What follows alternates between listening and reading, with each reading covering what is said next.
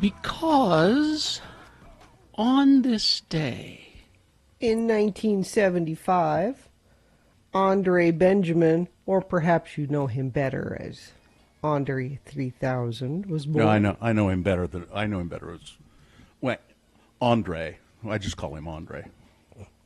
He was like in that Dispatches from Elsewhere show as an actor with the big tall lerpy guy. You know, Big you know, tall lerpy guy. the big tall lerpy guy who was on Freaks and Geeks originally. oh, You know, guy, he's always taking his clothes naked guy. yeah. Forgetting he's Sarah Moley. Marshall. He's Forgetting Moley. Sarah Marshall. What's his name? Why can't I Moley. think? Jason Segel. Yeah, Thank thank you. you. Yeah, he was in that show with Jason Segel and Sally Field, and he was really good. He's Well, done just- more of the acting than the Than the music. singing and music. Well, just so you know, that song, Carlin approved. Oh, good. Great. Hi, So Carlin. that, and that song made me feel better. I was kind of down today because it was announced that the Doobies had canceled their 50th year reunion tour, and It's just postponed, Bill. It's God. not canceled. See, it's postponed. same thing, same difference.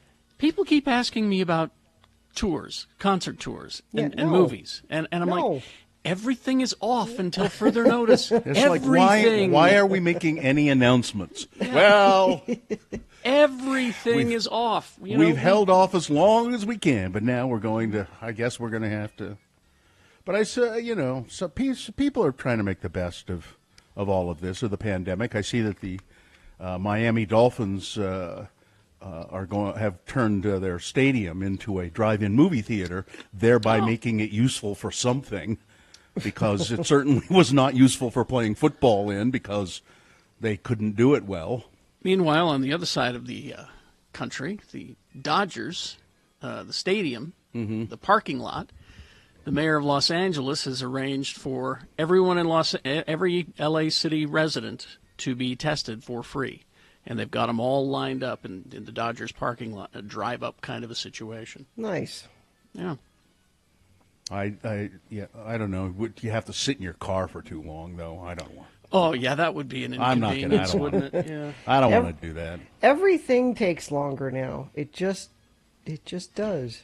Everything you have to wait for. There's no quick way to do anything now. So I'm go even sit in having your to. car. I'm even having to wait. Oh no, I'm not going to do that. I was going to make a bodily function joke, and I'm just not going to do it. I thought better of it.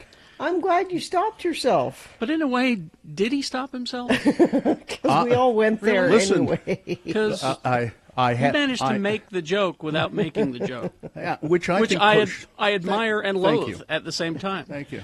Well, and you talk about stoppage. That's where I was going. Everything takes longer. But what's going? I don't know. It's like one day is now starting to really, really just blend into the other. Well, it would I be- don't think mine will do that until the kids are out of school officially, because we still have meetings they have to do, and I think as soon as they're done with school, that's when my days are going to all seem the same. I think it was the day off that threw your timing a bit. Yeah, because it did. I woke up yesterday morning going, "What day is it? What day is Is it? it?" Yeah, it really. That's what did it. You're And like right. today, I am fully loaded. I mean, we got a meeting right after the show. Well, first of all, the show goes to 11 now that we're Right. working at home. Then we have a meeting right after the show. Then I Then got we to have another quickly meeting. I got to quickly run my dogs to the groomer. Then we got another meeting I got to come back here for. And then I got to go to Costco and the liquor store today. You're going to Costco today? I know, right? Exciting.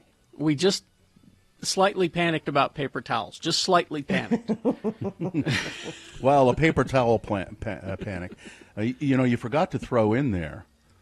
Right after the show, we also have to do about 15 minutes worth of work, And then there's that, yeah. recording some stuff, and then have our meeting, which meeting. I hope is better than last week.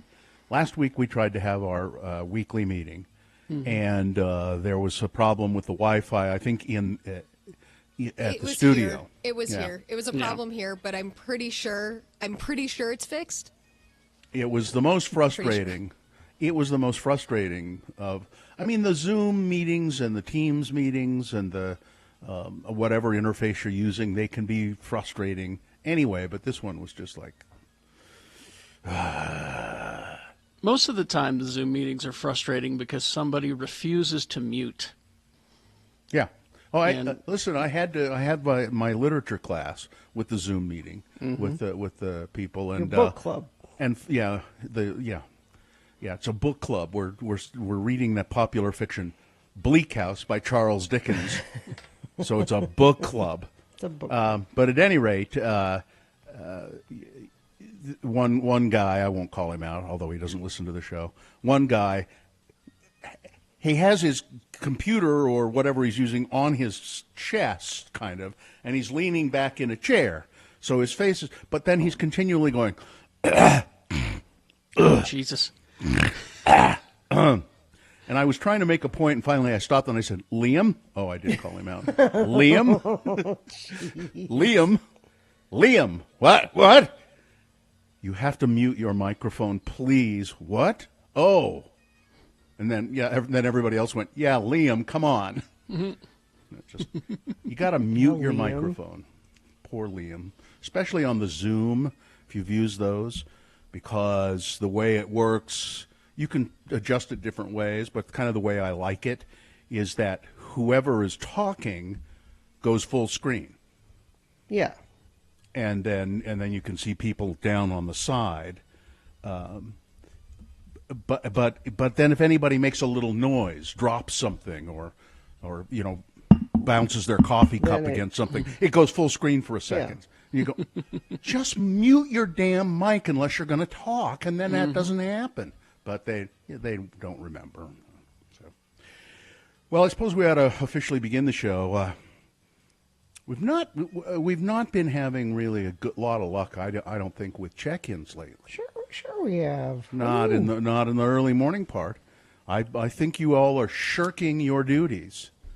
You've been kind of shirking your duties about checking in with the Radio from Hell show, and it makes us feel kind of like you don't like us anymore. We all have work. Let no one shirk. Put your shoulder to the wheel and check in. Mm-hmm. Do your duty with a heart full of soul. 877-602-9696. That would be the number that you would call and put your shoulder to the wheel. Check in with the Radio from Hell show. Tell us how your day has been, what you're going to be doing today, how you're surviving. If you have any problems you need to discuss, we're here to handle them. I mean, I see these advice columnists in the papers and places and online, and I go, what qualifies these people to be advice columnists? Many of them, they have no credentials by their names. I mean, they're some nosy. They're just, well, tell me your problems and I'll give you advice. Well, we could do that. Tell us your problems. Unload. We can give you advice. Or just check in. 877-602-9696. That's all it takes. Just call us right now. Easy. Technology has evolved to the point where the ultimate goal...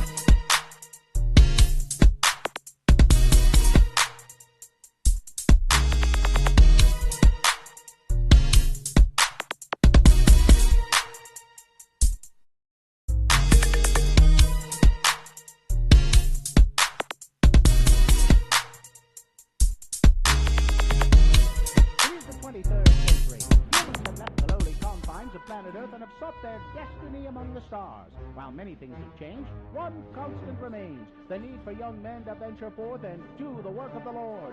This is the tale of two such men who at the age of 19 have answered the call of their general authorities and are embarking on a 2-year mission to spread the gospel throughout the galaxy. This is the story of Space Elders! Today, we join our elders as they are about to encounter the Borg for the second time. Man, these Borg ships sure are sparsely decorated and poorly lit. Well, I sure hope we get to spend more time with the Borg this time. I mean, last time we didn't even get to the first discussion. I am 5 of 7. I am here to show you the way. Hey, that's why we're here too. Hello, Mr. 5 of 7. We met your cousin 3 of 7 last time. I'm Elder Christiansen, and this is Elder Jensen. Hi. We represent the Church of Jesus Christ of Latter-day Saints. You know. The Mormons. Oh. Yes, your exploits are known throughout the collective. Hey, Lehigh, we're famous, huh? All Borg are one. Whatever one experiences becomes available to all. Well, that would speed up fast and testimony meetings. Say, where are you taking us? To her chambers. She is expecting you. I don't like the sound of that. Welcome, elders. I have been anticipating your arrival. Hi, ma'am. I'm Lehigh, and he's Butch. Hi. I have wonderful plans for you boys. Together we will rule over the perfect Borg galaxy. Well, I hope this can wait until after our mission is over. Ma'am, who exactly are you, and why do you have plans for us? I am the Borg. Well, I thought they were the Borg. They are, and I am. And once we assimilate you two, you will be Borg as well. Oh, I get it. He's a Borg, she's a Borg. Everywhere a Borg, old MacDonald had a Borg. Knock it off, Butch. Oh. We better come up with a plan quick, or we're going to be assimilated. Okay, Ms. Borg, tell you what. I'll give you my new fender flares and the luggage rack off of Lehigh's bike, and we'll just be on our way. You will look cute in black rubber suits, and I have picked out some special prosthetic parts for each of you. Soon you will be my lieutenants, my consorts, my special friends. Together we will assimilate the Federation, then the Romulans, then the Cardassians, and then whoever else we can find. And we will have fun doing it. Hook them to the assimilator. Hey, come on, let us go!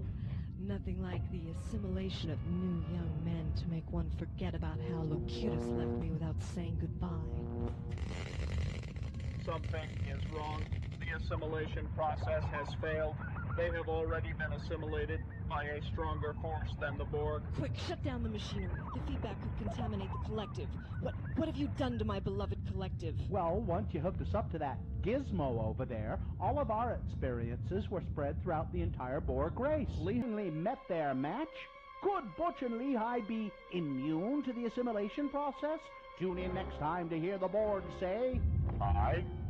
I am Elder 5 of 7, and this is my companion 4 of 9. We represent the Church of Jesus Christ of Latter-day Saints. You know, the Mormons. No! You've turned the most feared race in the galaxy into a bunch of jello-loving, suburban-driving moral goody-goodies. Well, you think that people were afraid of you before. Wait until you start approaching planets now. Man, I'd hate to play ward ball against these guys. I think our work here is done. Hey, can we count all 7 billion as converts? Well, technically, we didn't baptize them. We'll have to check with Zone Leader Hansen just to be sure. What about me? I was queen. I was the most powerful being in the galaxy, ruler of an entire race of warriors.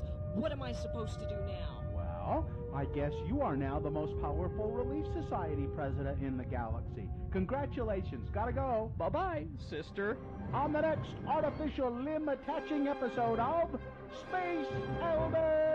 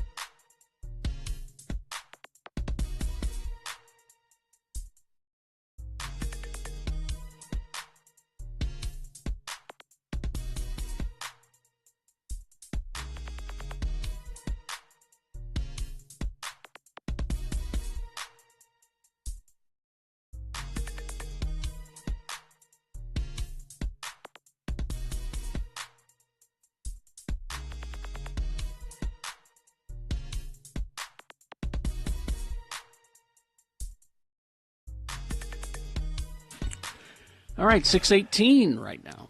If we're fuzzy in Utah County, that's just mold. That's all that is. So, yes, let's officially begin the program, shall we? And then we will do your check-ins. We'll hear from you. What say you at 877-602-9696. That's the number to call and check in with the Radio from Hell show. Gina? Diversion Eatery offers brunch weekends from 11 to 3. Try the steak and egg poutine with a Bloody Mary or mimosa. It's the best. Open daily for dine-in or takeout, 535 North 3rd West. Check out the menu at diversioneatery.com. The moon is 22.5% of full, a waxing crescent moon. We'll have a full moon on June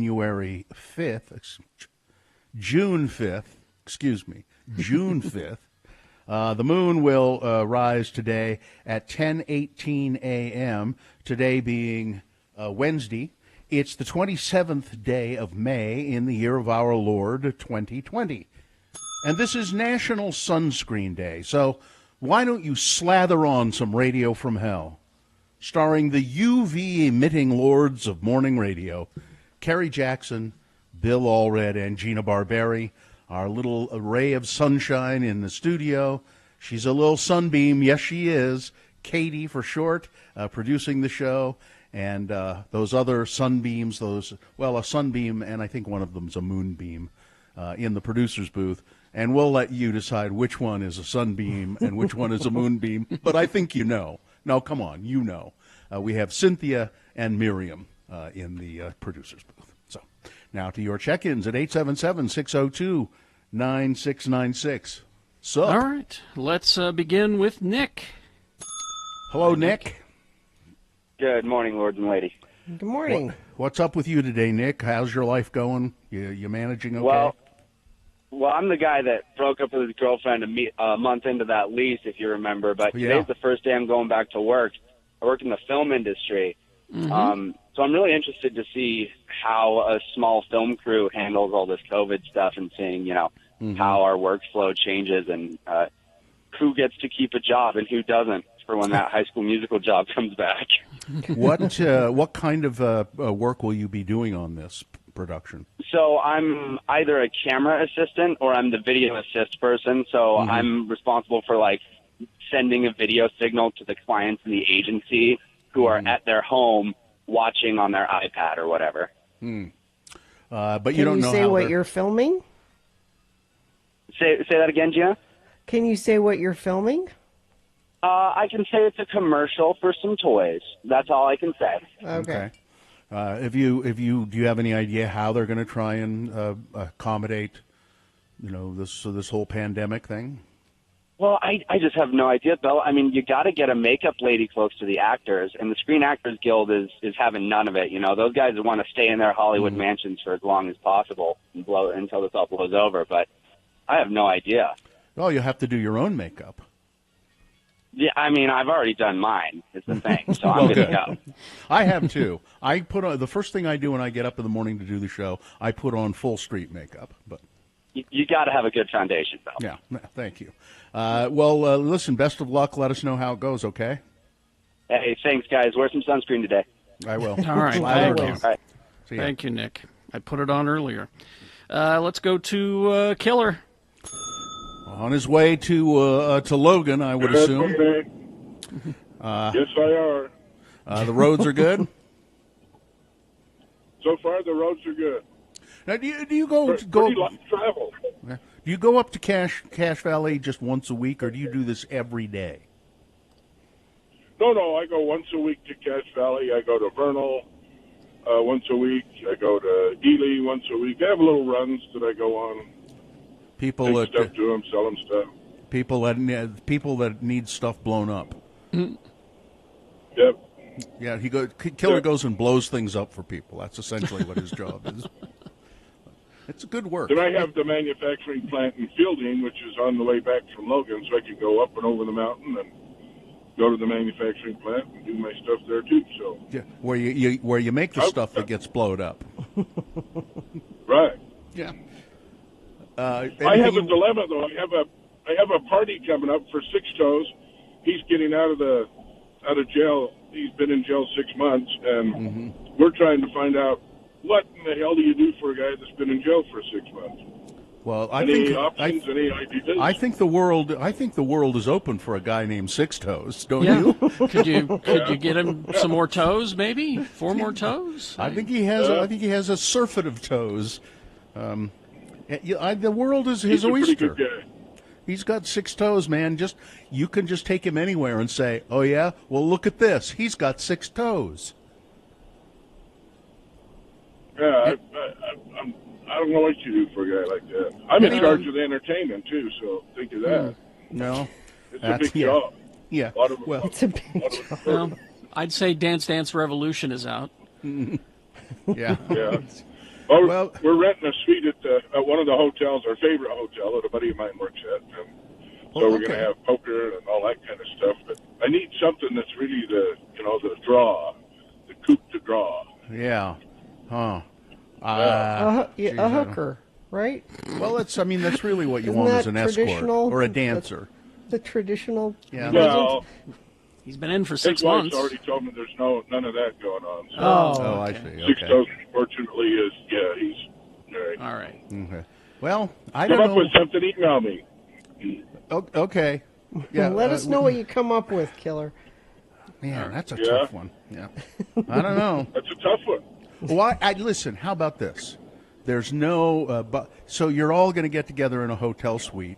Why don't you all do, Yep. do facials, put on mud masks, all of you do facials and do each other's nails and fix each other's hair?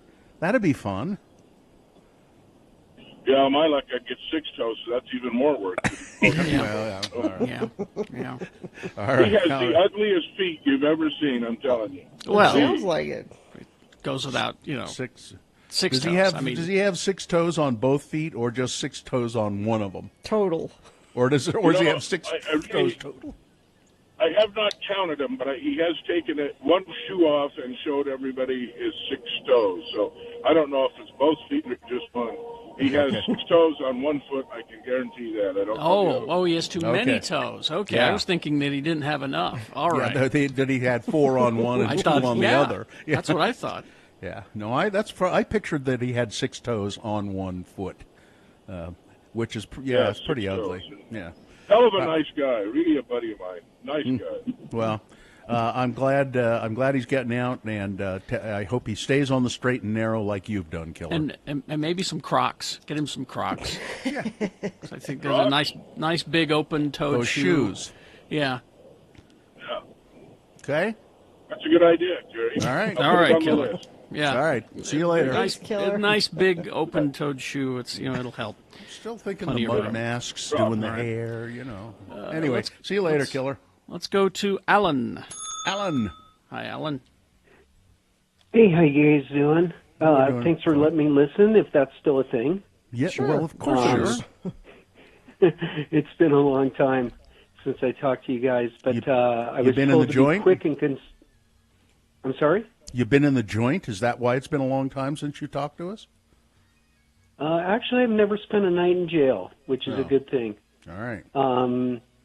So I was told to be quick and concise, which Nick and Killer weren't. Okay. But long story short, so I've been in the hospitality business forever in this town. Mm-hmm. And once you get older, you kind of get phased out a little bit Yeah. because they just hire your best server for half your salary to manage the restaurant. And so I was told to ask for advice on hospitality and as far as how do I get another job, because you're not getting unemployment or any kind of unemployment from the state if you're a server. And older servers are getting phased out. So it's kind of a weird thing where you've got all the experience in the world, but they just want to hire kids. So Yeah. Because they'll work for cheaper. Well, yeah. Well, yeah. I mean, there may be some, as restaurants begin to open up a little bit more, some higher end restaurants that don't want kids that are inexperienced. They want some people with experience, and because they have customers who are paying lots of money for fancy food. So there's that. But maybe it's time to start looking around for something else to do. Well, and I have been doing that. I've been bouncing around temp agencies and doing that, but, working with chemicals and that kind of stuff. That was what I was doing up until today, actually. Well, how long have you been in the industry? Since I moved here, I used to work for Mark Eaton and his partners down in California. Okay, let me ask you again. How long have you been in the industry? 22 years. See, you've got so much experience, you should probably start your own company. Well, that'd be great if I wasn't trying to make my rent. Well, here's something. We know a guy named Killer who's looking for something to do, a party for his friend named Six Toes. Party planner. They've rented a suite. Maybe you can offer up some ideas on party planning. That's what you should do. You should be a party planner. Brilliant idea. All right. Talk to you guys. All right, we'll see you later. Alan! All right. Gina, traffic, please. Yeah, things are going pretty well. There is a little rain, actually. We should ask Killer about that. Falling up by Colville, and Bountiful looks like they are having some wet roads this morning, but none of those seem to be causing any traffic incidents. But maybe you see a traffic incident and you say, Gina, why aren't you telling everybody about this incident? Well, I don't know. You have to tell me. Text it to me, 33986. All right, we will take a break. Big boy news and things that must go, all coming up in the next break. Stand by for that. Homie.com, HOMIE.com. Yeah, it's a tech-based real estate company. And Homie, I've been talking about them for a while. You can buy and sell homes with Homie, but they're doing something special right now during the pandemic, and they want to help you out. So for every home they are helping you with in the next 90 days, they're going to be committing to helping the United Way. So $100,000 is what the United Way is has a fund here for helping people with home foreclosures, paying rent, utility bills. For every home bought with Homie over the next 90 days, they'll donate $500 to that Homie fund. Homie's first priority is to keep our community safe. Homie makes it safe and easy to buy or sell your home. Your dedicated Homie agent can show you a home right from your couch through a live video chat. How can you learn more? Well, you text Gina, that's Gina, to 88588 to buy or sell with Homie. Stay safe and save thousands. Is it chilly weather yet? I think You want to eat chili? Well, see, I had a little argument with my wife, and I just wanted to clear this up. I know it's September. Yeah. I don't think it's quite chilly weather yet. Well, but it's going to be like almost 90 today. Some friends of ours, our friends the Duncans, Linda had some surgery, so we made dinner for them. And my wife said to me a couple of days before, will you make dinner for the Duncans? And I said, yeah, sure.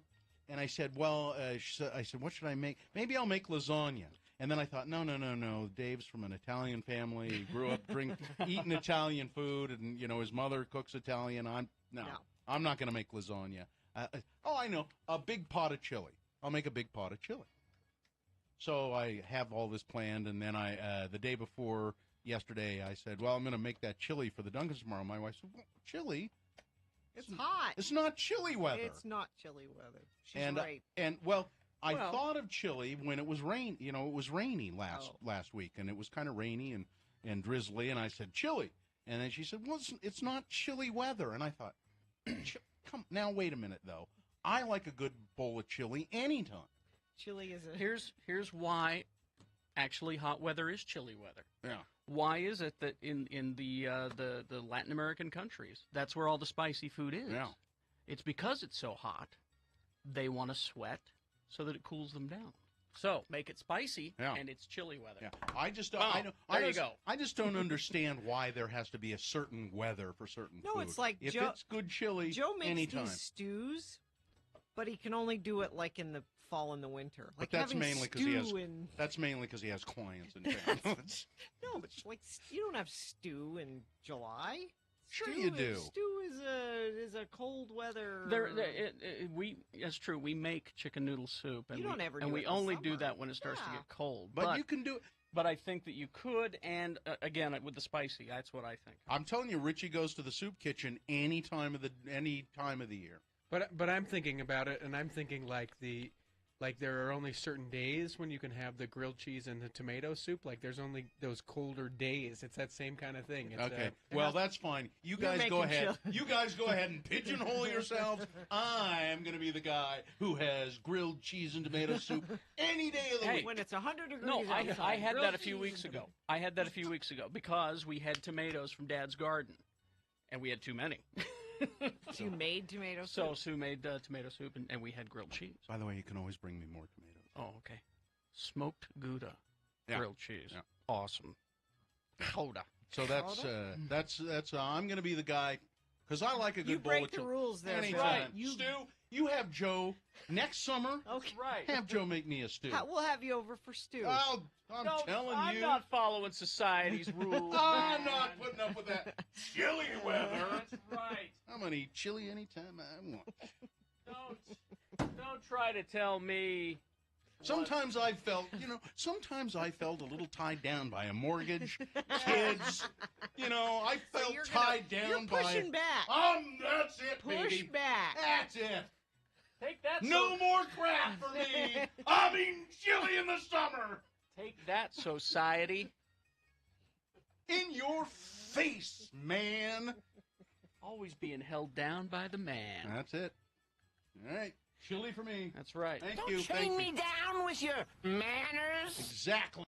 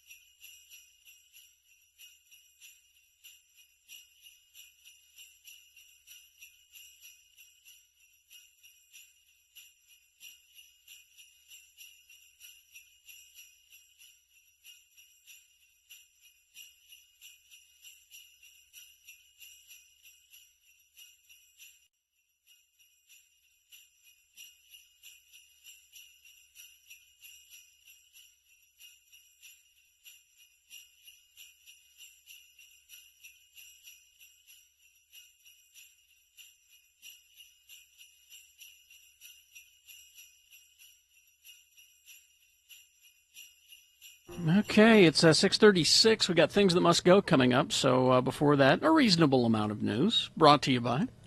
For decades, the downtown farmers market's been the place to connect with our community, meet the people that grow our food, and celebrate Utah's agricultural heritage. Right now, the future of the downtown farmers market is at risk. Learn more and donate by visiting slcfarmersmarket.org.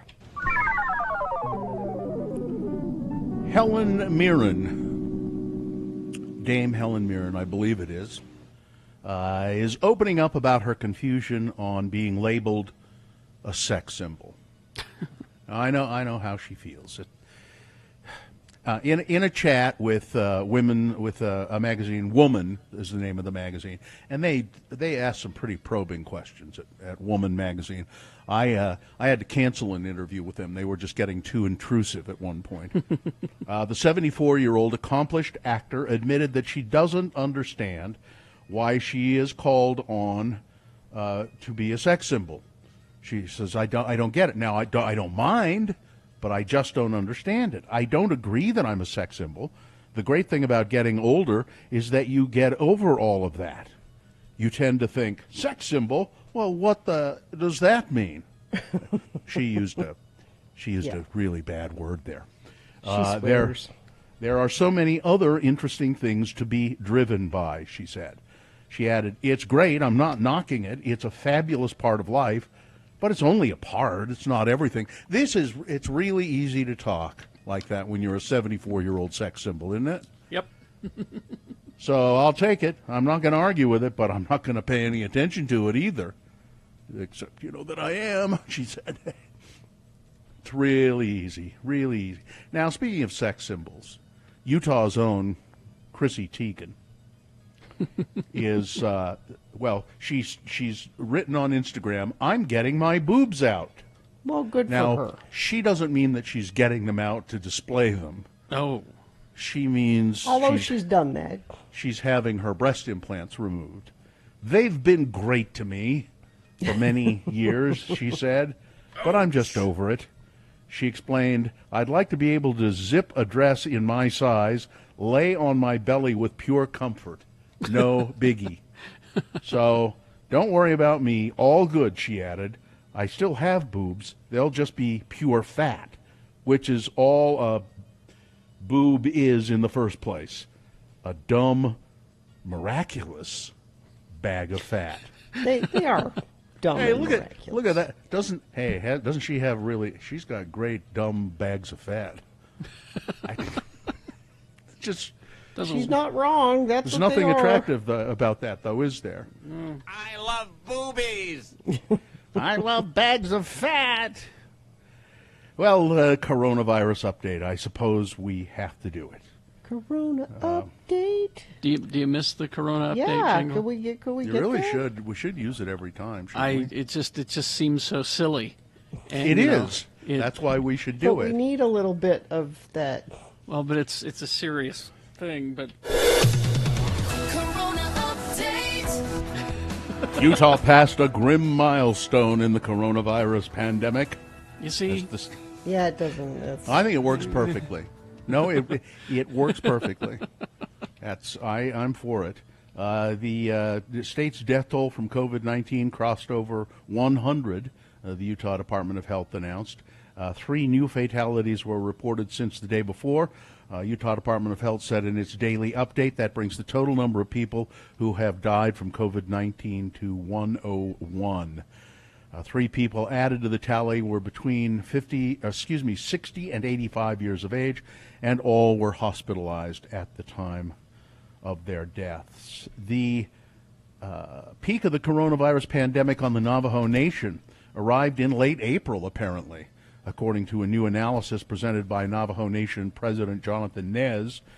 Nez said that earlier projections had estimated COVID-19 strain on the reservation healthcare system would reach its apex in mid-May, but social distancing restrictions and other measures taken to flatten the curve appear to have been more effective than previously thought. Experts now say the Navajo Nation's healthcare facilities saw their peak use on April 24 or 25. There has been a steady decline since then because they really went into drastic action when it hit hard. The projection was updated to show that you all did your best, Mr. Nez told members of the Navajo Nation, the largest Native American reservation in the United States, which has one of the highest per capita case rates in the country. The Navajo people should be commended. We all did this together, just as our ancestors worked together. Well, we talked to Spencer Cox yesterday about coronavirus. And we asked him about the Navajo Nation and what Utah's been doing to help them. And he talked about the National Guard being a big part of the effort to help the Navajo Nation. So the Utah National Guard have been sending people down there to help. About 160 Utah National Guard soldiers and airmen have spent months helping the state with that and other aspects of coronavirus response. They've been contact tracers.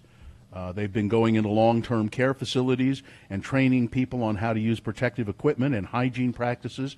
The National Guard has worked in makeshift warehouses, stacking millions of masks and gloves and other medical gear.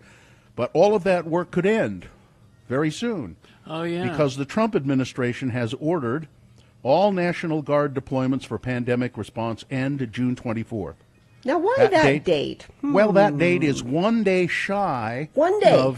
1 day shy of many National Guard members becoming eligible for federal benefits. There you go. If you are in the military and voting for Donald Trump, what is wrong with you? 1 day shy of when they're eligible for these benefits. Well, it's just a coincidence. No, it is That's not. just a coincidence. And it is disgusting. I didn't realize that. It's just a coincidence.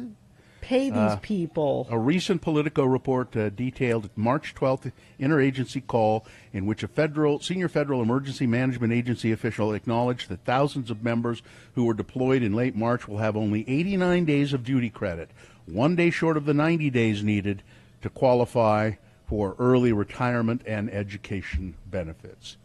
In Utah, it's not clear yet what that deadline will mean for National Guard members. Utah National Guard Colonel Steve Fairborn said it's possible Governor Herbert could ask for an extension to keep members working if Utah still needs the help by the end of June.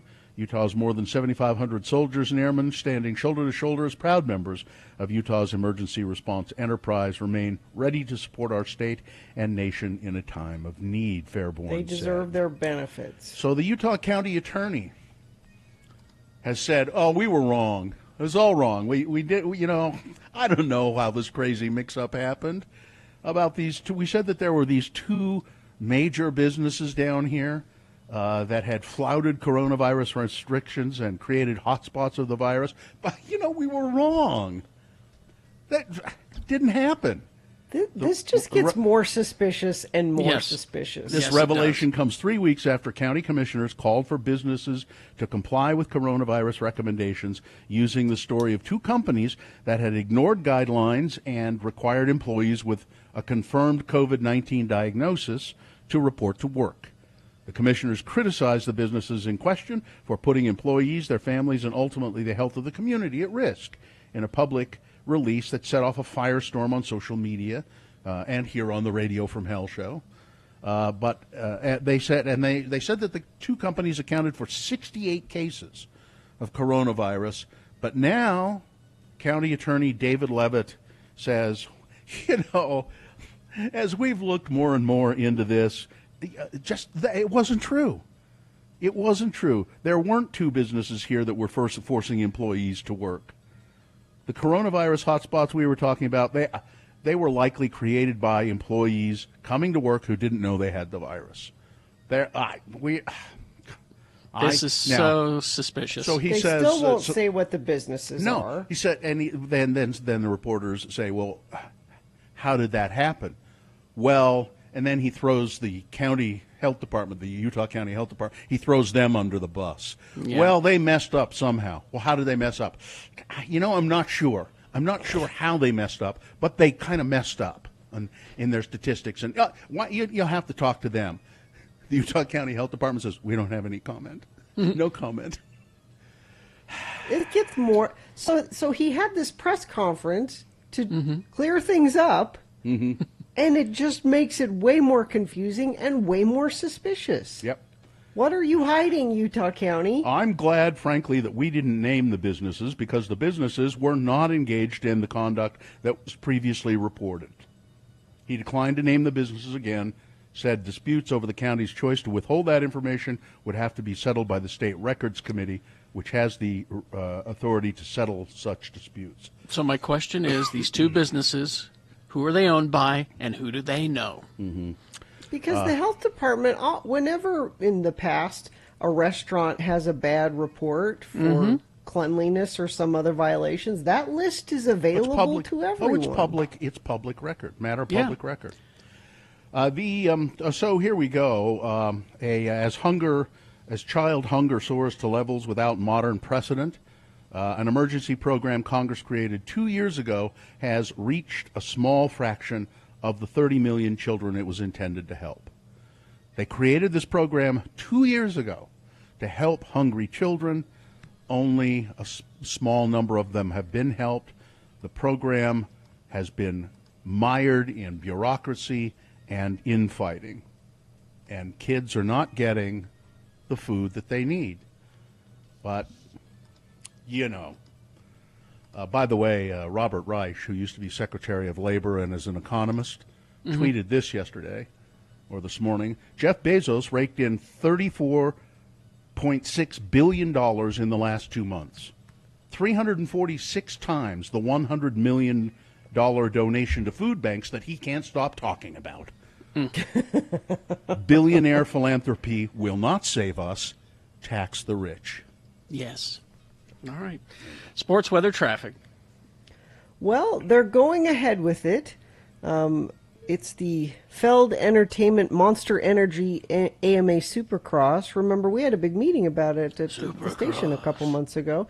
Mm-hmm. It's happening at Rice-Eccles Stadium May 31st through June 21st. There'll be 7 made-for-TV races broadcast on NBC networks without fans in attendance. So you can't go, but it's some kind of sport you can watch on TV, and it's happening right here in Salt Lake. The Monster I'll be able to Energies. hear it from my house too. Yeah, so will I. So that's some sports that's happening. Weather, it's warm this morning. Like right now, it's almost 70 degrees right now, and I feel it. I'm gonna go turn the air on. And it's going to be 86 for a high today, 90 tomorrow, 97 Friday, and I keep telling you Saturday we're flirting with 100. Wink, wink. It's very warm. Traffic, we've got not much going on. Actually, a little bit of wet roads in some areas. Looks like Bountiful had some wet roads, but not really causing any traffic issues. Let me check our message stream. See if anybody has sent anything in there. Nope, but if you see something, please send it to us. I'll happily pass it along, 33986. All right. Things that must go, brought to you by Iconoclad has always sold face masks for Salt Lake pollution. They've got you covered now. Shop online for masks at iconoclad.com. Curbside pickup and shipping available, iconoclad.com. Things that must go on the radio from Hell Show. Now, these are things that are bugging you. Man, you can't take it anymore. Driving you crazy. So you put it in email form and send it to radiofromhell@x96.com. Put must go in the subject line, and if we select yours and we read it on the air, well, just maybe miraculously these things will leave your life, and if not leave your life, it'll just make you feel better that somebody else has heard your plea to make these things go. Carrie? A couple of quick ones for me, and then I've got a few here. First one, thing that must go. When you pause a show on Netflix so you can move to another room and watch it, and it doesn't remember where you left off. I don't know why that happens. But there Boy, you go. that's terrible. That's a problem. And for me, I hate it when I change my Facebook profile pic because it automatically sends out a message that I did it to everyone. Mm-hmm. And then that means everyone shows up and has to comment about it. Well, that's what you want. No, I just wanted to change the picture. That's all. That's all I wanted. I don't need everyone to know I changed it, and then I don't need everyone to comment on it. Just because you can comment doesn't mean you should. All right, sorry. So just, and then I'm going to start referring to Facebook as Trump Book because that's all that's out there. Mm-hmm. Anyway, this one from, let's see, this one from Meg the Manager. Ahoy, hoy. Please use my name. It makes me feel special. All right. Although there are so very many things during this troubling time an essential worker such as myself could complain about, I'll only mention one. Where is my tax return? It might not seem like a lot, but as Gina will remind you, around $1,200 is plenty to want back lately. Mm-hmm. I filed way back in March. Still nothing. This must go. Thank you for letting me listen. This one from Tay. People that water their lawn when it's raining because it's raining. And this one from Tony Tran. Things that must go. This was just from yesterday. Amanda naming her son Atlas, even though Carrie, Bill, and Gina slammed the gavel on that given name. And secondly, Benjamin making an Ayn Rand joke about how Amanda's son will shrug. Like that joke. He deserves to be in front of Colonel Chestbridge's sit-down. Once in a while, but when did they change the math? I use math every day. I consider myself pretty good at it, but when I try to help my kids with it, it's like they tell me I'm doing it wrong, and that's not how the teacher does it, and we don't even learn this anymore. This has got to go. Math should just be math, right? Why is it different? I know you don't like to talk about traffic-related Muskos, but I think everyone has forgotten how to drive during the pandemic. It's like being on the road the first day of a big snowstorm, or like in the parking lot of a mall on Black Friday. Please make this stop. Thank you for reading this on the air so these things can change and hopefully go away. Love you guys. Scott. This one, let's see. Feel free to use my name. Okay, Gavin. Good morning, Lords. I have many problems that I want gone from my life, but to save time, I'll just share the one that has bugged me to no end. I work at a well-known fast food chain in Texas that has had its dining rooms closed since early March. And while other stores around us have quickly reopened, our location has not. We still offer drive-through and curbside pickup for customers, but that doesn't stop some particular folk, many of them supporting those lovely red hats, from getting outraged. Every day I get comments ranging from, well, everybody else is opening up, wake up, to, I'm going to order however I want because the damn Constitution allows me to order however I want. All with varying uses of colorful, all with varying uses of colorful language.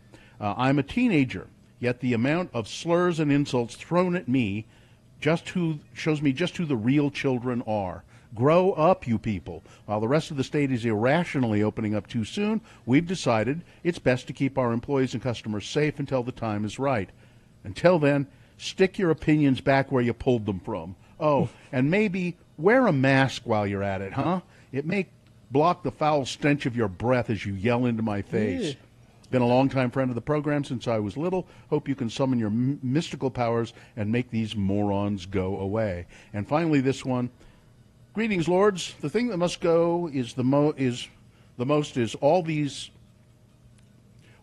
F-nuts calling people sheep all the time, especially when they're the ones buying into these insane conspiracies. I'm sorry, but I'm not going to just believe everything you tell me, no matter how many times you call me that. If your argument relies on bullying and name-calling, then that is just going to make me believe you even less. Grow the F up. Thanks for letting me listen. Austin, P.S. Sorry for the swears. I'm just really fed up. Things that must go on the radio from Hell Show. Traffic, Gina. Yeah, we have a really smooth drive going on right now. So maybe you weren't thinking about driving, and maybe you should, because it's a good time to do it. Even if you don't have anywhere to go. Yeah, just get out there and drive. Go on. Go for a drive. If you do see something, please let us know, and I'll pass it along. 33986. All right.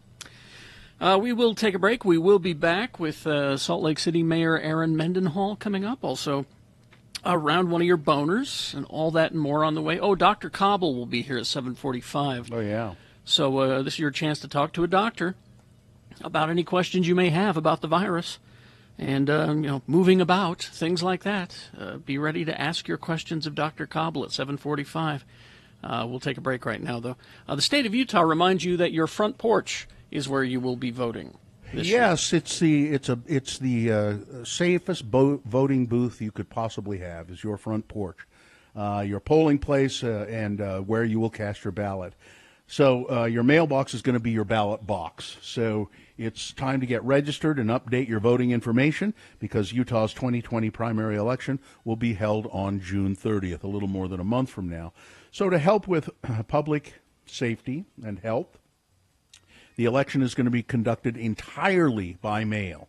Now, we've had mail-in voting here in Utah for a while, but there have also been polling places available.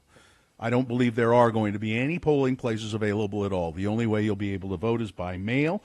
To see if you're going to receive a ballot or to update your voting information, make sure you go to this website, vote.utah.gov. You've got to do that by June 19th. That's vote.utah.gov.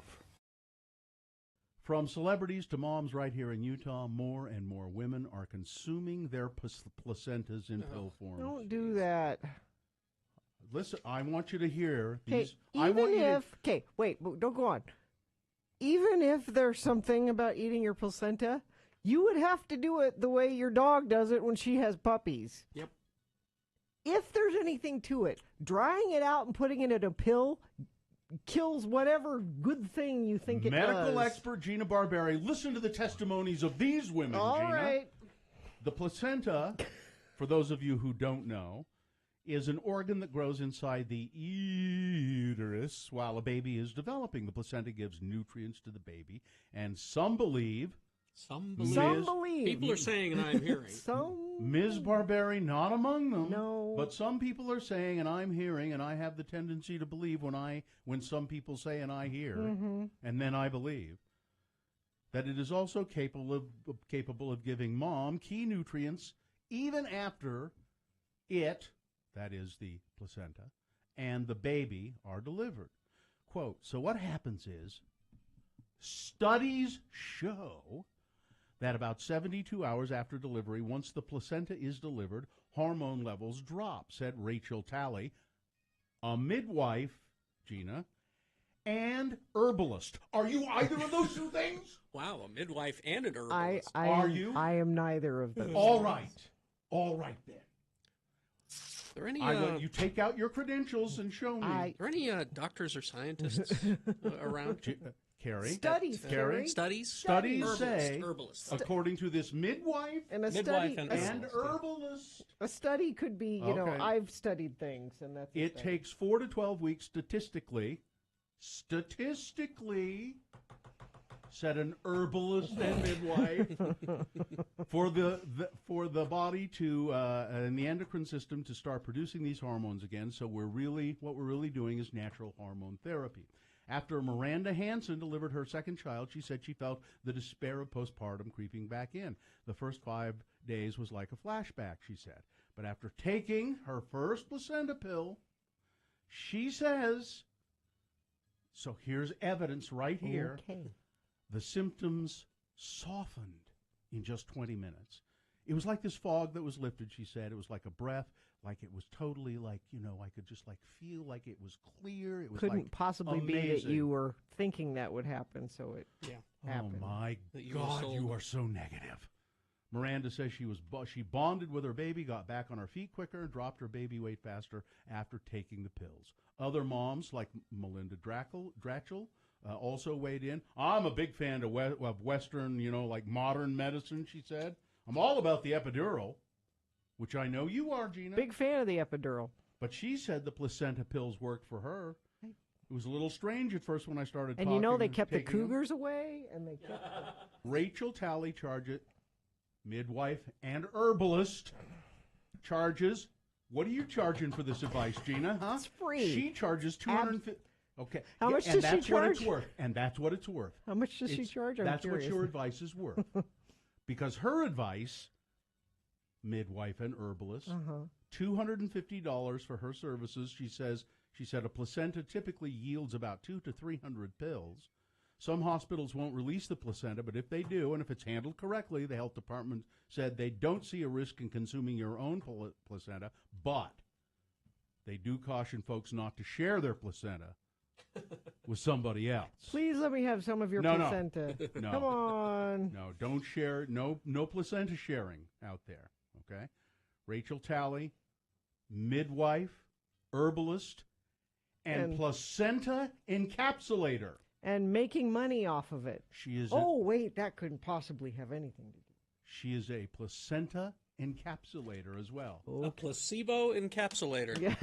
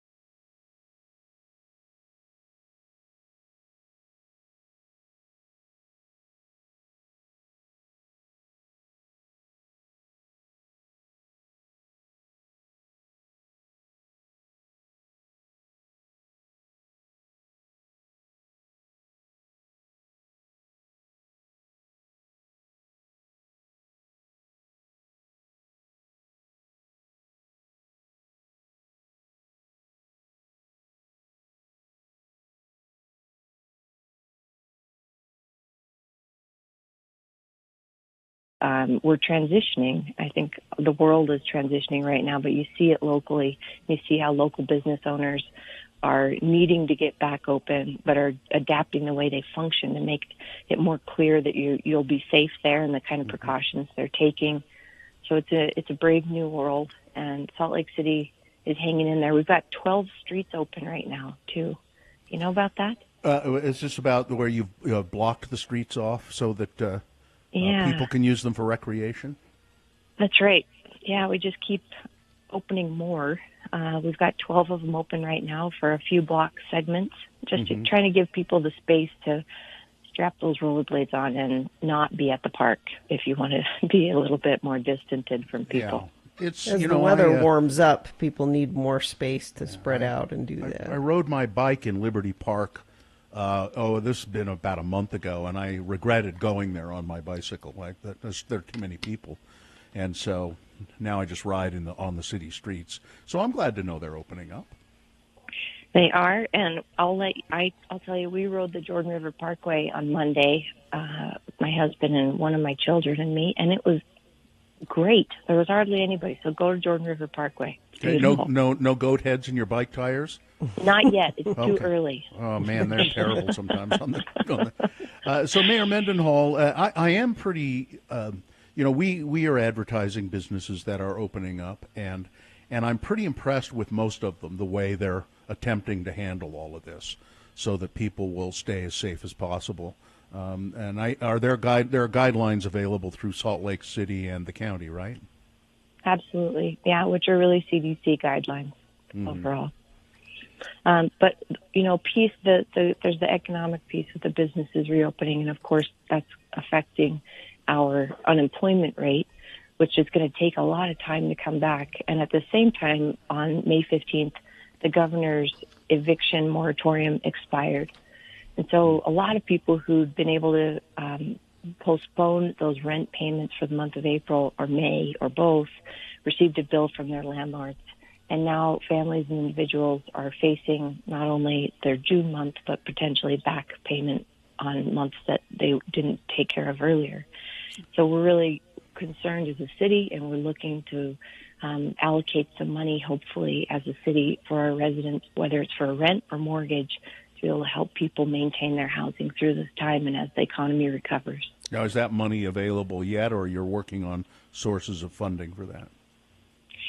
So some of the money is available because we normally contribute to Utah Community Action Program, or CAP, as it's called. You can call also 211, which is run by the United Way, or go to 211utah.org. And that's a resource not that distributes the money, but that can show you and connect you with all of those nonprofit resources that do give the money out. CAP is one that we particularly work with, but we are looking for additional dollars. I know that things have gotten lost in the shuffle with all of this, and I think one of the things, and I know you wanted to talk about this, the census. Now, before we went into any kind of quarantine or anything like that, I got my census form in the mail, and I filled it out and sent it back in. Or no, I guess I did it online. That's right, I did it online. It might not be top of mind now. Well, but it's still, the census is still going on, right? That's right, it is, and it's so critically important. Thank you for letting me bring it up. It's only once a decade, as you know, that we count how many people are here. And, of course, with the political climate nationally that there is, we have a lot of residents who are fearful about submitting that information about who lives in their household, how old they are, whether they're employed, things like that. It is so critical that people do this, and the information is safe through the census. Your information is protected. But it determines how many people we get to send to Congress. It determines how much of our tax dollars that we've sent to the federal government come back to us for schools and hospitals and the critical infrastructure that we need to support our people. So we know that there are a lot of neighborhoods and people in Salt Lake City, throughout the county for sure, who have yet to do that. You can fill it out online. It's pretty easy at 2020census.gov. And we encourage everyone to participate and talk to your friends and family and make sure they've participated. We need our money to come back here and support our needs. What's the deadline for submitting that? Oh, gosh. I wish I knew off the top of my head. Let me I look. So wasn't what's gonna the ask I web- hope it's not the end of May. What's the website again? 2020. 2020census.gov. There are also people going around and knocking on your door. In some neighborhoods, I know, saying, "Have you filled out the census? If you haven't, here's how you do it." Because That's right. it's critical to get it done, and you shouldn't be. Yeah, don't worry about what kind of information they're asking for. It's anonymous, and it just gives demographers an opportunity to see what ethnicities live in an area, how many people live in an area, and that, as the mayor said, it determines the kind of federal money that comes back to the state. Right, our money. Did you find it, Gina? What the deadline is? So, May 27th through August 14th, census takers will interview homes that haven't responded to the 2020 census. As far as submitting them, June 19th, it looks like, is when that's due. So you still have a little bit of time. So if it's still just sitting there on your table and it's you haven't done it yet, and I think, as I recall now, what I got in the mail was just something that says, "Here, go to this website." Yeah, here's your code, and Right. you go to this website, punch in the code, And even- then answer the questions. Even if you threw that away long ago, still go to the census website and you can find out how to, track down your account or your information and make sure it gets in there. You don't have to have that piece that came in the mail. But people will come knocking at your door to encourage you to do it pretty soon if you haven't. All right. Mayor Erin Mendenhall, thanks a lot, and stay safe, okay? Thank you. You too. Take care.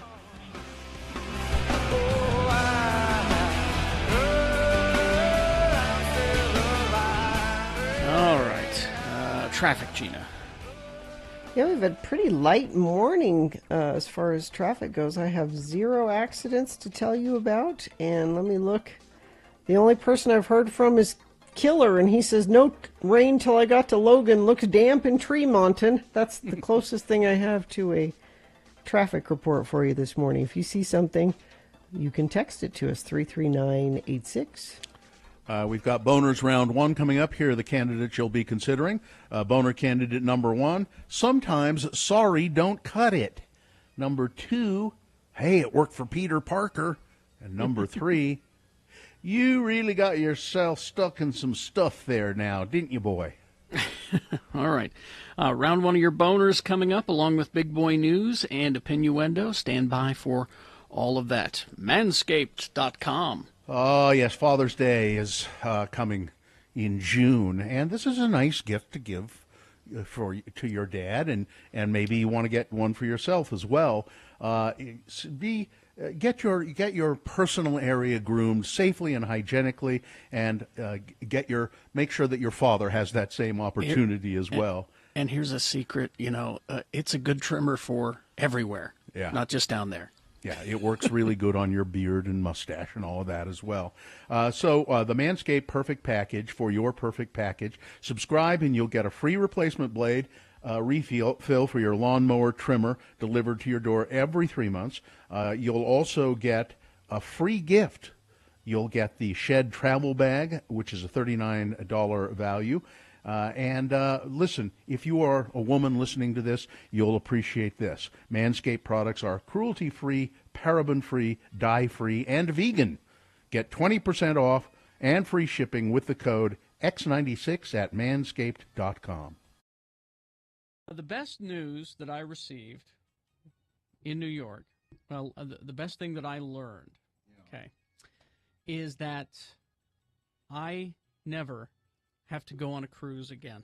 Good news, everyone. That's good. Oh, I Good know why. news, everyone. I know why. Yeah. Why? We went out to Liberty Island, and this is the second time now that Sue has gotten seasick. You go on a ferry out there. Yeah. One time before is we took a cruise around the bay up in Seattle. She was just completely messed up the rest of that trip. And this time, it was our last day in New York. We went out, and she got seasick and was just miserable the rest of the day. So that is some great news. I never will have to go on a cruise. I've been on one I'm not a cruise guy. Yeah. You know, you're no matter either how old you get. you are a cruise person or you're not a cruise person, and that's all there is to it. I've never been on a cruise, but I'm worried I would get on a cruise and discover that I am not a cruise My wife person. got quite seasick on a cruise. I think I would enjoy a cruise if it were the right one. Well, now, see, that's the thing, is that a friend of mine, my friend next door, neighbor, Buckley, he came over and he said, you know, there's this cruise that we go on every year in October that I think you'd have a lot of fun, and you and Sue should come with us. It's a Halloween cruise to Mexico, and people just get rip-roaring drunk, and they're running around in costumes. And I said, well, two things. I don't think so, because that doesn't sound fun. Yeah. I'm trapped on a That doesn't boat really. with a bunch of lunkheads.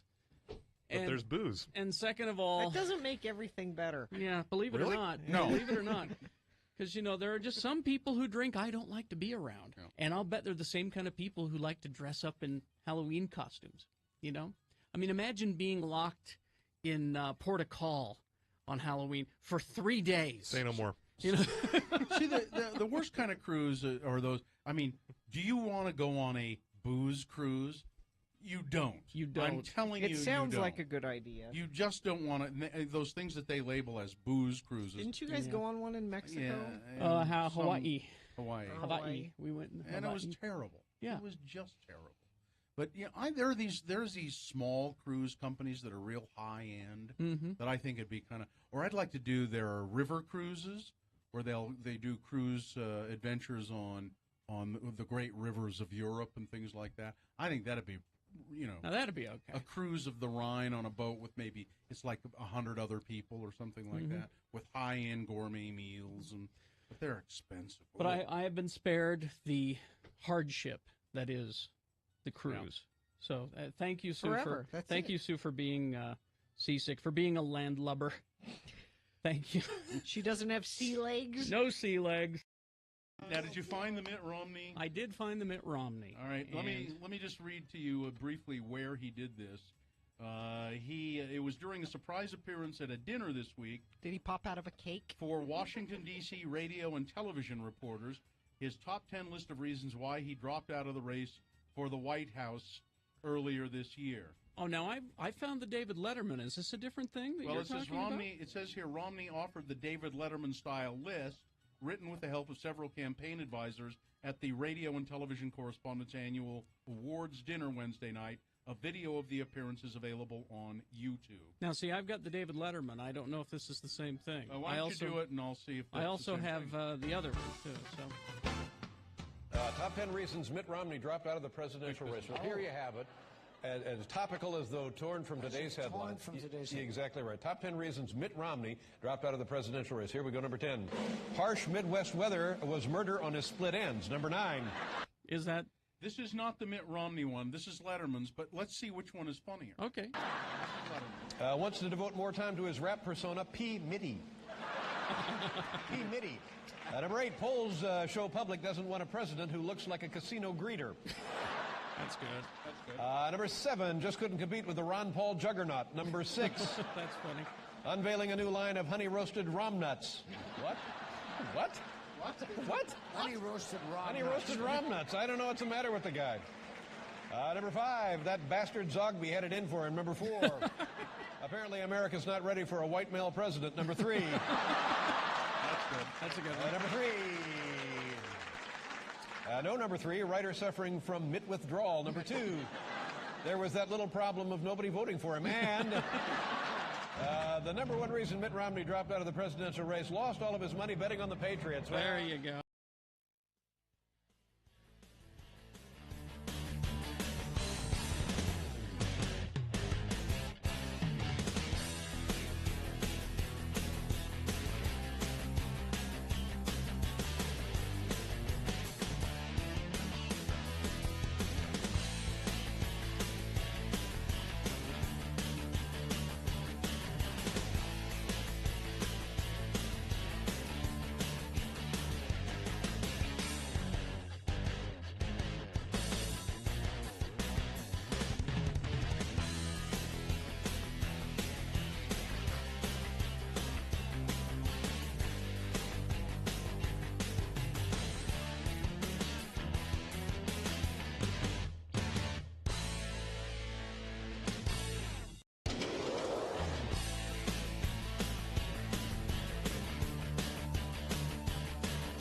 7:21, and it is time now for round one of your boners. Here we go. 3 news stories. These are examples of bad, stupid, funny human behavior. You will decide with your votes of these 3 candidates which one is the worst, which one deserves to go forward to boner fight and possibly become boner of the day. If it wins here, then it goes forward. Then we have round 2 at 8:20. 3 more, 3 different candidates. We get a winner there. We take both of our winners, one from each round, and put them against each other. Boner of the day is determined by you at 9:20 this morning with boner fights. All right, Seems so right like now seems like overkill, doesn't it? it is. So let's get your champion for round 1 right now. Here we go. 2 candidates now, a third after the news. Once you've heard all 3, then you will vote, and one of you lucky random boner voters will receive. You can't buy it, you can only win it, and someday you will actually be able to hold it in your hand. The Radio from Hell Boner T-shirt. I thought you were going to say a moonbeam. A moonbeam? Someday you'll be able to actually hold it in your hand. A moonbeam. Is that a thing? I've never heard that. That's an old song. Okay. Anyway, boner candidate number 1. And by the way, if this is overkill, it's not our fault. There are just so many boners. Listen, I'm not kidding you. I have to discard. There are dozens that you never hear. Leftover boners. I mean, we've said it before.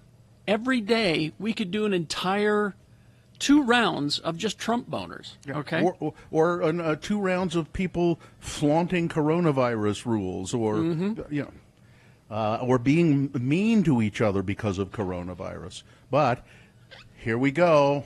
Boner candidate number 1. Sometimes sorry doesn't cut it.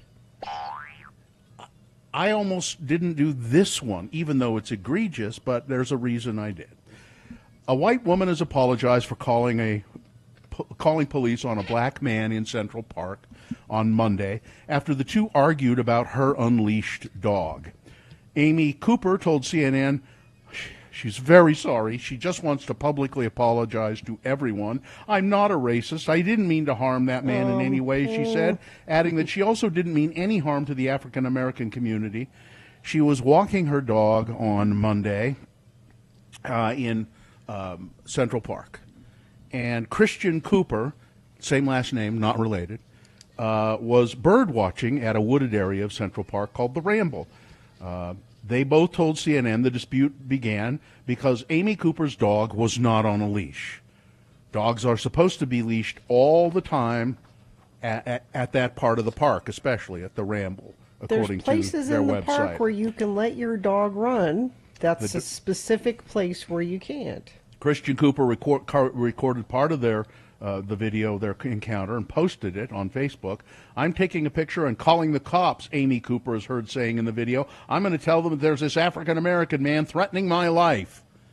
Now, he was calm throughout the whole thing and collected.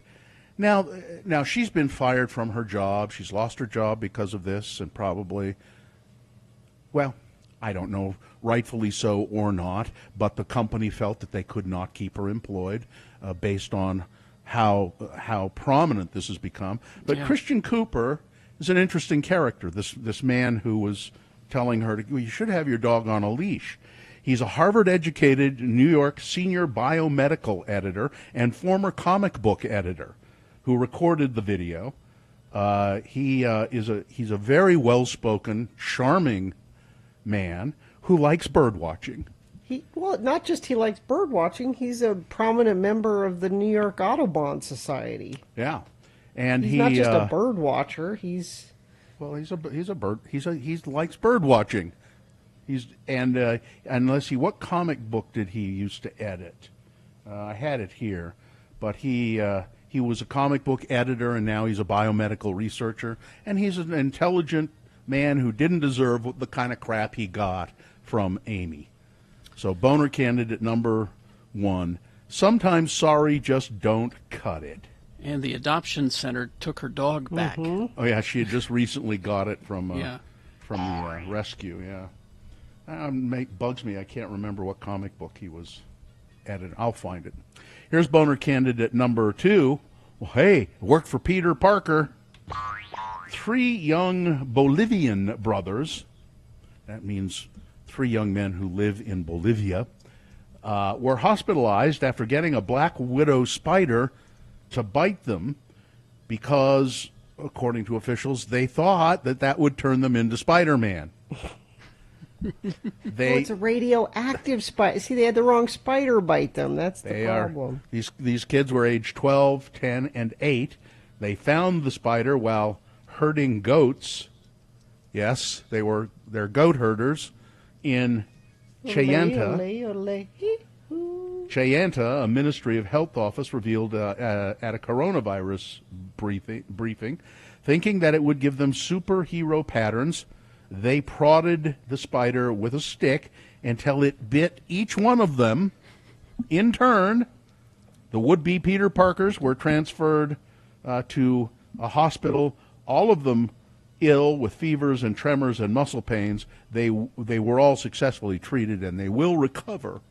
But, I mean, they like comic books, okay. But you got to realize, kids, it's a comic book. Well, hey, it worked for Peter Parker. Boner candidate number 2. Coming up in a moment, boner candidate number 3. Well, you really got yourself stuck in some stuff now, boy.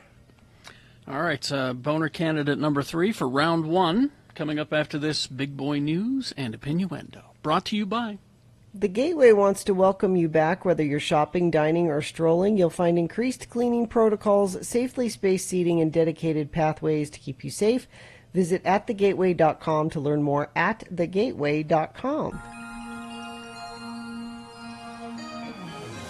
Oh, Christian Cooper edited Blade, the Vampire Hunter comic book, and briefly edited The Punisher as well. Well, and he apparently wrote quite a few as well. I'm looking at Incredible Hulk, Ghost Rider, tons of them. Star Trek, Starfleet Academy. So there you go. Namor, Midnight Suns, a lot of them.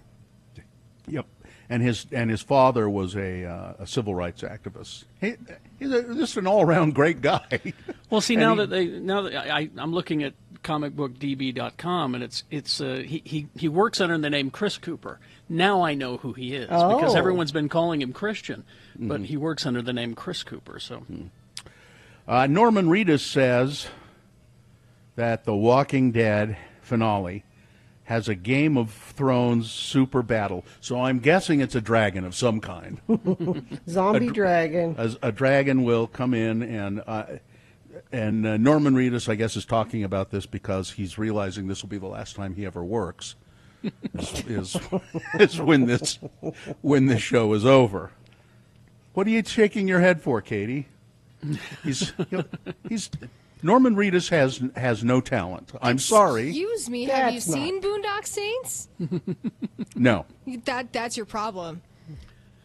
I don't think it is. You should go watch that. That's worth every minute. All right. Utahns are more worried about the state opening up too quickly from coronavirus than they are that Governor Gary Herbert is moving too quickly. That's a weird sentence. Say it again. Utahns are worried more about opening up the state too quickly from coronavirus outbreak than they are that Gary Herbert is moving to. What that sentence means is Utahns are worried that the state is lifting coronavirus restrictions too quickly. In addition, that'd be me.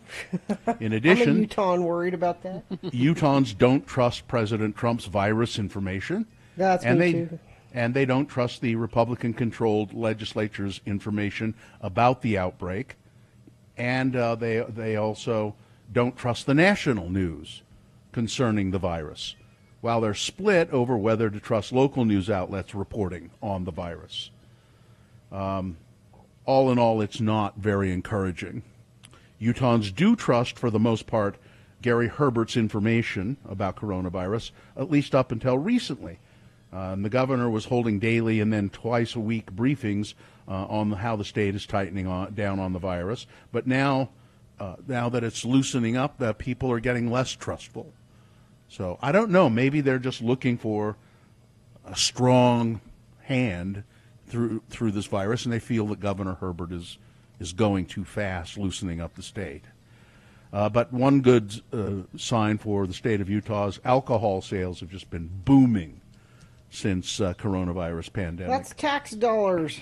Sales of wine, spirits, and higher alcohol beers totaled $43.26 million last month. The Utah Department of Alcohol Beverage Control reported on Tuesday. I'm responsible for the 0.35. It's an increase of over $8.5 million from April of 2019. Year-to-date liquor sales through April of 2020, $424.2 million. That's up 6.6% from the last fiscal year. So let's make it harder to get. Apparently people are spending a lot of money on it, so let's make it even harder to get. Utah. So you know what downwinders are? Mm-hmm. There are people who lived in southern Utah during the nuclear testing in Nevada. The Trump administration is talking about restarting nuclear arms tests. And the people who are downwinders in Utah downwinders who suffered cancers from that, all of that, say, what? No, we can't do this. I burst into tears when I read that, said Mary Dixon, longtime advocate for downwinders.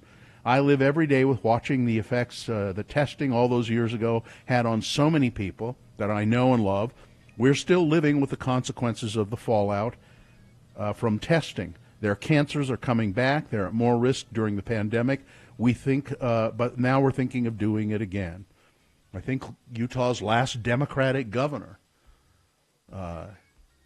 he was from southern Utah, and Governor Matheson, and he got cancer, and they're pretty sure it's because he got cancer and died because of being exposed to nuclear testing. I'm curious as to how many of the downwinders voted for Orange 45 and are still going to vote for him. Mm-hmm. Speaking of Orange 45, Donald Trump has threatened social media companies with new regulations or even closing them down after Twitter moved to fact-check one of his tweets, or two of them, claiming that the tech giants silence conservative voices. We will strongly regulate or even close them down before we can ever allow this to happen.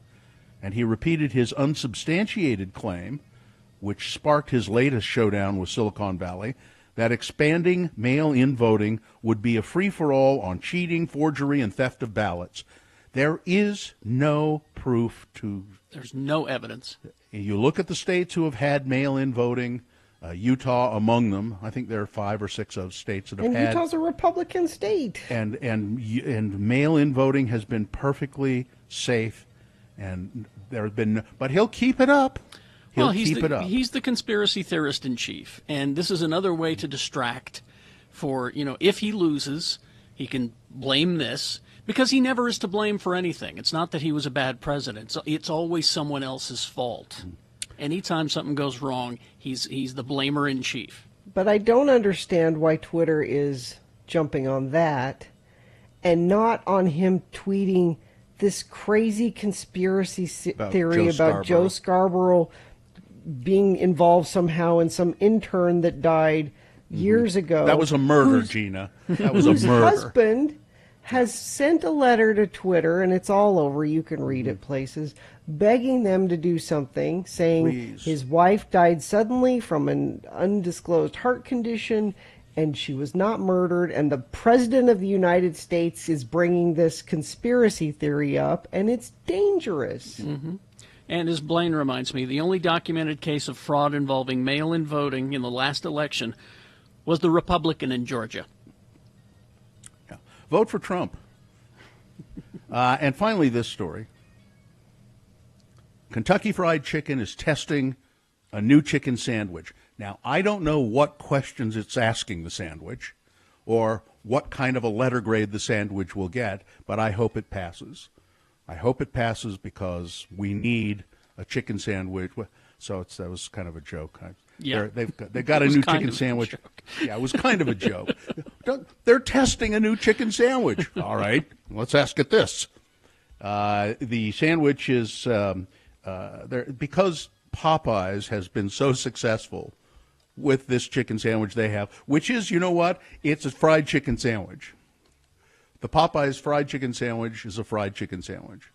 And you can have fried chicken sandwiches in lots of places, but Popeyes apparently, I don't know why or how they became, probably because they weren't quite as available as a KFC sandwich would be. From what I understand, it has to do with the crispiness of it.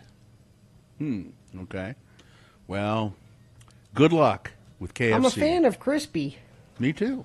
I like a fried chicken sandwich. I love a fried chicken sandwich. All right, that's it. All right. Weather, traffic. So some places woke up to a little bit of precipitation this morning, but that's pretty much gone away, and we will warm up to 86 for a high today, and we are going to get slowly warmer as the week goes on. 90 tomorrow, 97 Friday. We will be close to 100 by Saturday. It's too fast. Slow down, weather. Knock it off, weather. Weather doesn't listen to me. And traffic has been great this morning so far. We have had not one accident to tell you about. Knock on something. So, wood. I have a wood desk here. There. I'll knock on that.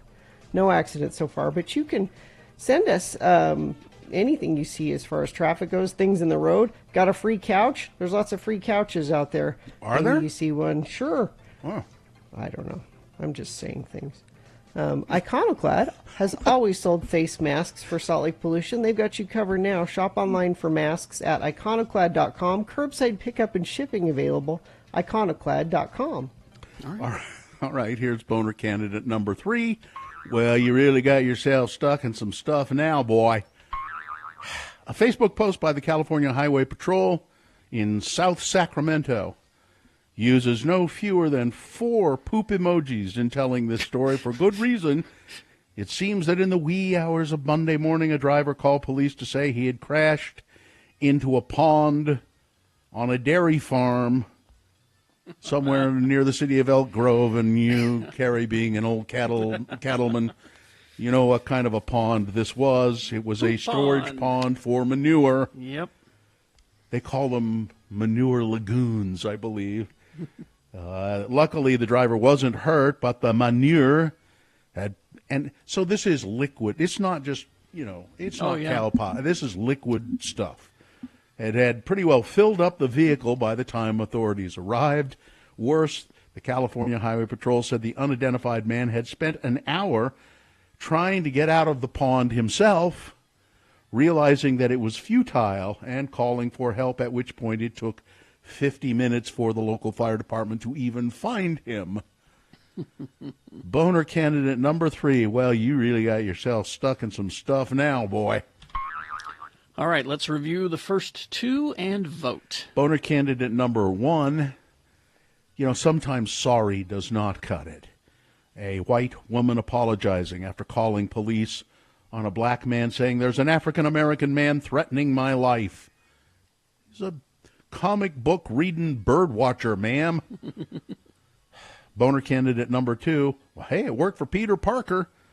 Some boys in Bolivia letting a black widow spider bite them in hopes of turning into Spider-Man. And boner candidate number 3. You really got yourself stuck in some stuff now, boy. All right. There you go. It's time to vote for round 1 of your boners. Here we go. You've got to decide of these 3 candidates, which one is the worst, which one deserves to go forward to boner fight and possibly become boner of the day. See if it wins here. It's not boner of the day yet. We'll have round 2 coming up at 8:20 with 3 more, 3 different candidates. We'll get a winner there as well. We'll take both of these winners and we'll put them against each other for boner fight at 9:20 this morning. That's when you'll decide boner of the day. Right now, pick your champion of round 1. Here we go. 1, 2, or 3. Remember your candidate number, the one that you think should win. Put that number, that single digit is all we need in the message of a text, and then text that to 33986. Pretty easy. Or you can call 877-602-9696. Use your voice to vote. Or go online, x96.com. Look for the box that says Boner Voting May 27, 2020, and vote there. If you don't see that box, refresh. It should appear. All right, you have only until the end of these messages to get your vote in. Let's go. This is round one. As soon as radio...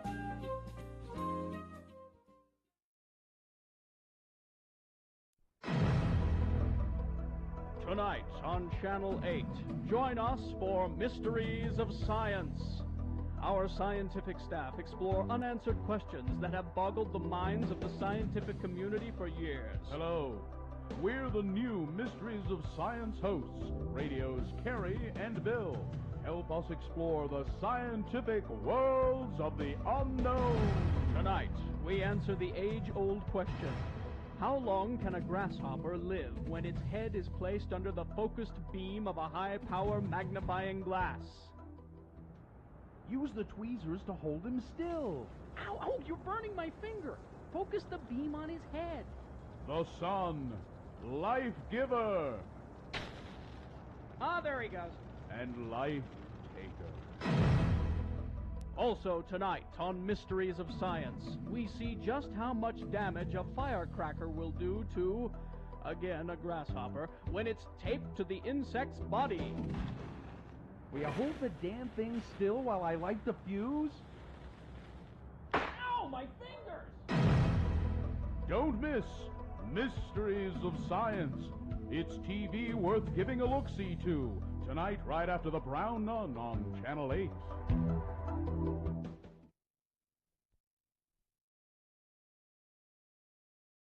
Radio from Hell with Carrie, Bill, and Gina. 96.3 FM, X96. Last week, these little girls came up to me. Ow. They come running up to me, and they go, and I mean, they're like 12 years old or 11, and they go, Are you Bill Allred? And I said, yeah. And they said, do you remember us? And I said, no. And they said, you threw us out of that garage in your backyard a couple of weeks ago. What? You had kids in your garage? Not my garage, my neighbor. She has this old garage, and the Wait a top minute. of it. No, do you have an infestation? Yeah. Is it like little girls? That's what it was like. It was an infestation of little girls. And the old garage has like a top place that you can walk up some stairs and go into, a second story, but it's just ramshackle. You know, you can see through the ceiling and the floorboard. You ought not be walking around. It's more of a shack than anything. Yeah, and I realized there were some kids up there so I went over, and there were these little girls in there trying to clean it up and make a playhouse out of it. You know? And A fort. We want a fort. Yeah, and I was nice to him because I said I know how attractive this is to want to do this, but it's really not safe. Plus, it's filthy. And I mean, they had cleaning equipment in there and all of this kind of stuff. And I said, it's really not safe. Yeah. So and there were other kids coming down my driveway and stuff to go up there with them. And I said, so come on out and please don't do it anymore. And you know, they haven't. I could have I was going to put a lock on the door for my neighbor. And I haven't gotten around to it, but I don't think anybody's been up there since. Yeah. At least I don't think so. But then apparently there were some older kids who recognized me, apparently. So they were just really excited that they had been thrown out. Kicked us out. They kicked us out of that place. Does that mean Jonesy's going to scream like that someday? No! Is that what? Probably. Is that what girls do? Yeah. Hi. Being there for kids is super good fun. Who is that? Who is that says super good fun? It's a PSA for some kid thing. But you don't know who it is? No. Hi. Being there for kids is super good fun. All it takes is a little know-how. All it takes is a little know-how. Yeah, super good fun. 96.3 FM, X96.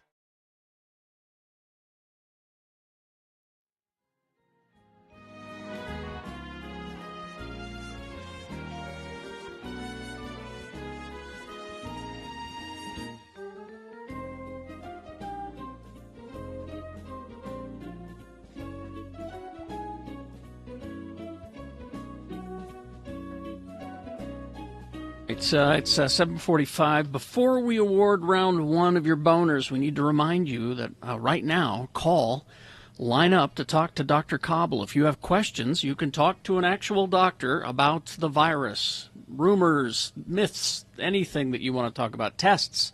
He can answer most questions. 877-602-9696. Line up now to talk to Dr. Cobble. All right, let's award round one of your boners. He is an actual doctor, too. He doesn't just play one on the radio. I know this because I go to him as a He's doctored you? I'm a customer. Let's put it that way. I've been his patient before, and still am, I guess. So we had boner candidate number one. Oh, brought to you in part by Cashew Chicken. And Diversion Eatery. Also, brunch weekends from 11 to 3. Try the steak and egg poutine with a Bloody Mary or mimosa. It's the best. Open daily for dine-in or take-out, 535 North 3rd West. Check out the menu at diversioneatery.com. Boner candidate number one. Sometimes sorry, just don't cut it. She says she's sorry. This woman who kept yelling that she's being menaced by an African-American man in the park. All he did was say, "Ma'am, your dog is supposed to be on a leash in this part of the park."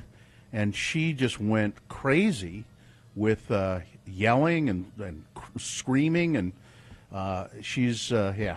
And this guy just a nice guy, Audubon Society birdwatcher guy and comic book editor, and yeah. Boner candidate number two. Well, hey, it worked for Peter Parker.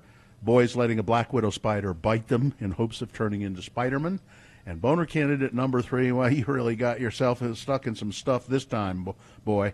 It's a drunk man who drove his car into essentially a manure lagoon at a dairy farm in California.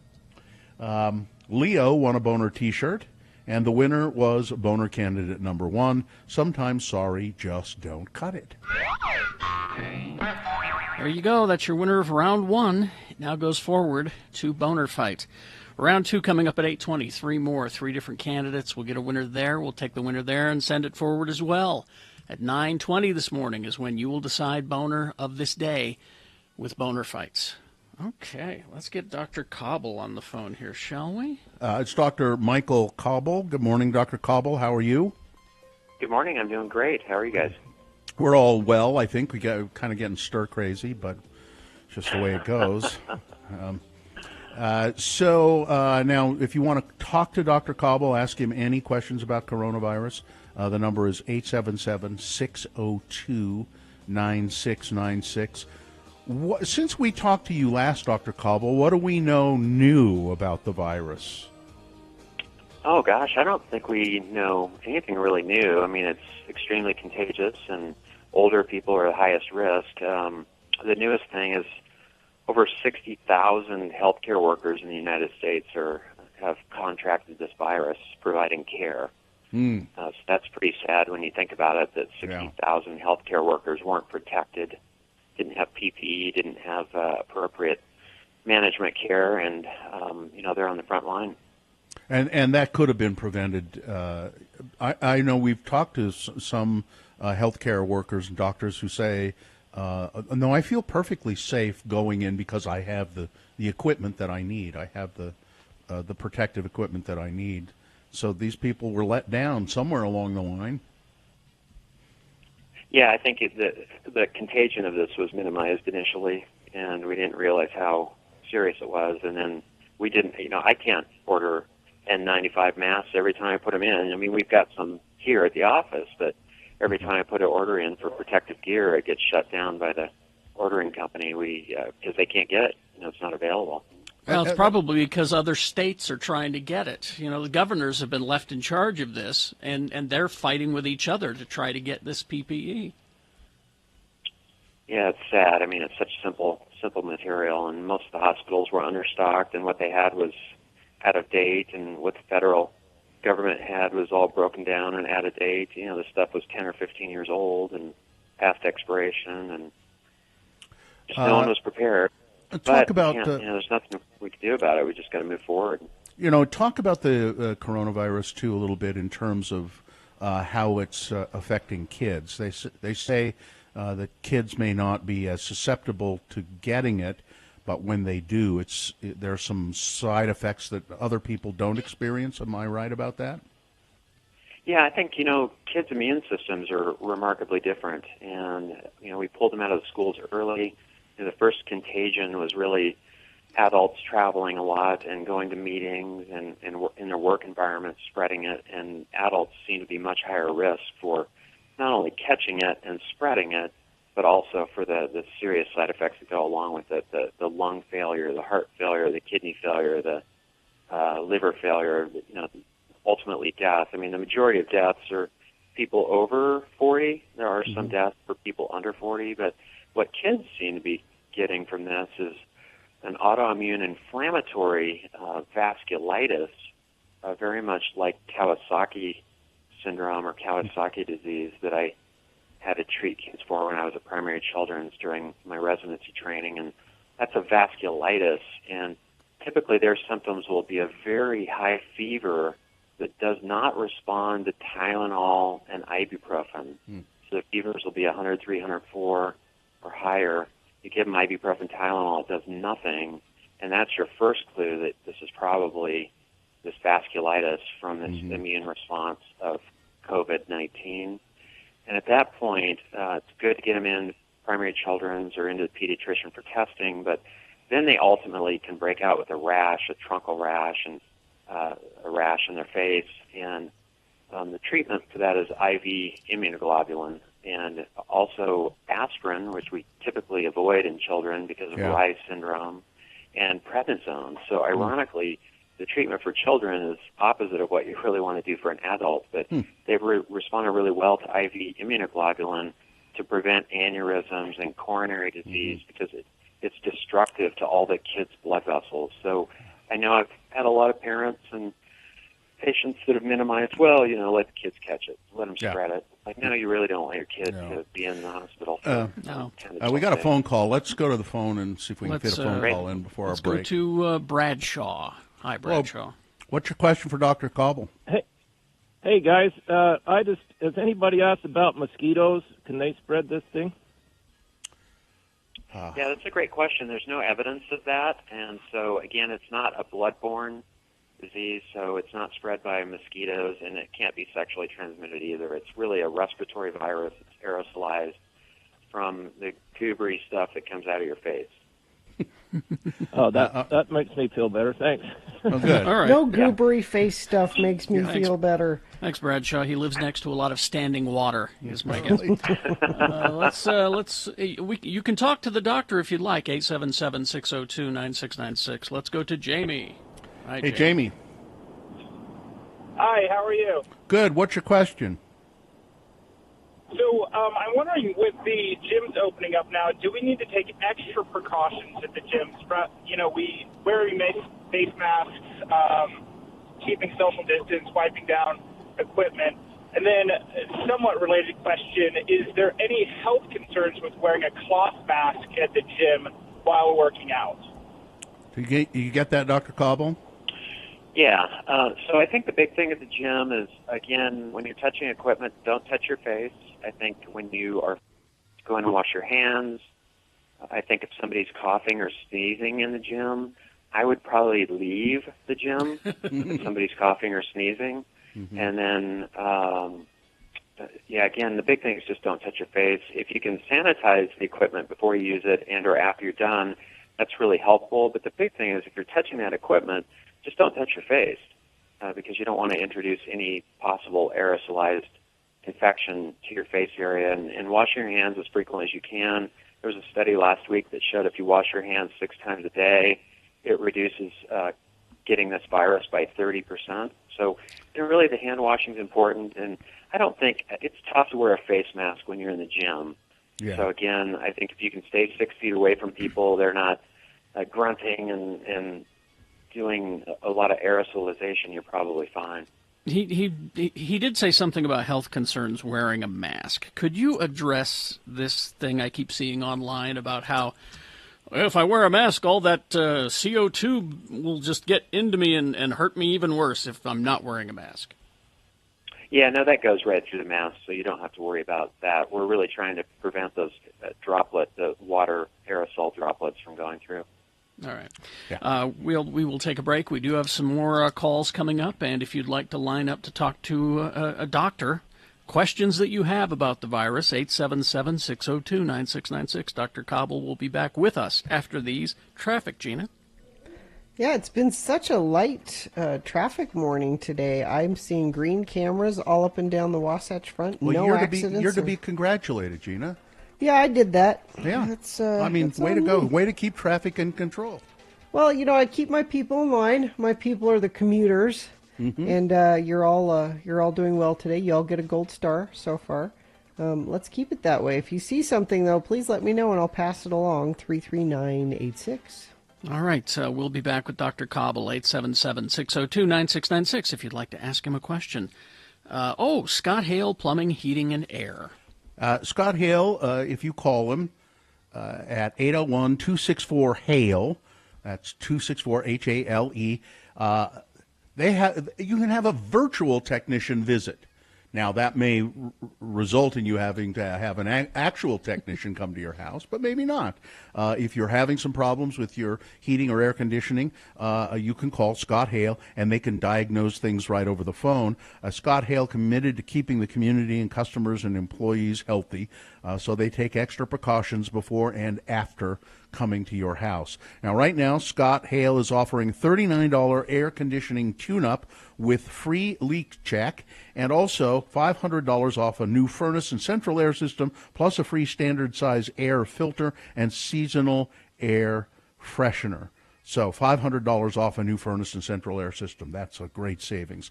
For all of that, I mean, that's a hail of a deal. That's what we should say. Call Scott Hale, 801-264-HALE. That's 264-HALE, or go to scotthale.com.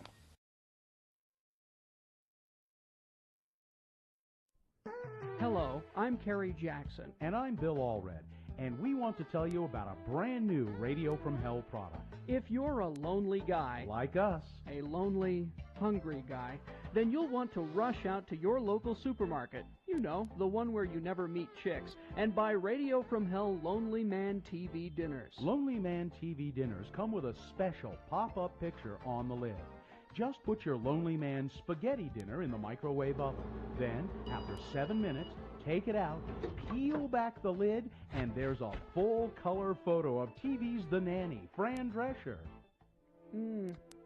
This spaghetti is delicious, Fran. I know! Don't you just love it? You'll never have to eat alone again with Radio from Hell, Lonely Man TV dinners. Try the soul food dinner, and you'll be dining with Tina Turner. The ribs are mighty fine, Tina. Have some more black-eyed peas, honey child. Wow, it's just like she's really here. Try all of the Radio from Hell Lonely Man TV dinners. There's Kung Pao Chicken with Connie Chung, the Mexican dinner with Rosie Perez, Wieners and Kraut with Claudia Schiffer, and the all-American Yankee pot roast dinner with Sandra Bullock. And if you're watching your weight, try the Lonely Man Karen Carpenter dinner. Gee, Karen, this carrot stick looks really good, but maybe you should have it. No thanks. I ate yesterday. You'll never eat alone again with Radio from Hell Lonely Man TV dinners in the frozen food section of your local supermarket. Now available at Reams.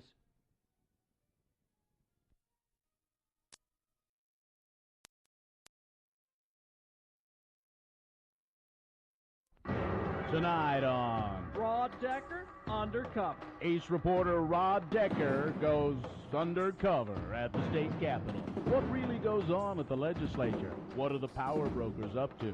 Rod knows the legislators put up a facade when they see him coming with a camera crew, and so Decker disguises himself as a schoolgirl on a field trip with Mrs. Spencer's 6th grade class.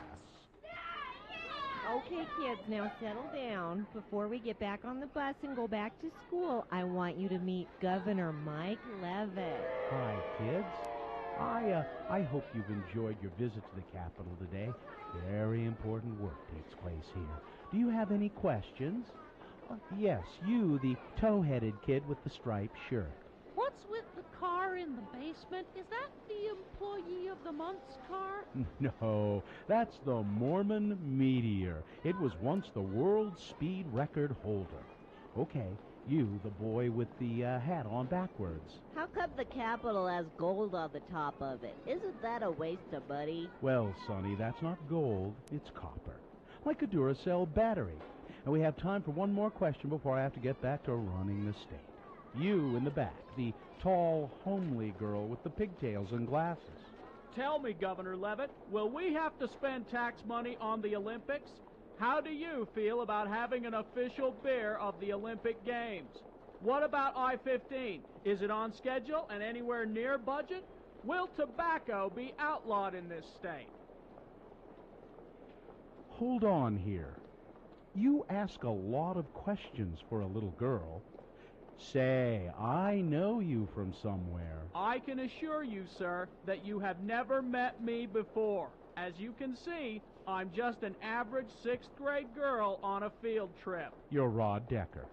No, my name is LaDonna, and what you're saying is, rather than handle some tough questions from a schoolgirl, you would prefer to make accusations about my true identity. I knew it. You are Rod Decker. Rod, why didn't you just ask for an interview? Well, there you have it. Politicians won't even let their guard down in front of innocent children. You can't get a straight answer from them, no matter who you are. That's tonight on Rod Decker, Undercover. On the Channel 2 News at 6 and 10.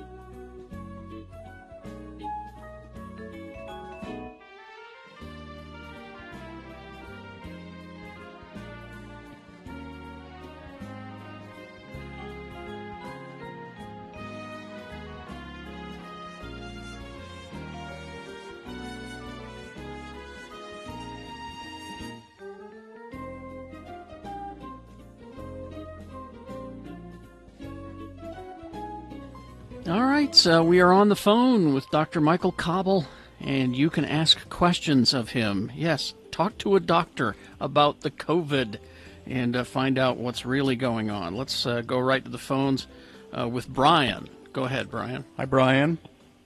Hey, doctor. So I was just wondering, how viable do you think getting antibodies from protein of people who've already had the disease is? Did you get to that help one? With treatment. Yeah, something about antibodies from people that have already had it.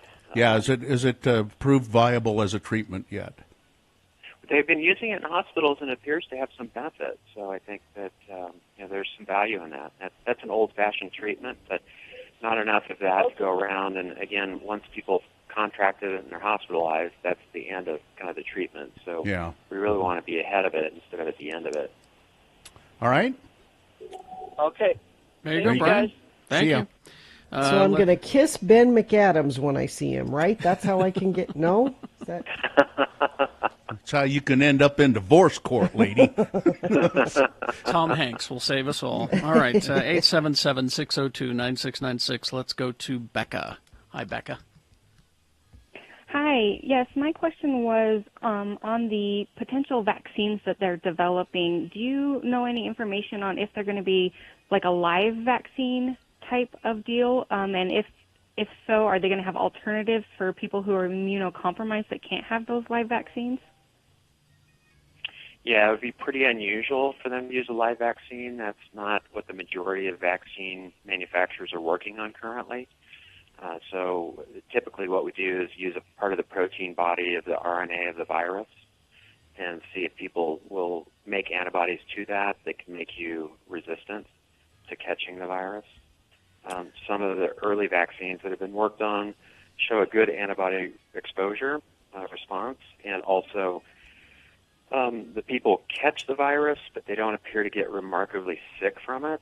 So that's the difficult part, because the vaccine, some of them currently may give people the virus, and they could still be contagious to other people. So again, the vaccine, if it comes out, it's going to be more than a year. Typically, most vaccine discoveries take 10 years. So, wow. Yeah. Hopefully, in a year or two, a lot of money, a lot of technology going into this. Hopefully, we have a cure for this, a prevention. And then just getting it to the world population takes time. Once it's proved viable. Yeah, right. That's going to be the hard part. You'd asked a question earlier about what's changed, and there was a study a couple of days ago that showed 40% of teachers are nervous about going back to school, and 20% of parents are thinking about not sending their kids back to school. And I've got 2 little kids, and I get home from work, and my wife's stir crazy. Yeah. She's been trying to homeschool both of them and keep them from fighting, and 5-year-old and 8-year-old, and just trying to manage them. And it's kind of like summertime all year round now, and but they can't go out and play with their friends. And I think one of the answers for this, everyone's got to get back to work, everyone's got to get back to school. I think if the school systems, if the school nurses had testing, if the nurse could do oral nasal testing every day on any kids that showed any cold symptoms, you'd have those results back 24 hours, and you'd know which kids have this, and you'd know which families need to be isolated. And I think until you get it into the school system, testing, where everyone has testing available at work, at school, everywhere, we're not going to shut this down. Yeah, that's I think, but that is interesting. You can kind of, even if we don't have a cure for it or a vaccine for it, we can kind of contain it. Yeah, isolate it if we have proper testing. But the problem is they have one nurse for how many schools? Was it that Chris Jones story he did? There's not a school nurse at every school There used to be a anymore. nurse at every school, and now they have traveling nurses. Exactly. Well, and the other thing, there are a lot of unemployed people out there. It'd be somebody to do a nasal swab, oral swab at every school. Yeah. All right, thank you, Becca. 877-602-9696 if you want to talk to Dr. Cobble about the COVID. Can I ask a question about live? Do we use live vaccines for anything anymore? That's pretty rare, but there's still a few. So at Primary Children's and anyone that's chemo, we do have to avoid certain viruses. I mean, like when I had smallpox shots or vaccination, that was a live virus back in the day where they gave you smallpox. Right. Yeah. Okay, let's go to Craig. Hi, Craig. Hello.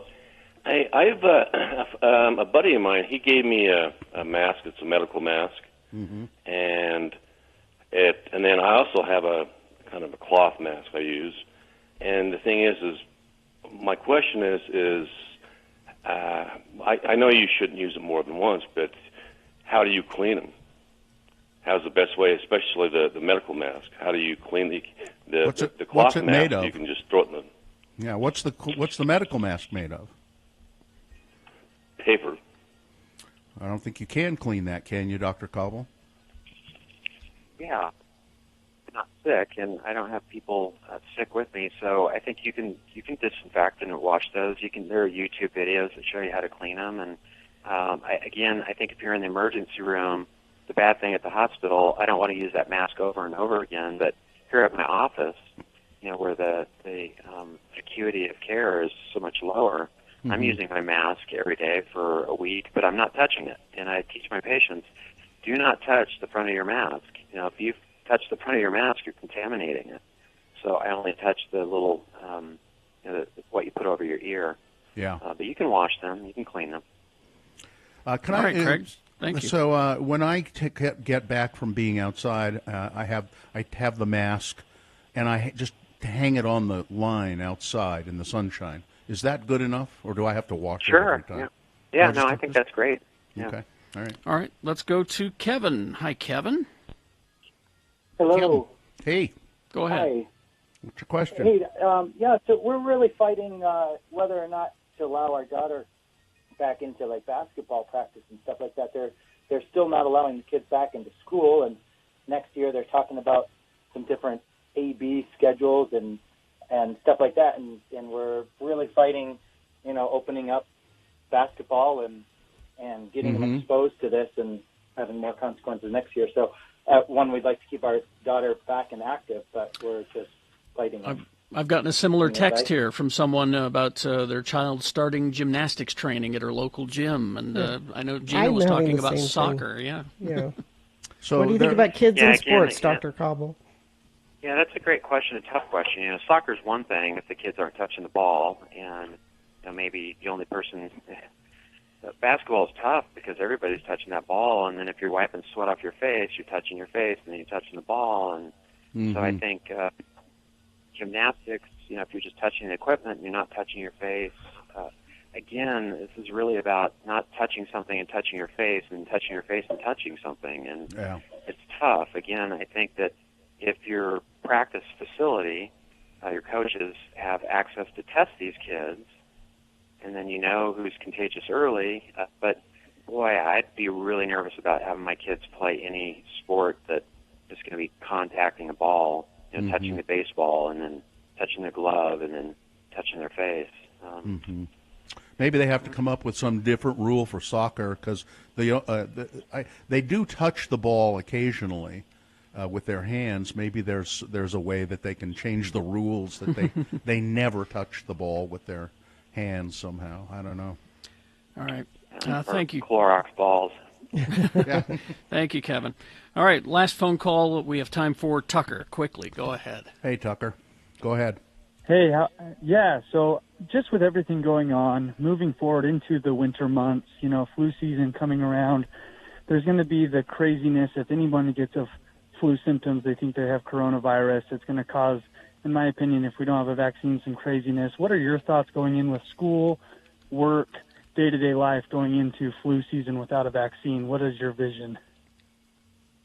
Well, what we've told all of our patients, families, friends, neighbors, coworkers, if you get cold symptoms or flu symptoms, come into the office immediately. We'll do the acute test. Make sure you don't have this, so you're not out spreading it. And I think that that's going to have to be normal for the next year or two until there's either a herd immunity or a vaccine. And I think that if you don't have the virus, then depending on how sick you are, you can circulate through the community. But you've got to isolate this immediately. So I've told everyone, if you get any cold or flu-like symptoms, Canyons Medical Center, come in, we'll do the acute test, make sure you're not infected with this virus and spreading it through the community. Again, your phone kind of cut out there. It's Canyons Medical Center. Just look for Dr. Cobble or Canyons Medical Center. Dr. Right, Cobble, thanks, a pleasure as usual. We'll talk to you next week, I guess.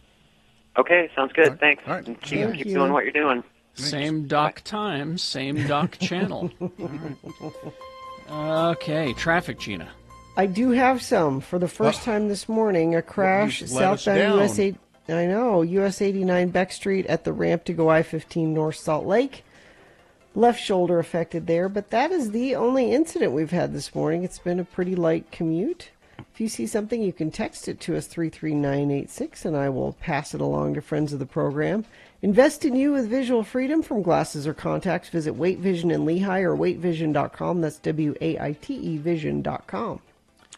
Boners round 2 coming up. Here are the candidates you will be considering. All right. Number 1. Right. Drain the swamp. Yep. Boner candidate number 2. Well, I think people have a right to have their hair done. And boner candidate number 3. Oops, hang on. Number 3. What do you mean closed?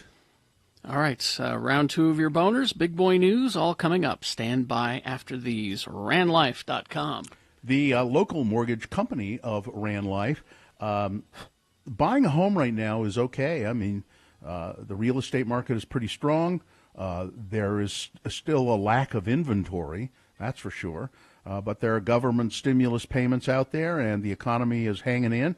The experts at Ran Life can help you decide if the timing is right for you to purchase a home, and they can also help you with finding the best possible mortgage. Free, no-obligation quotes from the experienced loan officers at Ran Life, and by no obligation quotes, they mean that. They just want you to call them and discuss your mortgage issues, and they see whether they can help you or not. So give Ran Life a call, 801-478-4500. Remember, you might want to refinance because interest rates are so low. So give Ran Life a call, 801-478-4500 or ranlife.com. I was reading one of those woman magazines. One of your women magazines? Like your Ms., your Red Book? No. Ladies' Home Journal? No, like Glamour or Allure or one of those. Mary Claire? And not tongue-in-cheek. Because a lot of times they have, helpful tips in there on how to, host a cocktail party. Mm-hmm. They had an article about tips on using weed at parties. Using weed at parties. Is it like etiquette? This is weed etiquette. Yeah. Like, is it proper etiquette to bring weed as a hostess gift? Depends on whose party Depends you're on going Yeah, to. but I mean, this is an art. Mhm. They wrote it just like, Yeah. do you bring a bottle of wine to your hostess gift? If you bring weed, how do you go about? Do you smoke it inside? Do you go out on the porch? Do you offer some to other? If somebody else has brought it, what's the proper way to ask? Are these articles written for people who have no common sense? Yeah. The point is that the point is exactly what the point that Drop's making is. Is that back in the 50s, it was, you'll now you'll it's go like, on a killing spree, and now it's don't smoke in the park. Or don't smoke in the house, take it outside. And this is alongside pictures of women in black cocktail dress. They're not hippies with dreadlocks. It's your typical cocktail party, which is ridiculous. You don't think people in black evening gowns are smoking? No, I resent the fact that the middle class and the upper class has co-opted marijuana. It should be just the hippies, the patchouli oil wearing, dreadlock hippies, the tie-dye crowd. It was just interesting that it was just presented in a. But the way you describe the article too, it's just I'm still fixated on the fact that it's apparently written for morons. Well, it's just like what? But but the type of people that read those kind of magazines are morons. Maybe haven't encountered that before. I don't know. Have not encountered common sense. Well, the point is, the word I will take from you is common. It is now common. That's why it's appearing in magazines. No, I see. I get that. That's an interesting part of it. But if it were about booze, it would also be for idiots. Mm-hmm. It's an article for an idiot. Well, they're not. Why does this make you? I just thought it was interesting. It wasn't the New Yorker. It's a dumb woman's magazine. Yeah, I know. It's I get makeup tips out of it. That's what I'm willing to that magazine for, not an in-depth article on pot etiquette.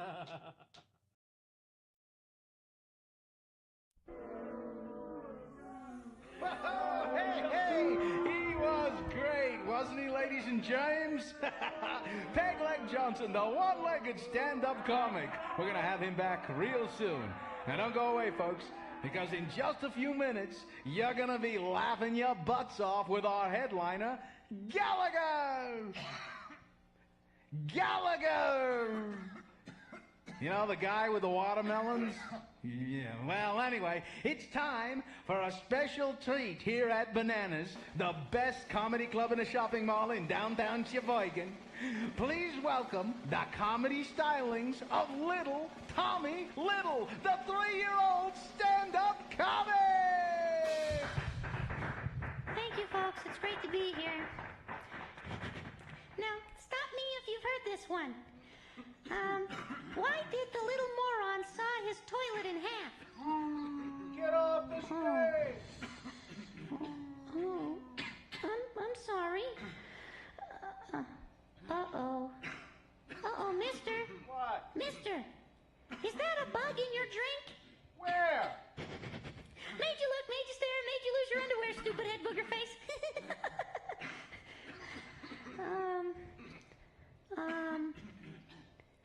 Poo poo pee pee.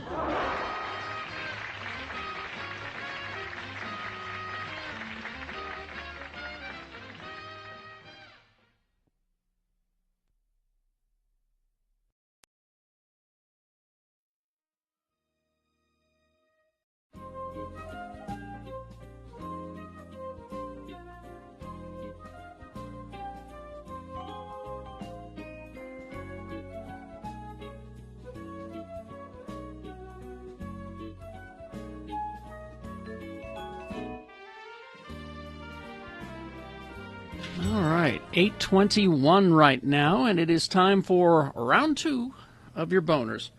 Presenting to you now 3 news stories. These are examples of bad, stupid, or funny human behavior, and you will decide with your vote of these 3 candidates which one is the worst, which one deserves to go forward to boner fight and possibly become boner of the day. If it wins here, it'll go up against the winner of round 1's voting. We did that an hour ago. But we'll take both of those winners and put them against each other. At 9:20 this morning is when you will decide boner of the day for realsies with Boner Fight. So right now, pick your champion for round 2. Here we go. 2 candidates now, a third after the news. And once you've heard all 3, then you will vote. And one of you lucky random boner voters will receive. There seems to be some doubt as to whether people are going to ever receive their Radio from Hell boner t-shirt. I know Katie is keeping scrupulous notes of who we owe boner t-shirts to, and you will be able to get them at some point. Stacks of lists of people who won. One day our prize office is going to be just overwhelmed. It'll be like the cicadas coming up out of the... all right. Here's boner candidate number 1. Yeah, right. Drain the swamp. Uh-huh. Zach Fuentes. Oh, yes. Former deputy chief of staff to President Trump. Won a contract just a few days after registering his company to sell Chinese masks to the government, just as federal regulators were scrutinizing the foreign-made equipment. He won a $3 million federal contract to supply these respirator masks to Navajo Nation hospitals in New Mexico and Arizona. 11 days after he created a company to sell personal protective equipment in response to the coronavirus pandemic. Yep. Zach Fuentes, President Trump's former deputy chief of staff. That's so dirty. So dirty. The IHS told ProPublica it found that 247,000 of those masks. So it's not only dirty that he received the contract, but the masks that were delivered by Mr. Fuentes' company at a cost of roughly $800,000 are probably unsuitable for medical use. Yep. An additional $134,400 worth, $130,400 masks worth about $442,000 are not the type specified in the government procurement data. Drain the swamp. This is the same guy who, when the chief of staff was fired, he had this great scheme that he would go and hide in another building for 6 months, take a government paycheck so he could get his early retirement. Zach Fuentes. But then they rewrote the law so that he would not get it. This is the kind of grifters that they employ. That's okay. He got a contract instead. But now he's doing this. No experience in masks or supplying them or anything. Forms a company, 11 days, gets the bid. Boner candidate number 1, right, drain the swamp. Yeah. Here's boner candidate number 2. Well, I think people have a right to get their hair done.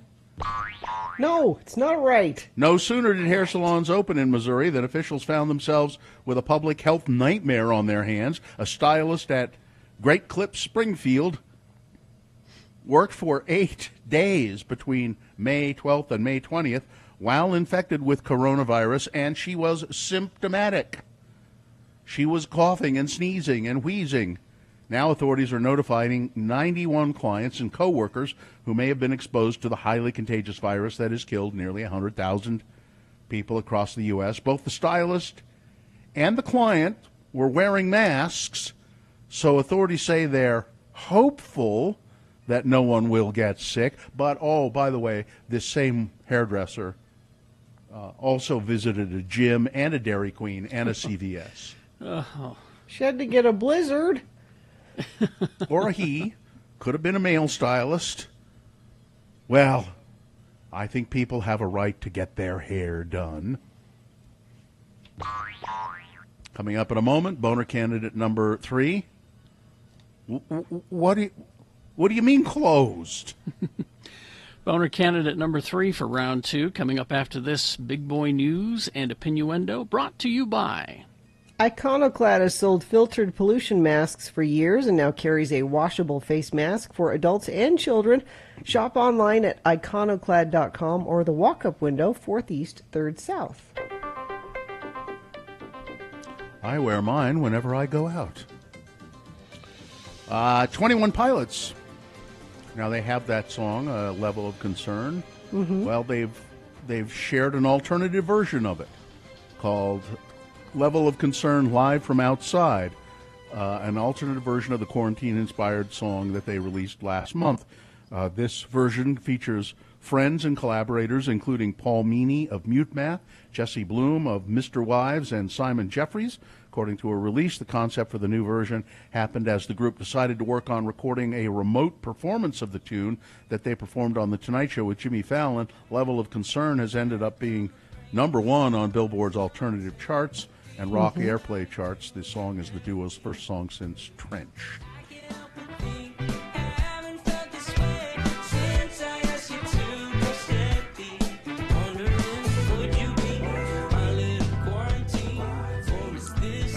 Here's a headline that'll make you feel better. Peyton Manning has left open the possibility of TV announcing in the future. So Well, thank good. God. Thank God. Yeah, you're joking, but Peyton Manning is very entertaining, and I enjoy it when he's involved in things on the TV. Well, So then this a headline is good for you, thing. Gina. It is. This headline is for you. Hey, Gina, guess what? Peyton What? Manning has left open. Now, he's not saying that he's going to do it. He's leaving open the possibility. You know, he Good. has all those Papa John pizza places to manage. And he's got Is to it make Papa John's that he has? Yeah, oh yeah. He did commercials with the Papa all the time. Yeah, he did the Papa John's, and so I don't know if he still has them, but there you go. And Howie Mandel has left open the possibility, Gina. No, Howie Yes? Mandel is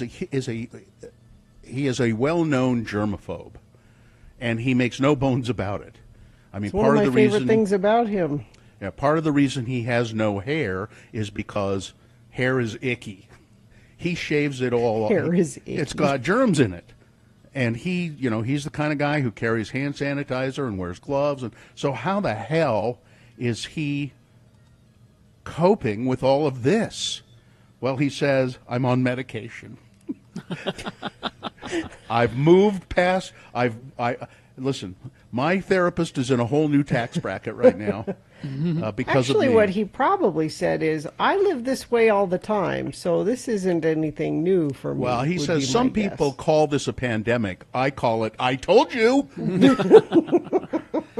I feel responsible. Imagine he's on a lot of Xanax, Yeah. I would think. I feel responsible. I felt responsible in the beginning for the shortage of PPE because I'd been hoarding gloves and masks and hazmat suits for the last 30 years.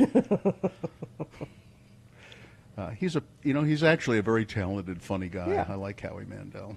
And just to go back to Peyton Manning quickly. Well, thank So God you he's left don't- open the possibility. So just so you don't besmirch him further, 3 years ago he sold his stake in all the Papa John. He owned 31 Papa John's franchises, and he sold them all. So I remember not him being involved anymore. in the commercials with his pal, the Papa, with his pal Papa. But I think he sold them in response to, oh, this is not good. This is not a good public relations move for me to own. I wouldn't all want to of be in these. business, no. But he's, it is great that he's left open the possibility. It says here he's also leaving open the possibility that he may go back to running pizza shops too. Coronavirus here in Utah. The state's death toll has topped 101 as of yesterday. The 3 people that were added to the tally to push it over 100 were all between the ages of 60 and 85, and all had been hospitalized at the time of their deaths. Utah is sending the most vulnerable coronavirus patients to a special care facility, City Creek Post-Acute. In mid-April, City Creek's owners had struck a deal with the state to turn a 72-bed nursing facility in East Salt Lake into an isolation center for the most at-risk coronavirus patients. City Creek has been taking in residents of long-term care facilities along the Wasatch Front who tested positive for COVID-19. While isolation centers have existed in perhaps every pandemic in human history, they've been pretty rare during this one. You know, it used to be quite common in a pandemic, the flu or whatever. Okay, everybody who's sick, you got to go away from society and stay here. We haven't done much of that, but here in Utah we have this, and this is mainly for very acutely ill nursing home patients and things like that. Amy Donaldson tweeted this yesterday, saying, "I'm not very happy. The major candidates for governor of Utah were all asked, do you support the lawsuit attempting to have the Affordable Care Act thrown out as unconstitutional? Spencer Cox, yes. Thomas Wright, yes. John Huntsman, unclear. Greg Hughes, yeah, that's what it says, unclear. Greg Hughes, yes. Chris Peterson, Democrat, no. Utah is, you know, one of the states suing to have the Affordable Care Act declared unconstitutional. Because Sean Reyes is a crazy Trumpkin. Well, he's doing what the governor probably supports. They're going to throw some guys up into space today. They don't throw them into space. Yeah, they do. They got this big rocket called the Dragon, and it just chucks them up there. It just chucks them into space. Yeah, and you can watch the launch if it happens. Now, the weather, they say it's 60% possibility that it will happen, 40% that maybe they'll have to call it off. The mission is scheduled to launch from Cape Canaveral at, let's see, it would be 2:33 this afternoon, our time. There are plenty of places you can watch it live. SpaceX, NASA, Neil deGrasse Tyson, National Geographic, and ABC. Others will be broadcasting live video coverage of the mission, most of which you can watch online. And so just search for it. You'll find it. It's going to happen at 2:33 this afternoon. If the weather holds, 2 men will be launched into space to go to the space.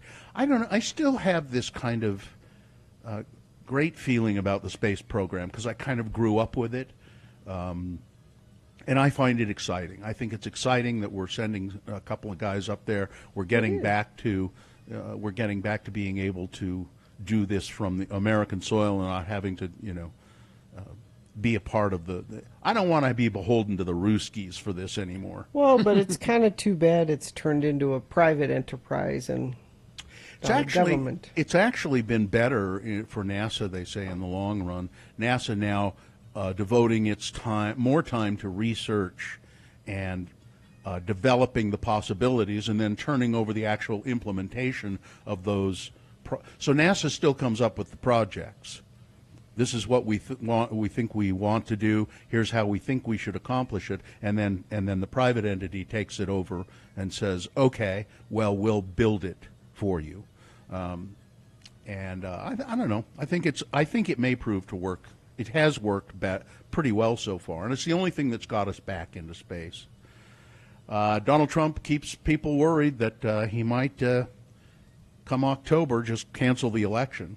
You can't do that. October, President Trump declares a state of emergency in major cities in battleground states like Milwaukee and Detroit, banning polling places from opening. A week before the election, Attorney General William Barr announces a criminal investigation into the Democratic presidential nominee Joseph Biden Jr. After Biden wins a narrow electoral college victory, Trump refuses to accept the results and won't leave the White House and decides to allow the Biden transition team or declines to allow the Biden transition team customary access to agencies before the January 20th inauguration. An article in the New York Times. Far-fetched conspiracy theories, not for some people. Worst-case scenario planners, mostly Democrats, but some anti-Trump Republicans as well, have been gaming out doomsday options for the 2020 presidential election. Outraged by Trump and fearful that he might try to disrupt the campaign, that before, during, and after Election Day, they are engaged in a process that began in the realm of science fiction, but has nudged closer to reality as Trump and his administration abandon all long-standing political norms. All of those things that you said and read will happen. I can just see it happening. I hope that they are just doomsday scenarios, but you have to admit things ain't like they used to be. This is not normal. There ain't no there anymore. This is not normal anymore. All right. Sports weather traffic. Well, a little bit back to normal. The National Women's Soccer League announced today that the 2020 Challenge Cup, presented by Procter & Gamble and Secret, will mark the return to action for all 9 women's clubs. The 25-game tournament will kick off June 27th right here in Utah, Zions Bank Stadium in Harriman, with the tournament semifinals and final presented by Budweiser, played at Rio Tinto Stadium in Sandy. Now, spectators won't be allowed to be in attendance, but fans can catch all the action via CBS All Access, with the opener and championship game also airing live on CBS. So we have sports. More RSL news. X96 has teamed up with the Red Cross and RSL for a blood drive at Real Salt Lake's Rio Tinto Stadium. This is happening this Friday, May 29th from 10 a.m. to 4 p.m. Appointments are required, so please visit redcrossblood.org and enter the code RSLSteward to schedule an appointment. Give blood to those who really could use it during this troubling time. For more details and to schedule your appointment, go to redcrossblood.org. Weather, it's warm and getting warmer. Slight chance of showers today. Some people have seen that already this morning. This afternoon should be mostly sunny and a high of 86. 90 tomorrow, 97 Friday. By Saturday, even warmer than that, possibly getting close to 100 degrees. It's too warm. A little bit of traffic for you. We have a lane closure northbound I-15 at SR 315. This is Willard Bay. 2 right lanes are closed there. Crash southbound US 89 Beck Street ramp I-15 in North Salt Lake. The left shoulder is being affected there. And some more rain falling in Utah County. Very light showers creating some damp roads. Not a lot of water and not causing a lot of trouble, but you can text us if you see something you want me to pass along. I will happily do that. That number is 33986. Woohoo! Lucky's Auto Credit. 77 cents in a job. Get you a car. That's awesome. They'll front the tax, title, and license. 77 cents total to drive away today. Apply online at luckysautocredit.com. Woohoo! All right, here's boner candidate number 3. What do you mean closed? A plane carrying passengers from Germany to Italy had to turn around mid-air because the airport they were flying to was closed. They neglected to check. A spokesperson for German airline Eurowings confirmed the Saturday mix-up, which played out over 4 hours. Flight EW 9844 set off from Dusseldorf, intending to make the 730-mile trip to Sardinia's Olbia Airport. It wasn't until the plane began its approach that an air traffic controller said, "Hey, you're not going to be landing here. We're closed."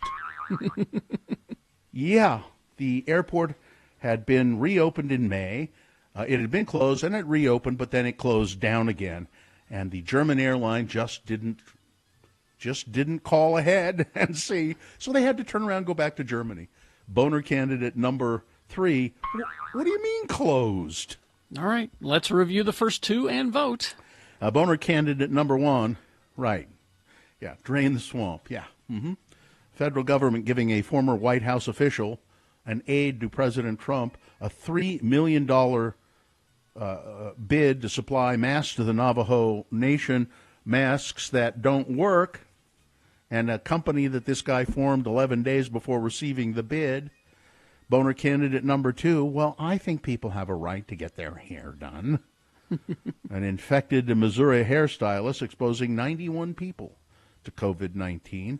And Boner candidate number 3, what do you mean closed? All right, there you go. Time for you to decide of these 3 candidates, which one is the worst?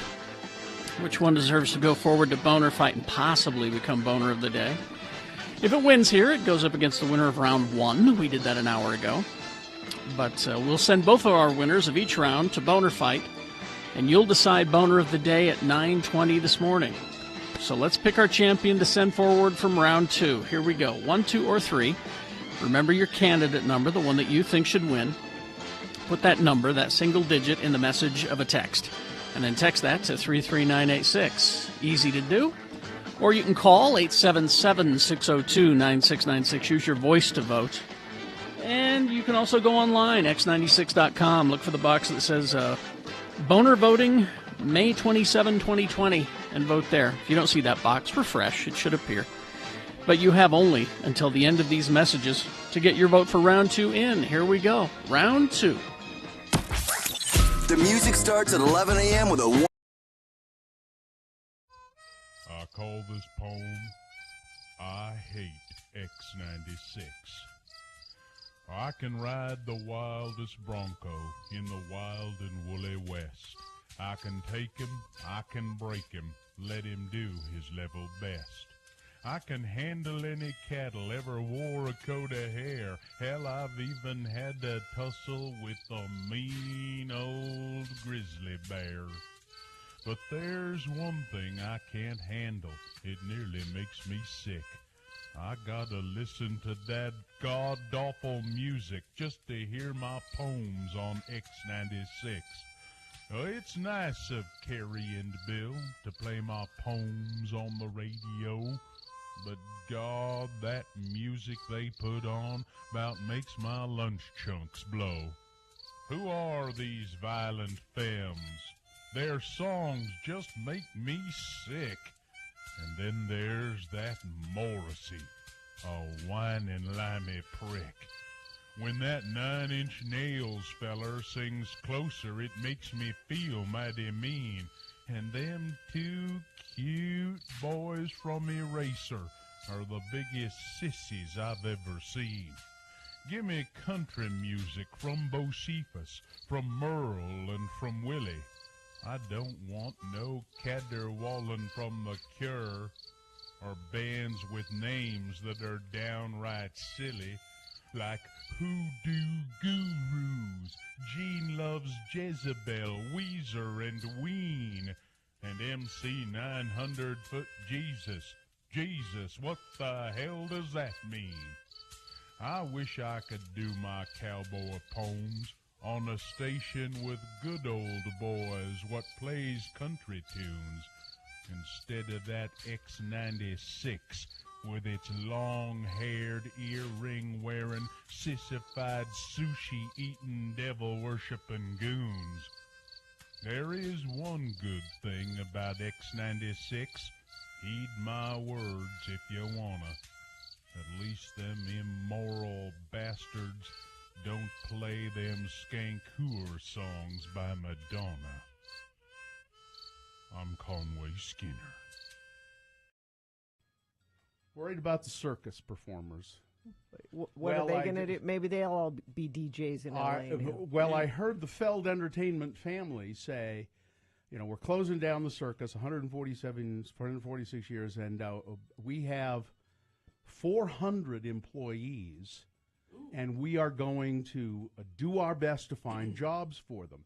And then they went on to say, there is some difficulty finding jobs for people who have been living on a train most of their lives, like Their families like a that do train. it, yeah. You know, a train that travels around the country. They live on a train. They're circus performers. This is the life they know. There's going to be some difficulty of job placement for them. So I don't know. I think maybe we should start some sort of program. If you can take in a circus performer, won't you put refugee circus former? I don't want no circus people living next door to me. No, now think about it.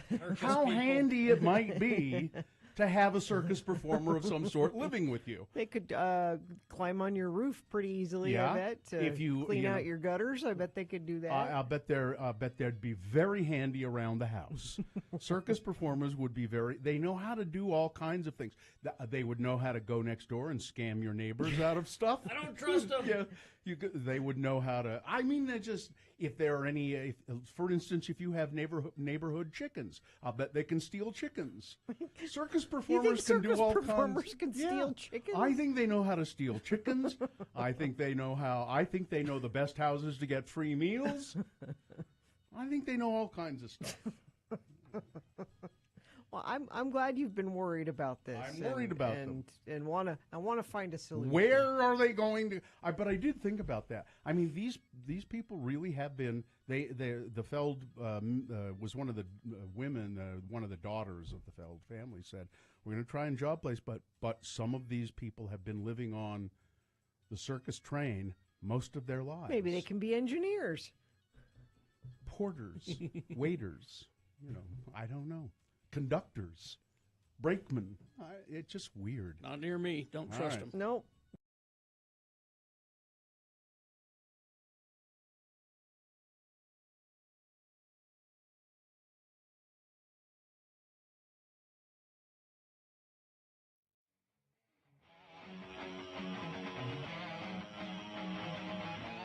Okay, 8:47. Let's award round 2 of your boners. And round 2 of the boner voting is brought to you in part by Rice.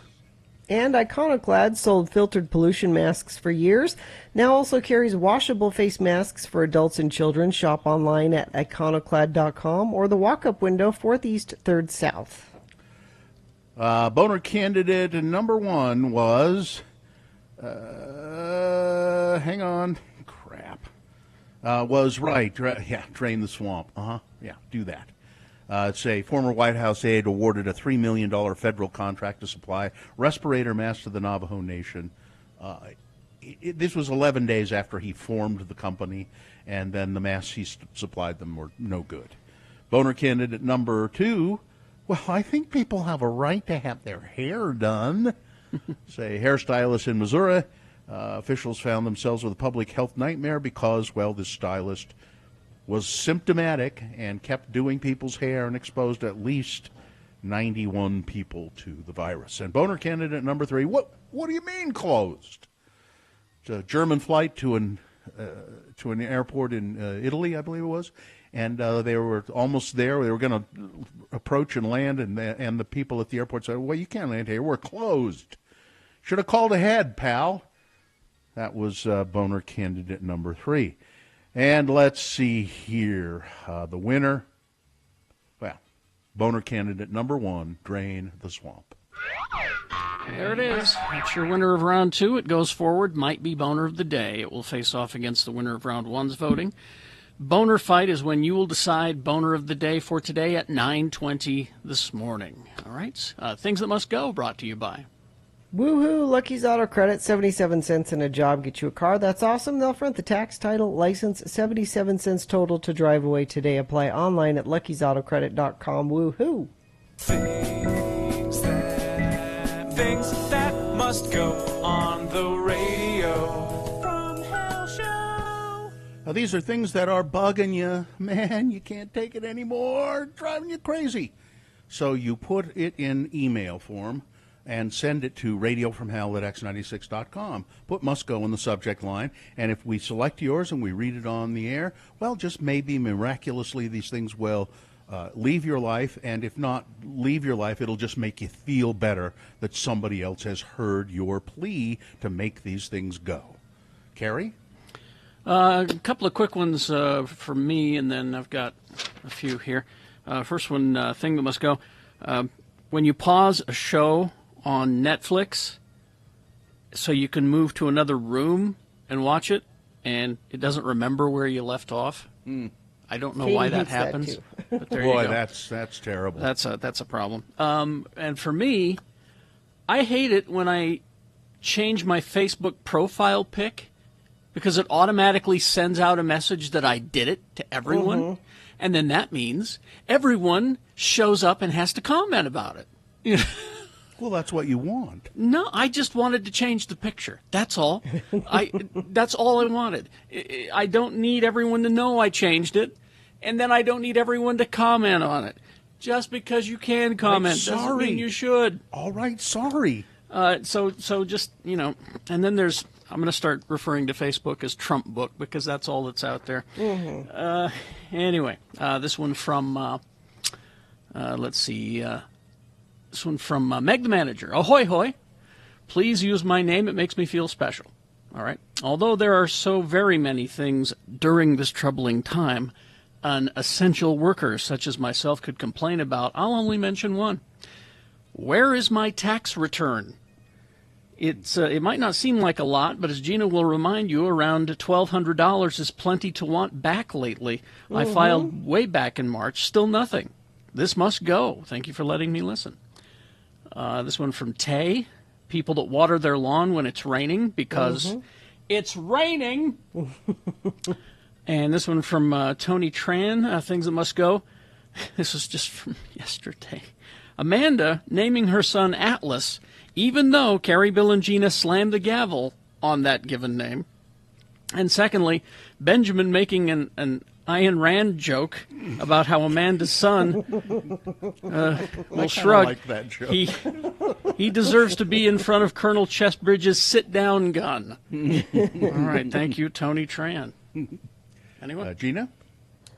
So one from me first. So yesterday I had to get my car serviced, just oil change and regular service. And I called the dealership and I said, so how are you handling, the COVID thing? And they said, well, we're wiping everything down, which, okay, everybody's wiping everything down.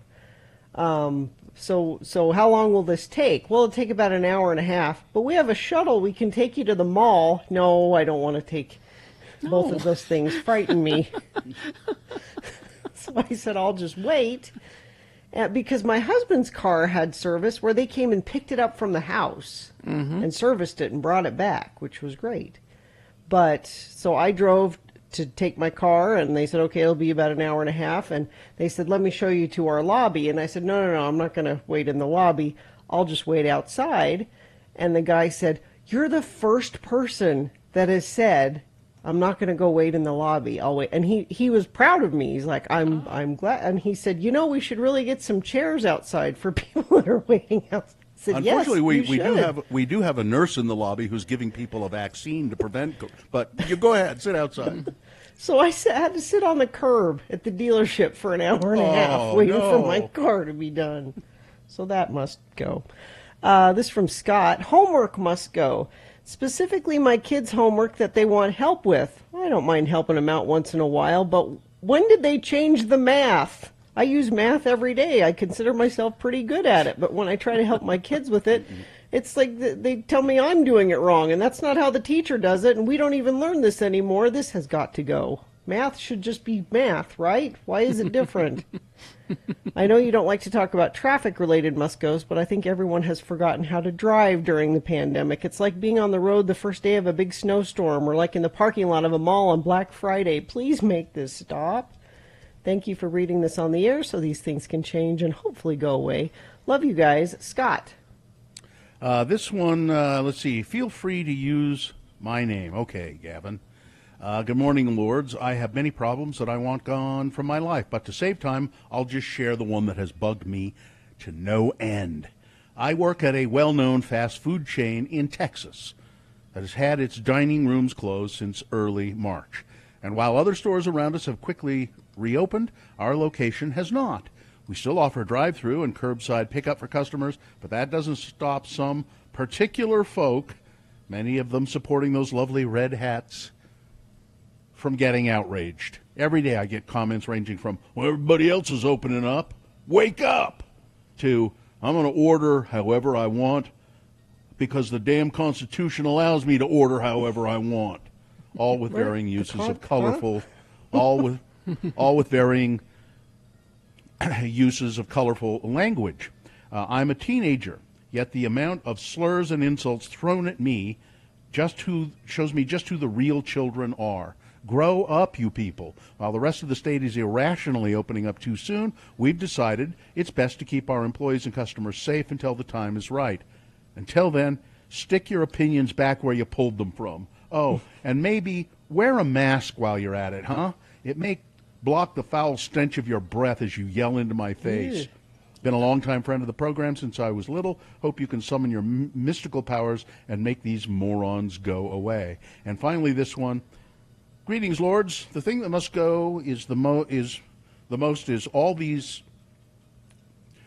F-nuts calling people sheep all the time, especially when they're the ones buying into these insane conspiracies. I'm sorry, but I'm not going to just believe everything you tell me, no matter how many times you call me that. If your argument relies on bullying and name-calling, then that is just going to make me believe you even less. Grow the F up. Thanks for letting me listen. Austin, P.S. Sorry for the swears. I'm just really fed up. Things that must go on the radio. From Hell Show. All right, 8:57 traffic, Gina. I-15 northbound at Willard Bay is 2 right lanes closed for construction. Only 1 left lane is open, and traffic is a little slow through that area. The connector ramp from Beck Street to I-15 southbound just reopened. The left side of the ramp remains blocked. Cars are getting by on the right shoulder. If you see something you want me to pass along, I'll happily do it. Text it to us, 33986. Iconoclad has sold filtered pollution masks for years and now comes in washable face masks for adults and children. Shop online at iconoclad.com or the walk-up window, 4th East, 3rd South. All right, thank you. We will take a break. We'll be back. Boner Fight coming up in the next hour. And we're broadcasting live from our homes, which means these shows go to 11 a.m. X96. Ladies and gentlemen, direct from the haunted house near you, he's the guy who chased you out at the end. He wears, I was scared. He wears the hockey mask and threatens you with a chainsaw. Yeah. He is Chainsaw Guy. Yeah. How are you? You're the little girl who wet her pants last time, aren't you? You scare me every time, James. Yeah. Chainsaw Guy, it's good to see you. Of course, a lot of people know you as the guy who chases you out at the end of the haunted house with the chainsaw. Happy Halloween, everybody. And you've been very busy. Yes, very busy. This is my big night. But a lot of people don't know that Chainsaw Guy is also a very sensitive man, especially in the ways of love and relationships. Thank you. And I am a licensed sex therapist. Now, sex therapist? When you are when you're doing your sessions, do you wear the mask? Or do you take it off ever? The mask never comes off. I do change the jumpsuit occasionally. You like the new one? Yeah, it's yeah. Well, I thought it was time for a new set of overalls, and so I got the bright orange like a prison inmate. That's very nice. Yeah, it adds to the menace. Thank you. All right, Chainsaw Guy, we have.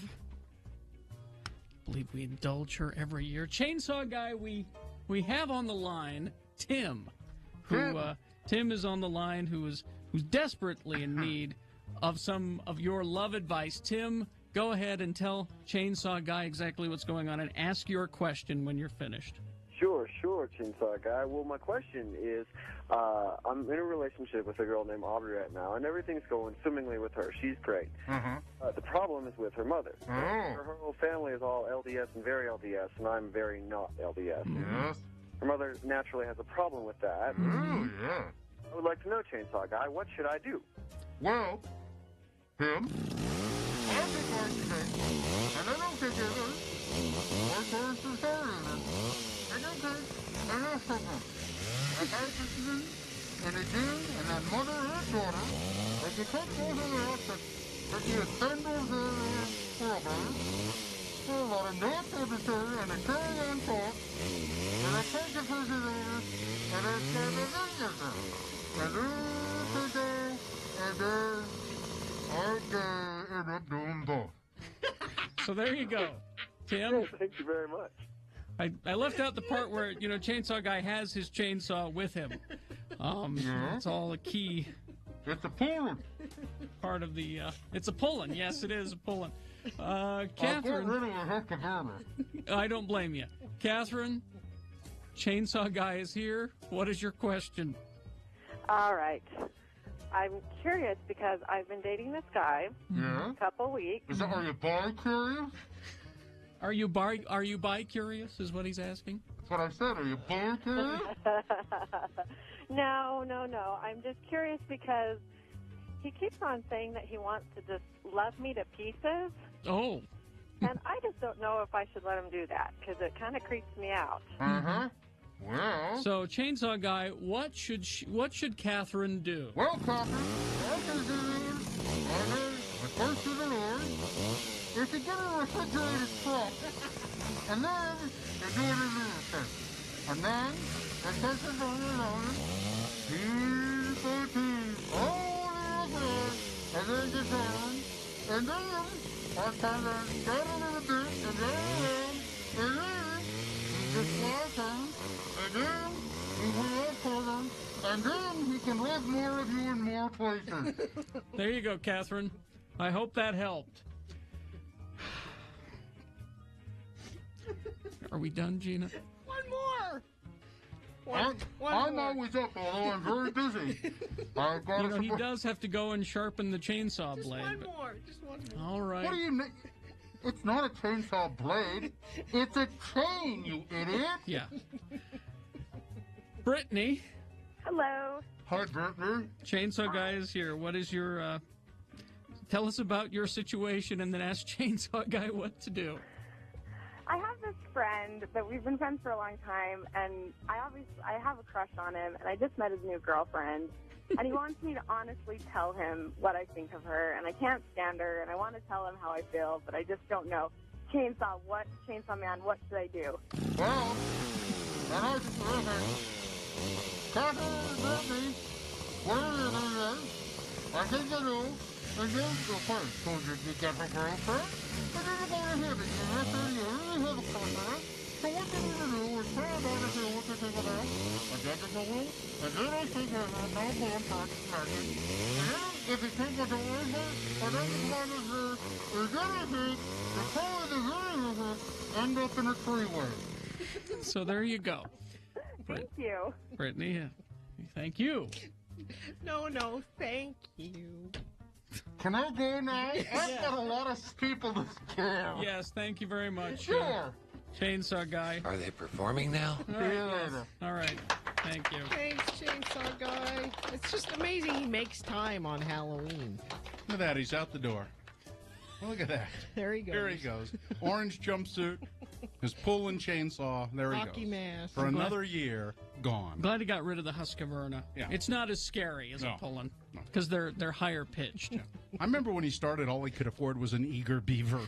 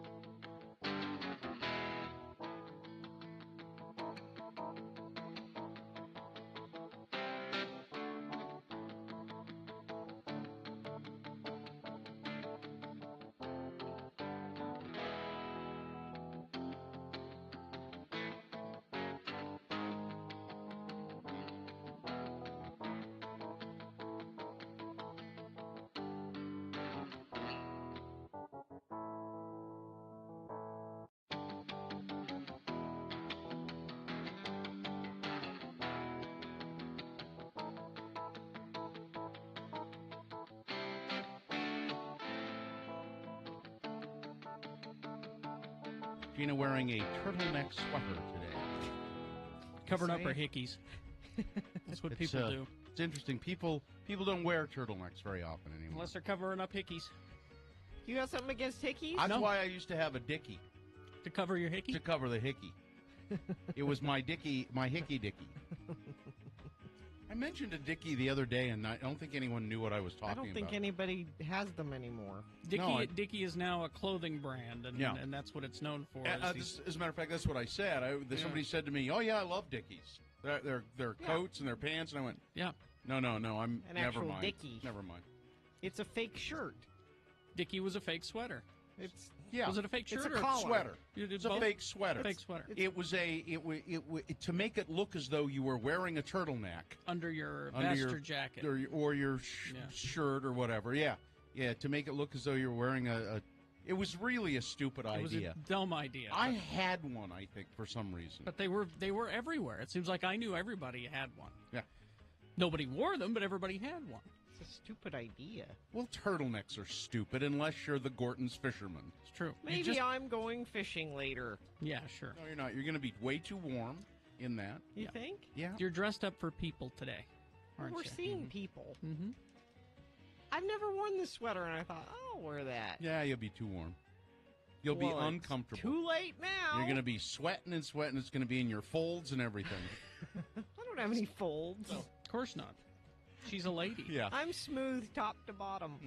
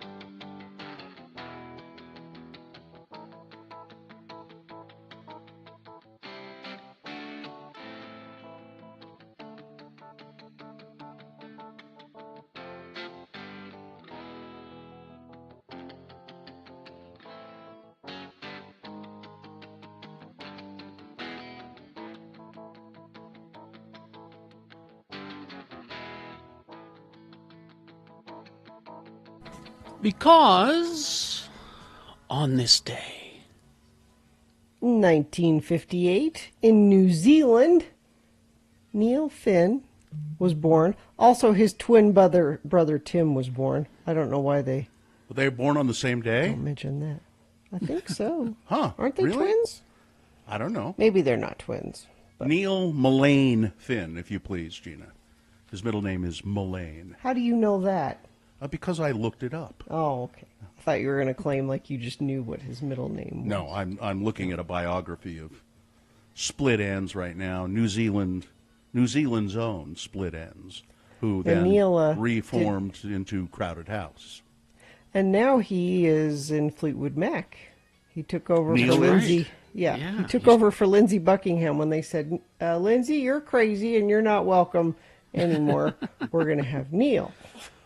Wow. He gets around. Well, he's a talented musician, so. That's a great song. They had a lot of really good songs, and then they did. Crowded House just was an incredibly good band. We were talking about opening with Crowded House, and I said, all my favorite ones are like sleepy songs, you know. Mm-hmm. And that one's kind of sleepy, but... That one's a little sleepy. Chocolate Cake is pretty... Well, we were going to go with fairly that. up-tempo.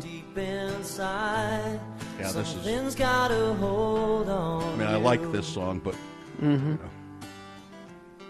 And it's pushing me aside. It's a little... Stretch on forever. But, yeah, that's not going to... And then there's this one. There's another one that I like a lot. What's this one?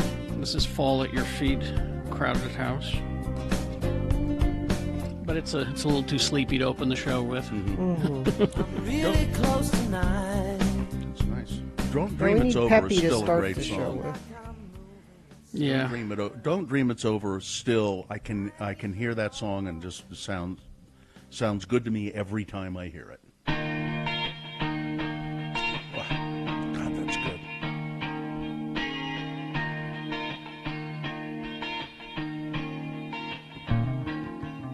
Yeah, like I'm looking at this list of Crowded House songs, and all my favorite ones are the sleepy ones. Yeah.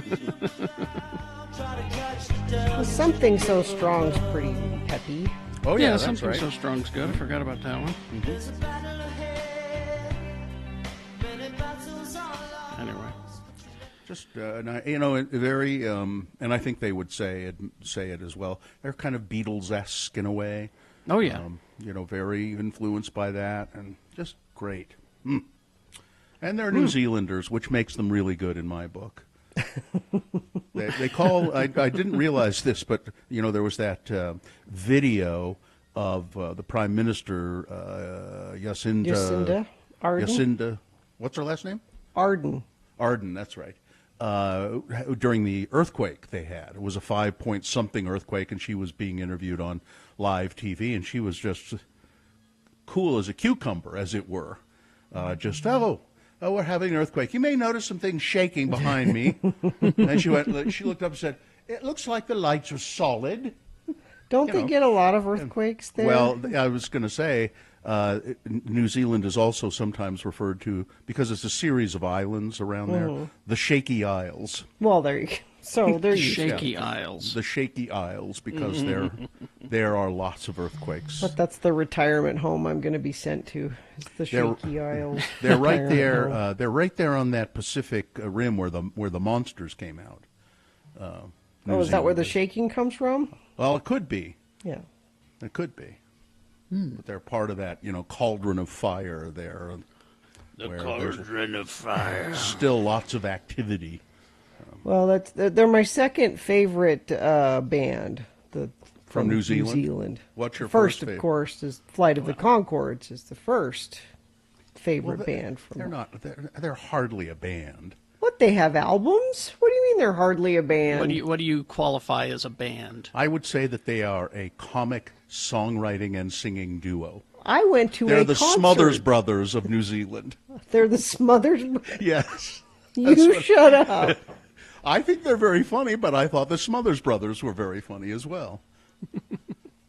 Not the same thing at all. They're the Smothers Brothers of New Zealand. They really, I think. You as say a matter that of to fact, Jermaine's face. I dare you. Listen, I think he would probably admit, yes, we took a lot of influence from the Smothers Brothers. I don't think so. I'm going to research this. I'm going to do Are a you? deep dive Okay. on it and see if they are, in fact, the Smothers. I would not be.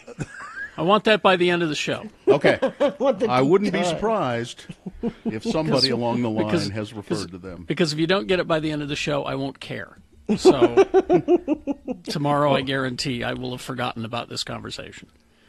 Speaking of something you won't care about because it happened too long ago, yesterday we were talking about the rats in New York becoming aggressive and eating each other and all of that.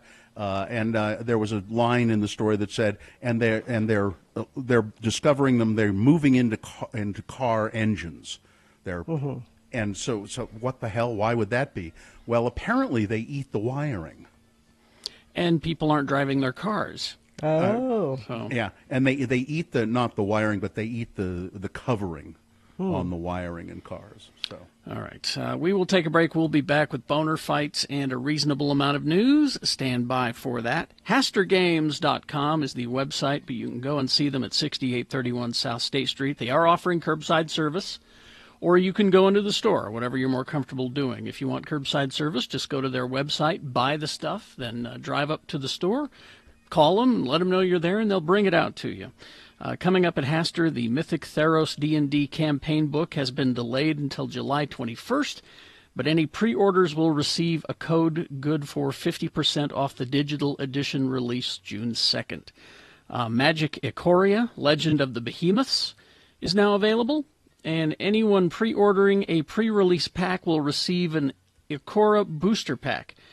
Be sure to check out Cthulhu Bob's recommendations this week for new and old board games at HasterGames.com. They've also ordered a lot of new puzzles for people to work on at home. And don't forget their curbside service that I told you about. Haster Games, they are locally owned and operated. Remember that, 6831 South State. They're open 11 a.m. to 10 p.m. Monday through Saturday, noon to 5 on Sunday. Don't forget, Haster has it. Father. We have late-breaking news from the nursery. Mikkel is on the line. Hello, Mikkel. Mikkel. This is Gina's sister, Mikkel. Hello. Good morning. Good morning. Are you at the hospital, Mikkel? I am. Am I a terrible sister? I'm out here in the hall calling you guys. Why am I doing that? Because we need to know. Are you an aunt? Of course I'm an aunt. I'm the aunt. Well, she was an aunt Well, I before, know, but though. are you an aunt A new two aunt. times over? Many times over. I don't even know how many times over.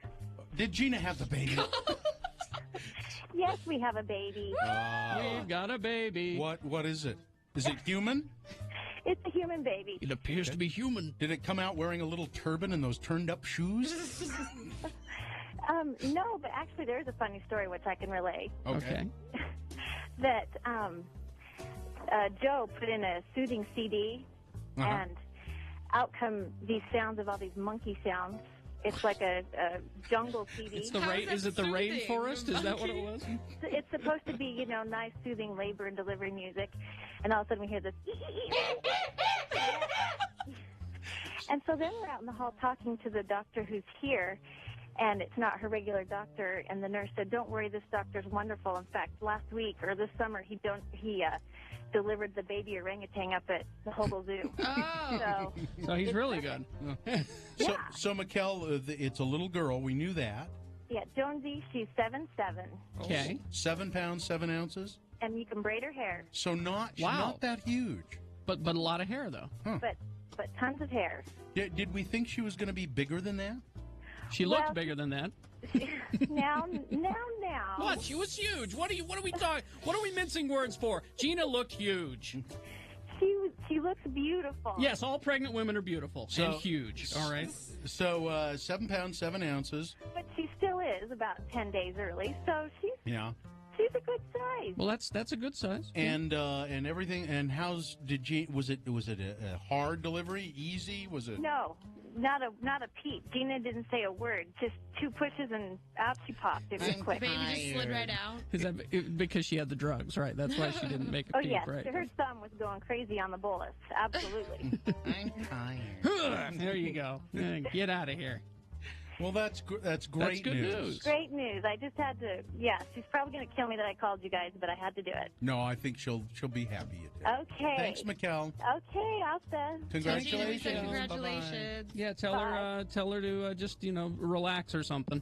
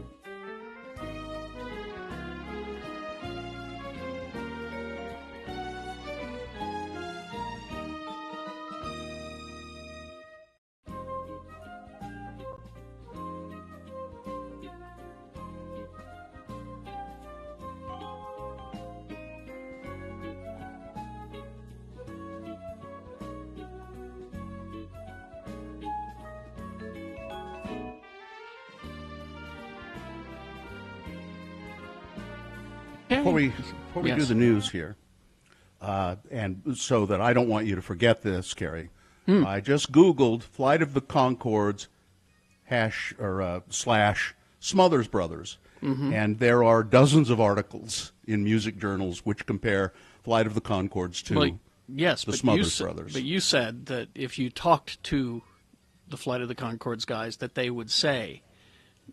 In some of the articles, they acknowledge that they are in that same tradition. They also mention Tenacious D. They mention the comedy musical duo.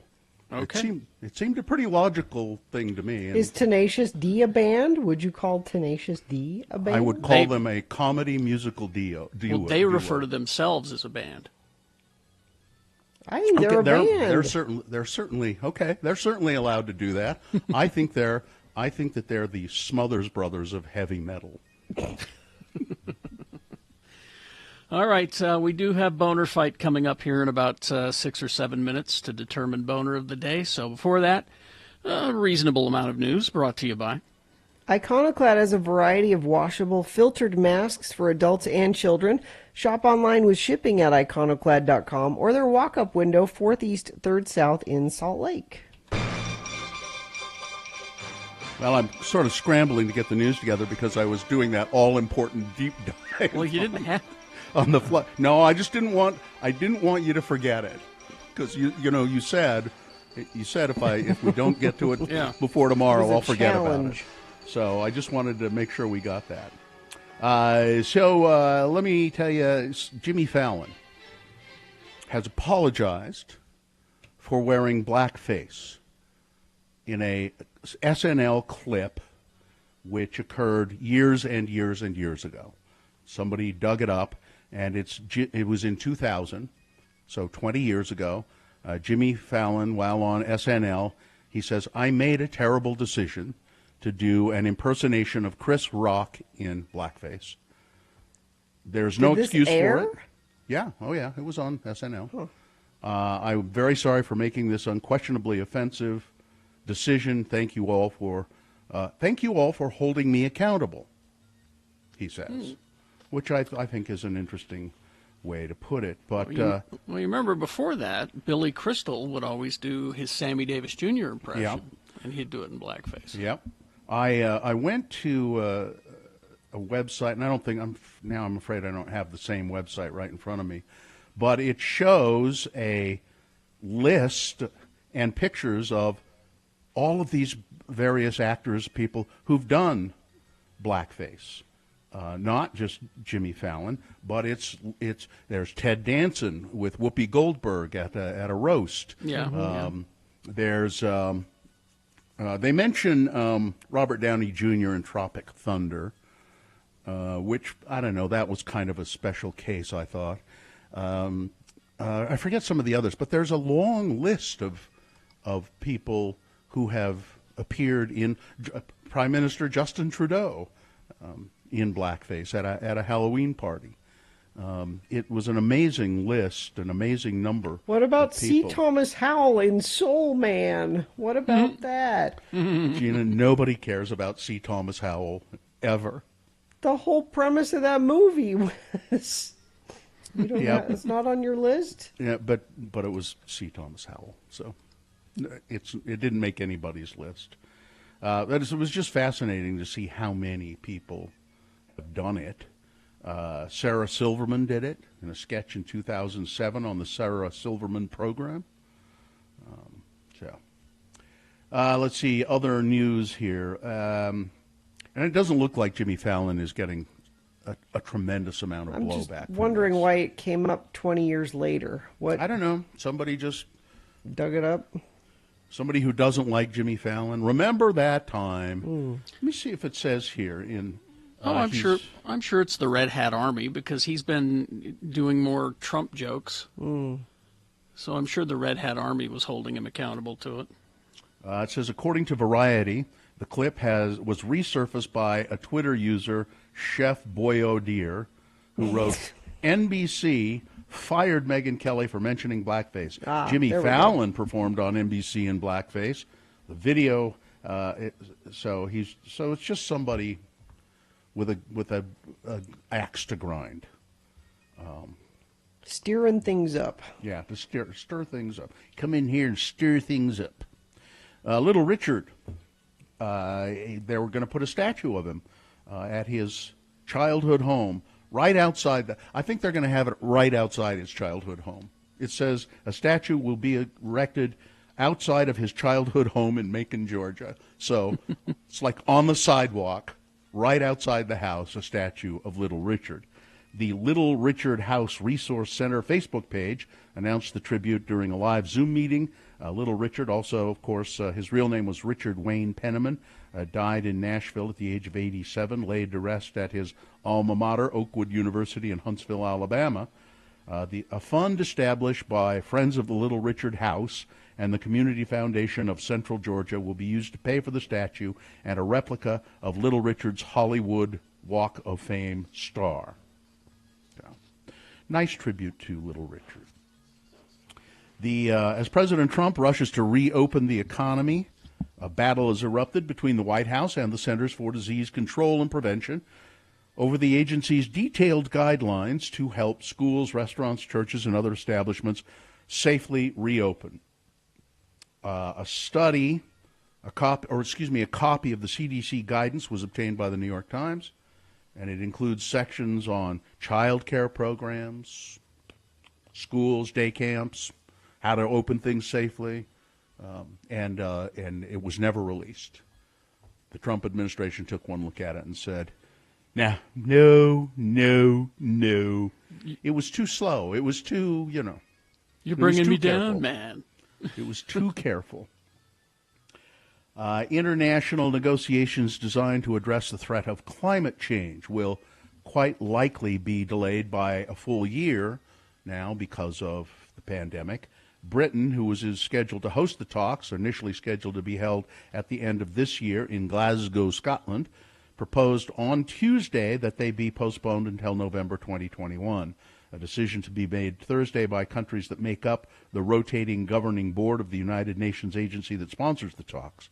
Given the uneven spread of COVID-19, this date would present the lowest risk of further postponement and the best chance of delivering an inclusive and ambitious conference. It's interesting. So we pulled out of the Paris Climate Accords, and people, most polls show that Americans were not in favor of that. Americans were in favor of staying with the Paris Climate Accords. Well, let's get back. If you go to my Twitter feed, you can see this. I tweeted it early this morning. It is a little video. Now, I tweeted the New York Times story about it. It's a video of an Italian kid in the mountains. He's been out gathering pine nuts, and he is a bear comes up behind him. And I mean, this is a huge bear. And the way this kid keeps his cool is astonishing. He's probably 12, 13 years old. This kid keeps his cool, but it's just stunning to see this gigantic bear behind the kid, looking like at any moment it's going to rear up and come running down the mountain and eat him. But the kid keeps his cool and keeps a hold of his pine nuts and manages to walk slowly away from the bear, who keeps kind of walking toward him. Why is there a video of this? Well, because so he was there with his uncle and his uncle's girlfriend, and I think a grandma was there as well, and one of them was filming it. Now, I just wonder why. Well, it's what you do. I mean, what else could they do? Now, the grandma apparently started shrieking at one point, and the kid and everybody else is going, shh, don't. So the kid did apparently exactly what you're supposed to do. Be quiet. Move slowly. And he walks very slowly. I can never remember grizzly bear, black bear, brown bear, because it's different what you're supposed to do with each one of them. One of them you're supposed to slowly. One of them you're supposed to make yourself look big. One cardinal rule, Gina: don't F with them. Okay, you just don't F with bears. That's the cardinal rule. Don't do it, and you'll be safe. Okay, that's the correct answer. Yeah. It's Boner Fight with Radio from Hell on X96. I have a T-shirt that says "Don't F with Bears" on it. All right, here we go. The winner from round one. Boy, it seems a long time ago, doesn't it? Back in the 7 o'clock hour. This was your boner winner. Sometimes sorry just doesn't cut it. A woman apologizing, but she's still been fired anyway from her job, and she lost her dog too. The animal rescue group that she got it from came and took it away from her. We don't want this dog. We don't want this dog to be influenced by racism. She was in Central Park. She had the dog in an off-leash area, and this guy said to her, "Ma'am, you need to put your dog on a leash. Really, this is not an off-leash area." And she just went berserk and started yelling at him, and she said, "I'm going to call the cops because a black man is an African-American man is threatening my life." And he was just very calm through the whole thing. He videoed it, and yeah. So that's boner candidate number one. Going against number two, yeah, right, drain the swamp. That's what the president said he was going to do. That was his campaign pledge. And this is probably part of the way how he's draining the swamp, by giving a $3 million contract to a former aide of his. 11 days after this aide formed a company, the Trump administration awarded the contract to him, and then they gave faulty masks to the Navajo Nation. That's number two. All right. That is, it's time for Boner Fight. Let's go. 1 or 2. Remember your candidate number, the one that you think should win. Which one should be Boner of the Day? Think about it. Put that number, that single digit, in the message of a text, and then text that to 33986. That's the way the computer counts it. Easy. Or you can call the producer's booth. They'll take your vote via voice, 877-602-9696. Or go online, look for the box that says Boner Fight May 27, 2020, and vote there. If you don't see that box, refresh. It should appear. You have only until the end of these messages to vote. We'll have your winner on the other side. It's Boner of the Day, X96.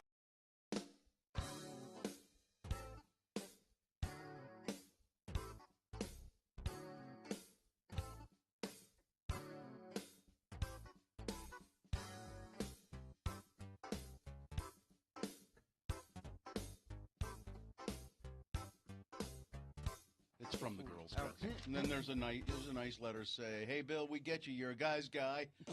You have unassuming strength, a casual confidence, and an uncompromising integrity, and are so dumb you don't know this is a form letter. Well, they really know who I am. You know the spread of Sunday's game and have a steak ready to grill and a cold drink waiting in the fridge.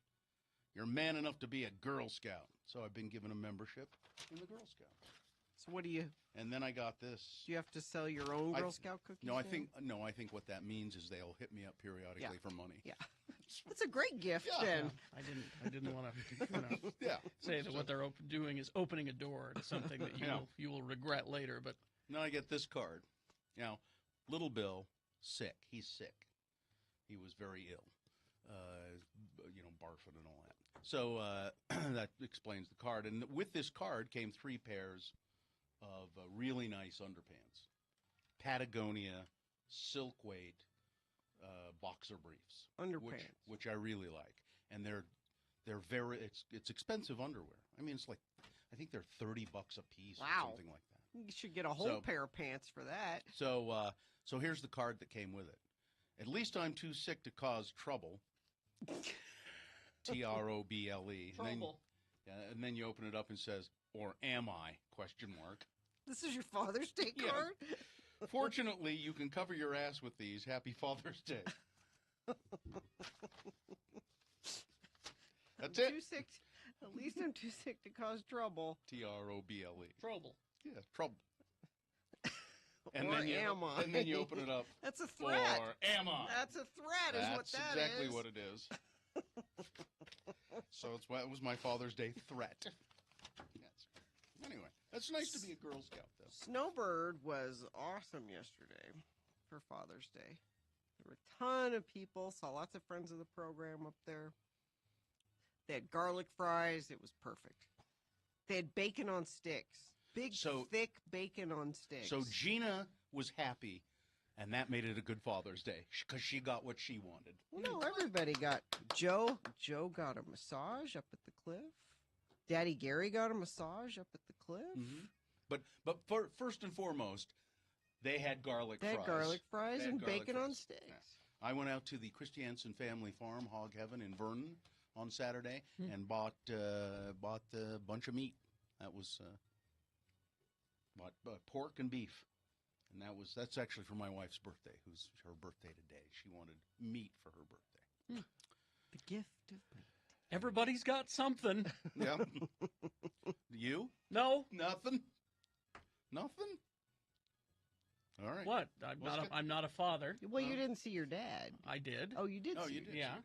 How's he doing? He's fine. Okay. Yeah. How's his Did you mustache? give him meat? No, he gives me meat. Oh, okay.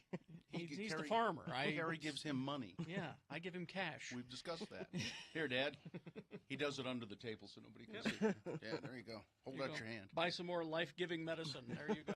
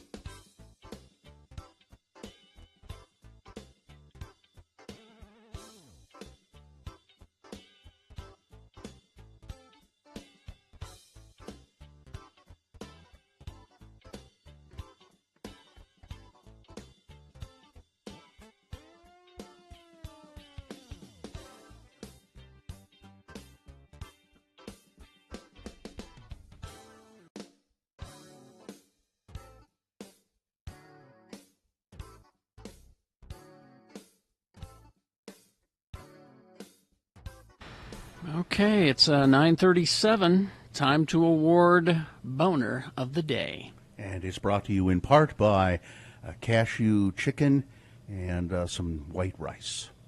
And Iconoclad sold filtered pollution masks for years, and now they have washable face masks for adults and children. Shop online at iconoclad.com. Walk-up window, 4th East, 3rd South. Boner candidate number 1, sometimes sorry doesn't cut it. The woman in Central Park who felt that she was being menaced. And apparently just because this guy's African American. He was very calm through anything that I saw in the video, of just saying, ma'am, you shouldn't be walking your dog or having your dog off leash here. If it's not, please put it back on the leash. And she went berserk. Going up against Right, Drain the Swamp. This is the story of the Trump aide who, leaving the administration, formed a company, and 11 days after forming the company, was granted a several million-dollar contract by the Trump administration to supply masks and other protective equipment to the Navajo Nation, equipment that turned out to be faulty.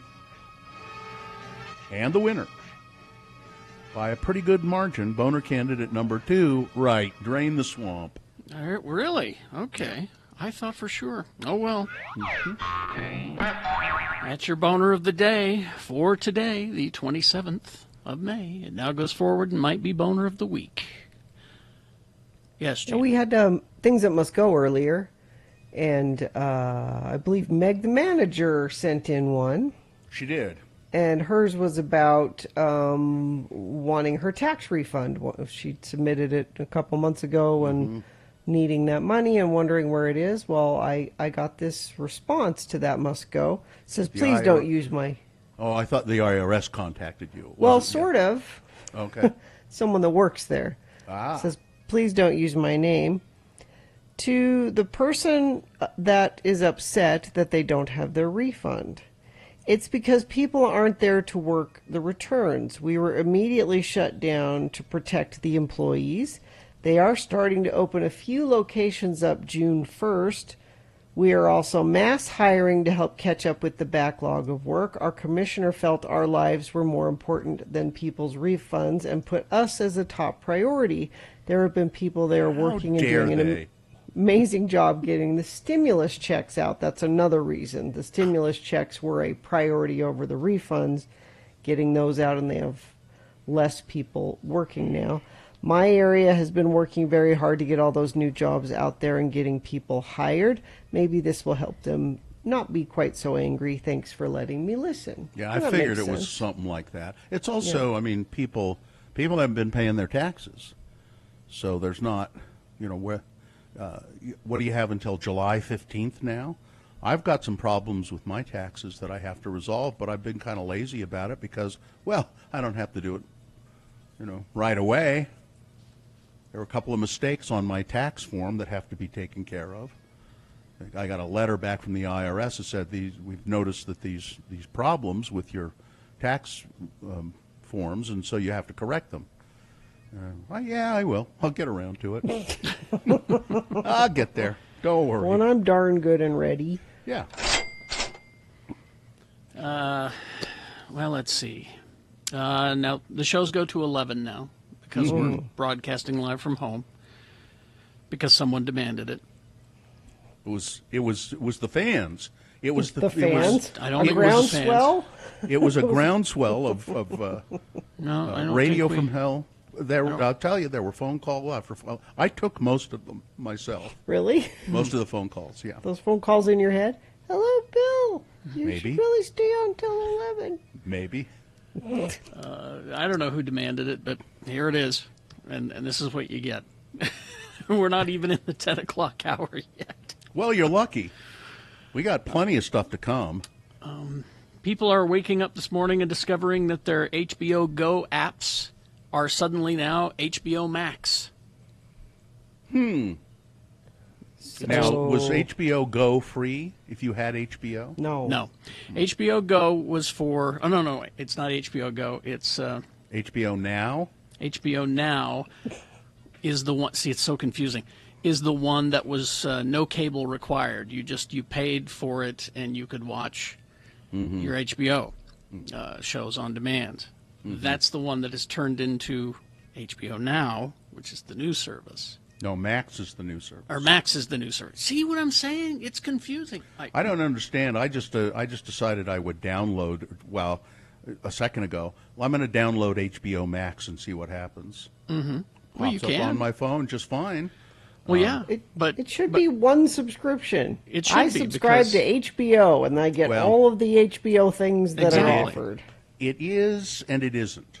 If you have cable or like satellite, like you have, then you don't get HBO Max. Yeah, except I do because I'm an AT&T customer. See, this is so confusing. AT&T owns DirecTV. AT&T now owns DirecTV. So AT&T, I get HBO Max for free. But Now, other cable or satellite people don't. Comcast doesn't. But I don't have DirecTV, but I have AT&T. Does that mean I don't- get it? I don't know for sure about the phone It should service. not be this hard. It shouldn't be. They should just say, "Here's the new thing." Yeah. Well, there. I don't know.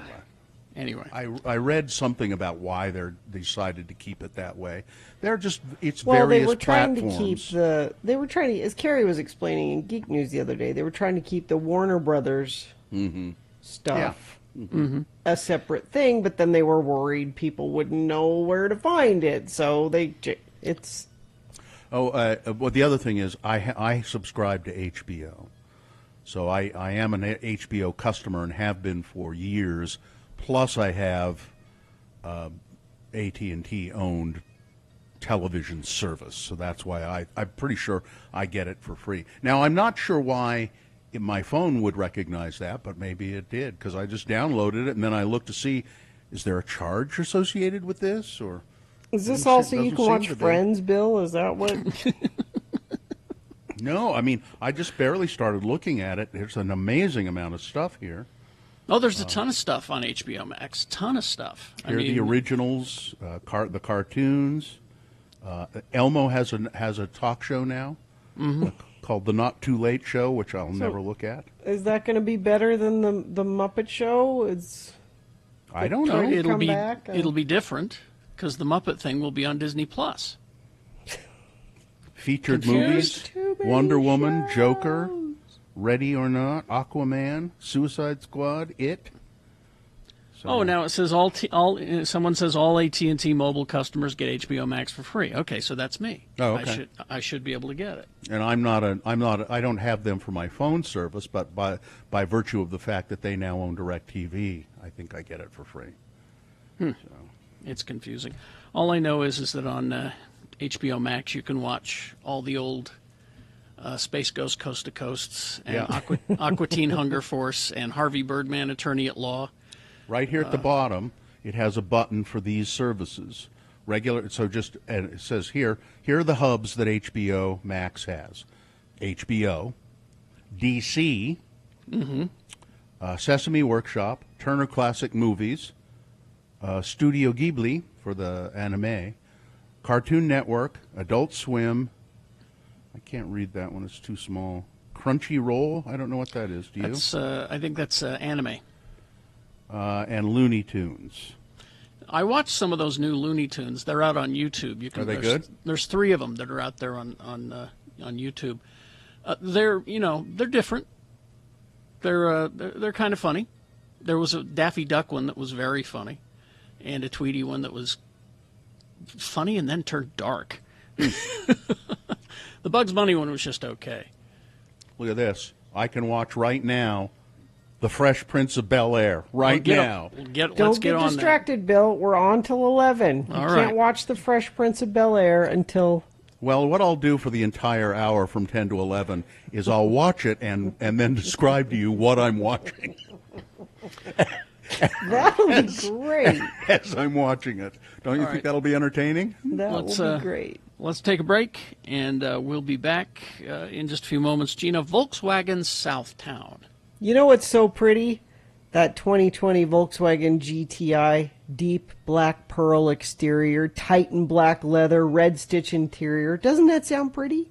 Mm-hmm. It's pretty and it's fast and it's fun to drive. And you can get it all with the great deals going on now at Volkswagen Southtown. Now, Festus and I have been driving this car and kind of fighting over it because it's so fun to drive. He has it right now. And you could have it right now, too. Buy a new car at Volkswagen Southtown. Make 0 payments for 4 months. Volkswagen Southtown will make 2 more payments for you. That's 6 months. No payments. And you can get a rate as low as 0% APR for 72 months on approval of credit. That's 0% for 6 years at Volkswagen Southtown. Rates haven't been this good in years. Hurry into Volkswagen Southtown. It's the #1 Volkswagen dealer in Utah and the top 3 in the country. You could start your journey off by going to see them online at vwsouthtown.com.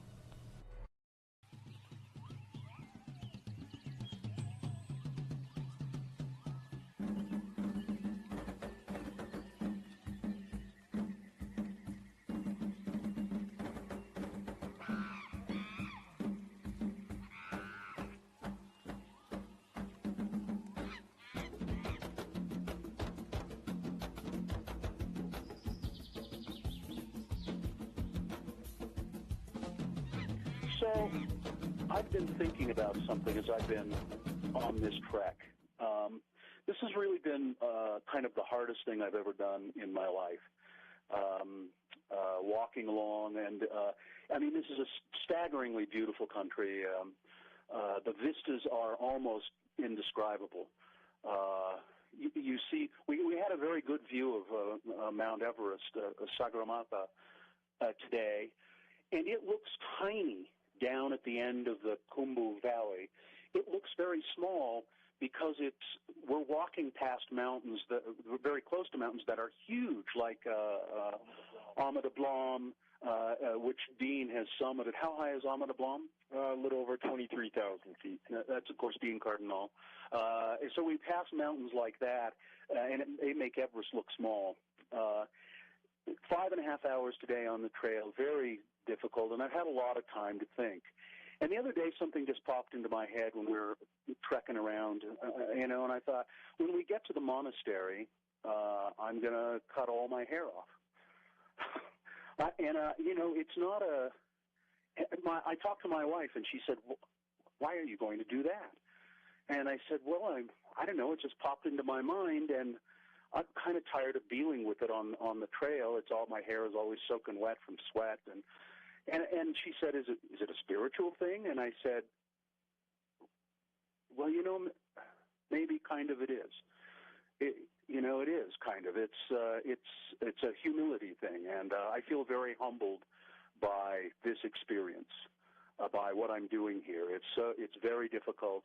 I see people around me carrying 200 pounds on their back, and I can barely make it up the hill with 8 pounds on my back. And a Geljan Sherpa says, Bill, can I take some? Let me carry your water. Let me, I am humbled by this experience, and now don't get me wrong. I'm not going to come back and be all weird and religious or anything like that.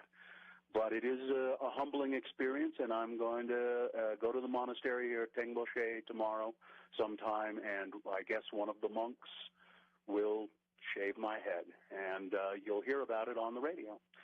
That's it for now from Tengboche, and namaste, everyone. Namaste.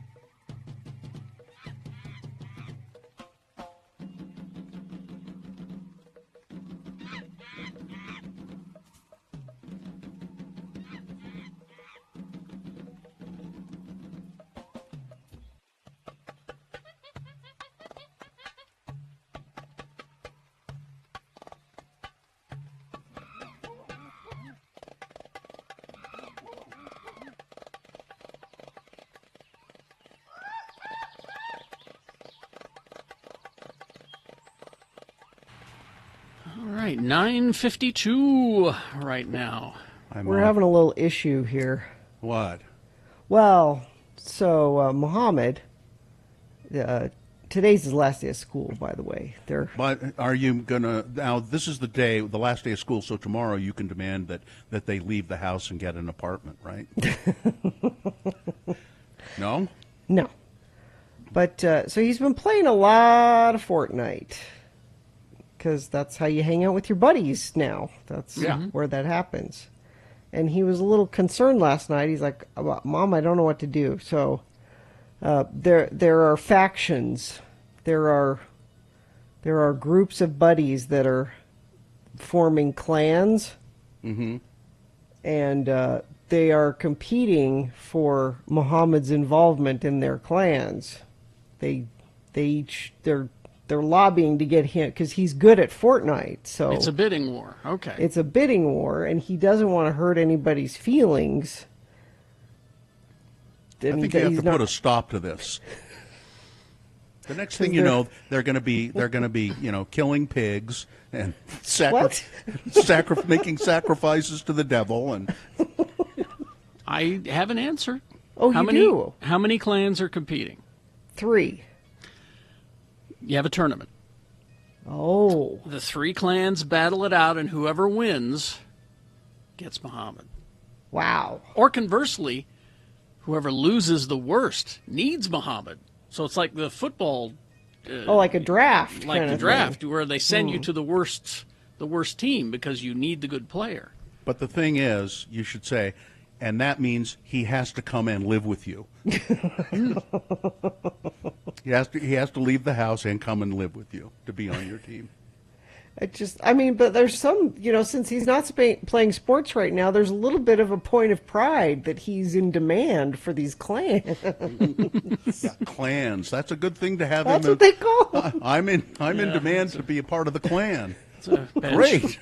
Bad choice. Yeah, I don't. Teams would have been better these days. Yeah, no, they're clans. They're... Study groups, perhaps.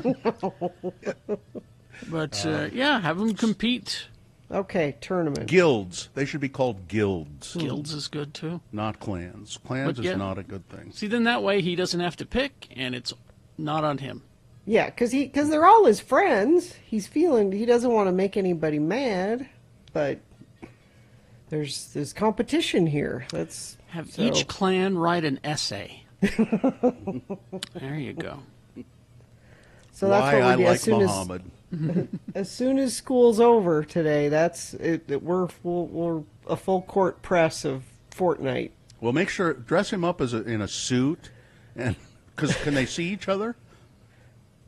They can talk. They can, but they can't see each other. No. No, they just talk. Well, why don't you sit down and do the talking for him? And just kind of elevate the conversation. Use big words that they won't understand. They'll appreciate stuff that. like that. Each clan will present a dowry. Yeah. There you go. But it's funny where we've come, because months ago I would have been like, you're playing too many video games and you need to stop, and this is enough. But this is how he hangs out with his friends now. So I don't want to discourage it. No, a breakdance battle. Oh. But that's not going to work. We can't see each other. No, we'd have to put it on YouTube or something like that. A Zoom meeting of breakdance. Yes. battle. A drinking contest. Have a drinking contest. That's what here's a texter. Consider a rap battle. May the clan with the freshest beats win. I'll give him all these suggestions.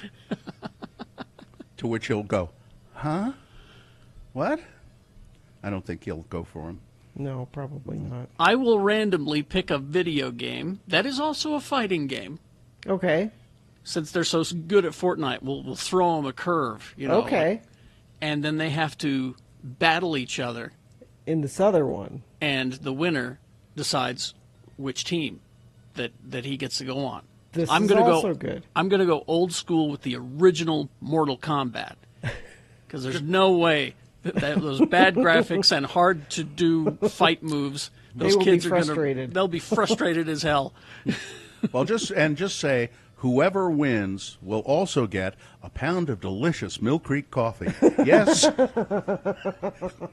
Mill Creek coffee. Choose Mill Creek, kids.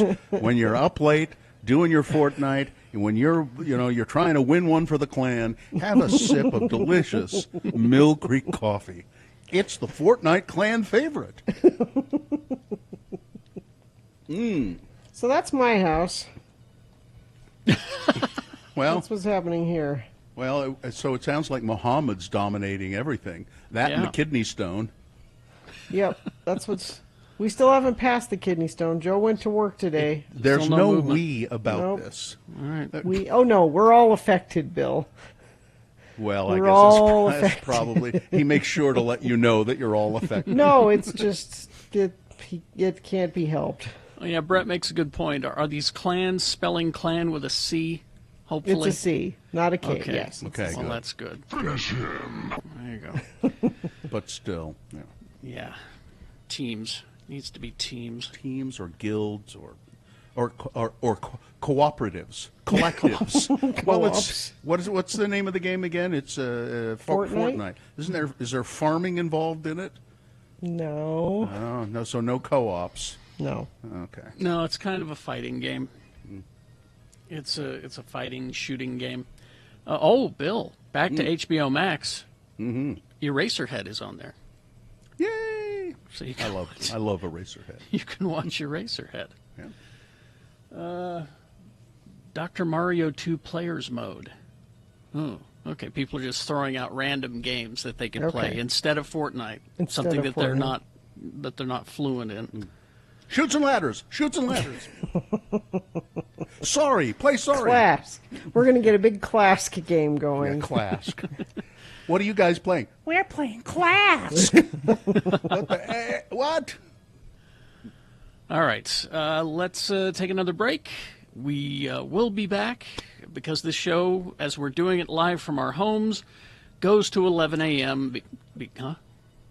Yeah, I was waiting until you finish your sentence.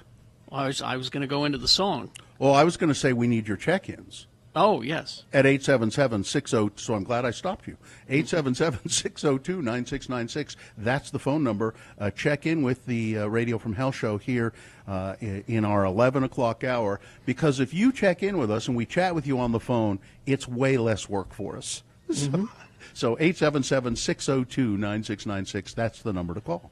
All right, going into the 10 o'clock hour, here we go, X96.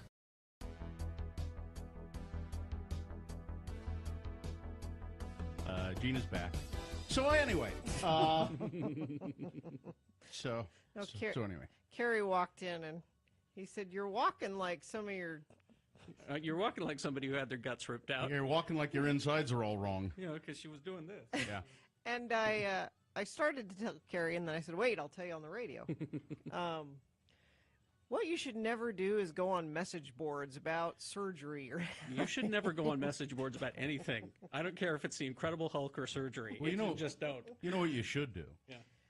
But you're curious, you want to hear what other people's experiences are and what their recovery is, and what happened? And well, before the surgery, I went on a message board, and somebody was asking the question, well, what fills in the hole where they take out what they take out? And there's a hole there. Well, the response was. Well, now the response was the uterus is what we're talking about. Yes. And Gina's uterus weighed 43 pounds, which is amazing. It was the size of a medicine ball. It was prize winning. I'm a size 2 now because but they remove it, and the way the person in the message board explained it is, well, it's pictured just having a big bowl of spaghetti and just taking a big scoop out of the bowl of spaghetti. It just kind of fills in where the hole is. But that just takes a second. Like spaghetti. Kind of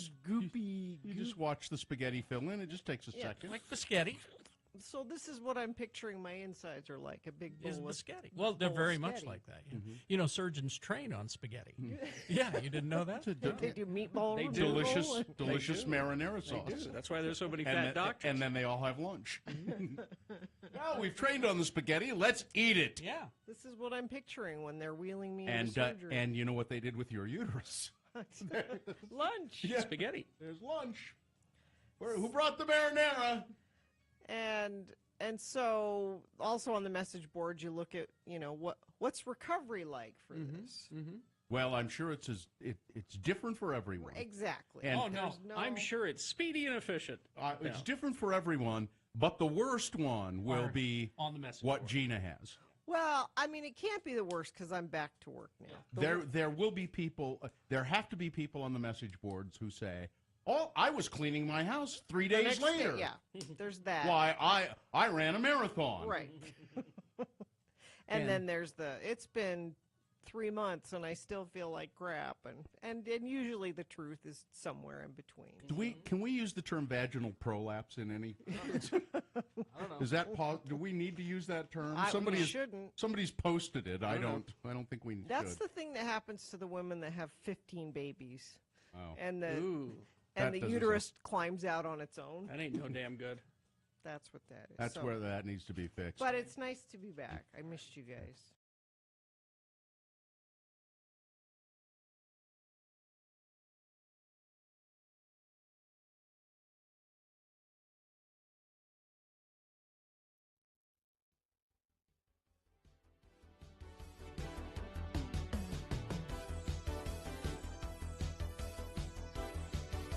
Was on this day. Well, it's Susie Sue's birthday. Not her real name. Susie and the Banshees? What is her name? Susan Janet Ballion. It's not Susie Sue? It's not Susie Sue. And her, was it her bass player? There was a guy in her band named Budgie. Mm-hmm. From Susie and the Banshees. I saw them at Kingsbury Hall once, a long time ago. Good show. She was born in 1957. All right, 877-602-9696. That's the number to call and check in with. It helps us. It helps us with our burden, the burden of the 11 o'clock hour. Lighten the load, as it were. If you call us, 877-602-9696. How you doing? Sup? what's going on. You okay? I mean, if we've got to be here till 11, yeah, you can help out. Hey, buddy, can you spare a phone call? Come on. 877-602-9696. That's the number to call. Check in with us in the 10 o'clock hour. We've All right. got... Let's start with Bradshaw. Oh, Bradshaw. Hey guys, I'm a repeat offender. Yeah, I know you called. You called earlier, but that's fine. You were talking to Dr. Cobble. Yeah. Yeah, I got some more ammunition for you. I heard your story about rats moving into the car motors. Mm-hmm. I had one move into mine back when I lived 2 feet from hell down in Phoenix. 2 feet I was from going hell. through a divorce. Mm-hmm. It is really close to hell down there, Yeah, I agree. I was going through a divorce. I had to have somewhere to store my truck. It was a 69 pickup. Mm-hmm. And those engine compartments are huge. You open it up, and there's just room to crawl Move in there in? if you want to. And Yeah, small engine and then this big compartment. Yeah. well, it was stored out at my buddy's house out in the desert for a few months, and Mm-hmm. I went out to drive it and opened the hood, and it was completely full, packed all the way around with cactus, as full as it could get. Cactus? Little chunks of cactus break off, and the pack rats gather it up and make a nest with it. Oh. Mm-hmm. So I cleaned it all out, took my truck for a ride, came back about a week later because I was starting to get to a point where I could get the truck back. And it was dark, and I opened the truck door and jumped in, and that pack rat had put cactus on the driver's seat. Of course. He's getting back at you. I jumped in and sat right on some cactus. Mm-hmm. That'll it teach escalated you. From there, I sicked my dog on it.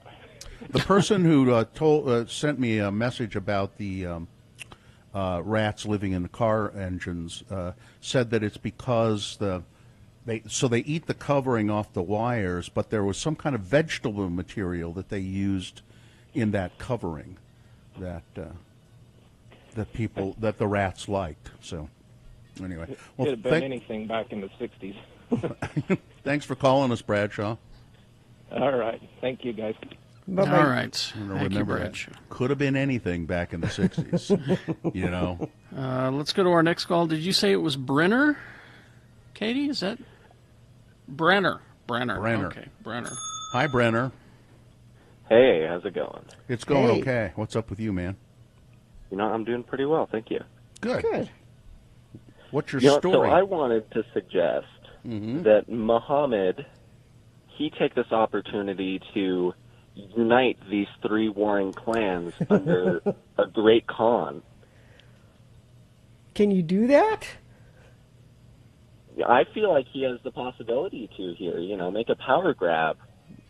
Yeah, good idea. See, I don't know if there's a limit to how many people can be in a clan. I have no idea how that works. So,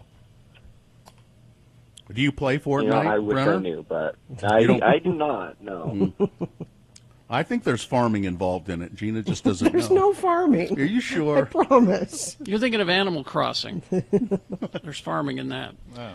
Oh. Now, maybe what Muhammad should do is he should pick from each of the three teams and form his own clan. Oh, steal that away. would separate his friends. That would Yeah, that would no. upset them. Okay, we can't do Yeah. that. We can't do In that. his perfect world, he would be on all their teams, but I just don't think that works.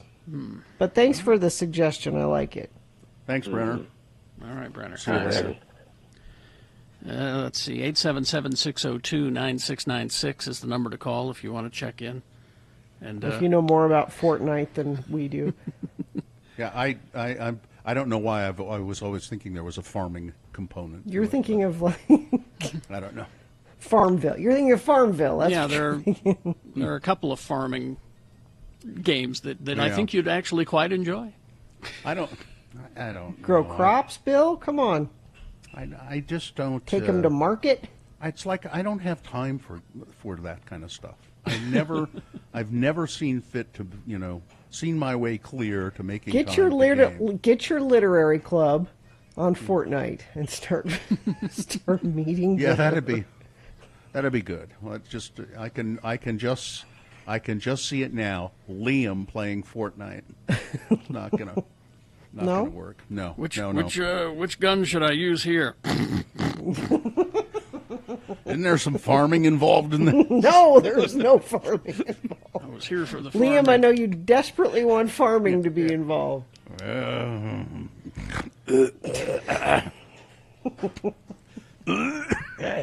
I think you'd find Animal Crossing or Farmville actually quite therapeutic, especially these days.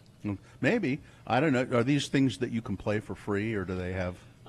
Yes, I think so. I think they have the components, where it's like it's free to sign up and play to, Yeah. But then if you want gotta buy the next if you want to level. really excel, you have to buy this or buy that. You want that new tractor for the good tractor. The free tractor is really slow and only has one attachment. You But know if an awful want- lot about farming, Gina. Well, she's seen it on TV. She knows everything. Andrew says Stardew Valley is the best farming simulator. So there's Stardew, D-E-W? D-E-W, Stardew Valley. That sounds very soothing. I've talked to people who play these games, and they say it's just so, you turn your mind off, and it's not violent. It's just, well, I gotta harvest the cabbage, And you don't have to get your hands dirty. It's Well, the I don't want to perfect have way to fight farm. off those pesky gophers, though. Stardew Valley. Well, maybe I'll check that out. Look it up. I think, like I said, I think you'd find it therapeutic in these times. These troubled times. No, we're not even saying troubled anymore. It's just in these times. Because it continues, and if we keep saying troubled, that's trouble. It's just things is different. Oh, and you can play. So there you go. I just went to the Stardew Valley website, and it says, well, you're moving into the valley. You've inherited your grandpa's old farm plot in Stardew Valley. Armed with hand-me-down tools and just a few coins, you set out to begin a new life. Oh, see, that's nice. Create the farm of your dreams. The Learn to farm live of your off- dreams. Learn to live off the land. Become a part of the local community. Pelican Town is home to over 30 residents that you can be friends with. What you going to raise on the farm of your dreams, Bill? Well, let's see. I can turn my overgrown fields into a lively and bountiful farm of marijuana. What? Wait. No. Lively and bountiful farm. Yeah. With 12 townsfolks, meet someone special. With 12 townsfolks to date, you Farmers may even only? find someone you want to start a family with. Come on, Bill. Oh, there's more. Explore vast, mysterious caves, encounter dangerous monsters and valuable treasures deep underground. Monsters? What do There monsters are- have to do with farming? There are hundreds of characters and home decoration options to choose from in Stardew Valley. But it'll cost you extra to get some new coveralls at Smith & Edwards. Yeah, I think so. Buy Bill, it in this the says app. no one has time for video games. You make the time. No one has time. Well, if it's important, Yeah, I'm you sure that's make right. the time. We're going to take a break, and we'll continue our check-ins after these. And I need this person to hang on the phone because this person checking in with us is, I think, the first person to ever check in with us ever. Oh. And I'm talking way back. Hmm. So stick hang around on. there. Hang on. Sir, hang around. 877-602-9696 if you want to check in with us as we go to 11 a.m.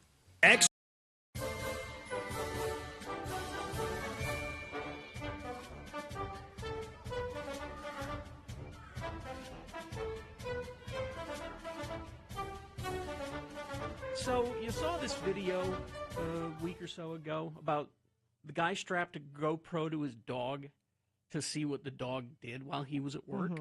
I didn't see it. It was disturbing because the dog didn't have a moment's rest. It was nervous and frightened In the house? in the house, and He's never coming back. He's never coming it would hear noises outside and be on alert, and it terrified me because I thought to myself about my dog, Ripley. I was just convinced because she can be a little high strung, and I was just convinced that I don't think she's big enough to strap a GoPro to. It'd be too heavy. we did not do that. We did, however, a friend of ours gave us this drop cam. What is it? What is that? It's a live camera that we set up. Like a nanny cam? Like a nanny cam in the living room. Are you looking at her right now? This is broadcasting live from my living room right now. Now, does she just stay in your living room during the day, or can she roam around Well, the house? that's what we wanted to know. Oh. Her favorite spot seems to be, we've set up a little kind of a table next to the window, and she likes to sit there and look out the window. So we watched her for a day. She didn't leave that spot. Well, she's fine then. Don't you feel better? She's sleeping. Yeah. All the time. Well, that's good. She's a teenager. Exactly. She talking back to you? I thought she'd at least be on guard or a little on alert. Nah. No. She barely moves. A bomb can go off in the front yard. And that's the other thing is that it has a motion sensor, so it'll alert me. Motion is detected, That never happens. No. She doesn't move. She was a day. She was lying there. Then she's perfectly comfortable. This should make you feel good. Yes and no. She's kind of lazy. A little disappointed. She's never going to amount to anything. I think you ought to make her get a job. Maybe. Require her to get a little lazy dog. Lazy dog. Maybe get her, a list of duties, chores. Yeah. You leave her list on the counter. This has got to be done by the time I I'm get home. She can put a little paw print next to the one she's completed. But yeah, that video of the dog that was freaking out, it was disturbing to watch. Made me very upset. I was Somebody in the chat room says that most dogs are like that. That guy's dog is just a neurotic mess. Really? Yeah. I'm pretty sure my cat, who is a jerk when we're at home. Jerk cat. Mr. Fluffy Pants. I was sitting there yesterday. I was talking to my wife, and he came up and bit me on the arm for no reason. I'm just sitting there, like, ow, what are you doing? And it wasn't hard, but just kind of went and bit me on the arm. I'm certain that cat just sleeps all day. And then when we get home, it goes crazy. Well, it's because you're in its house Yeah. when you get there. Yeah. He just sleeps all day. Do you think he's like a reincarnated dead person from somebody that hated you? And they're back to haunt you? No. No. You don't think so? No, I He's don't. biting you for no reason. No, Maybe it's I a don't. reason from a past life. No, I don't. No? No. I don't think that. I think he's a curse from God. God sent the cat to torment. Officially. No, he's just a rambunctious teenager who, when he bites me, I give him a little cuff up the side of the head, and he stops. I go, don't do that.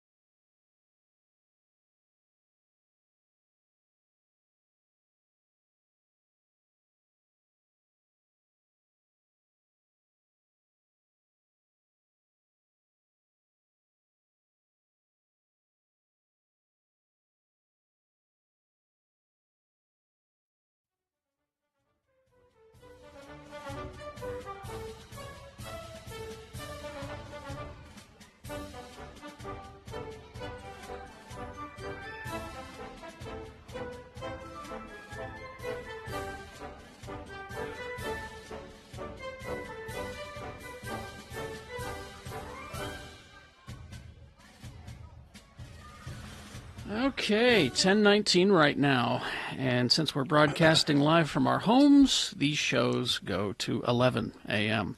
It's required. It's Yes. part of the homeowners association.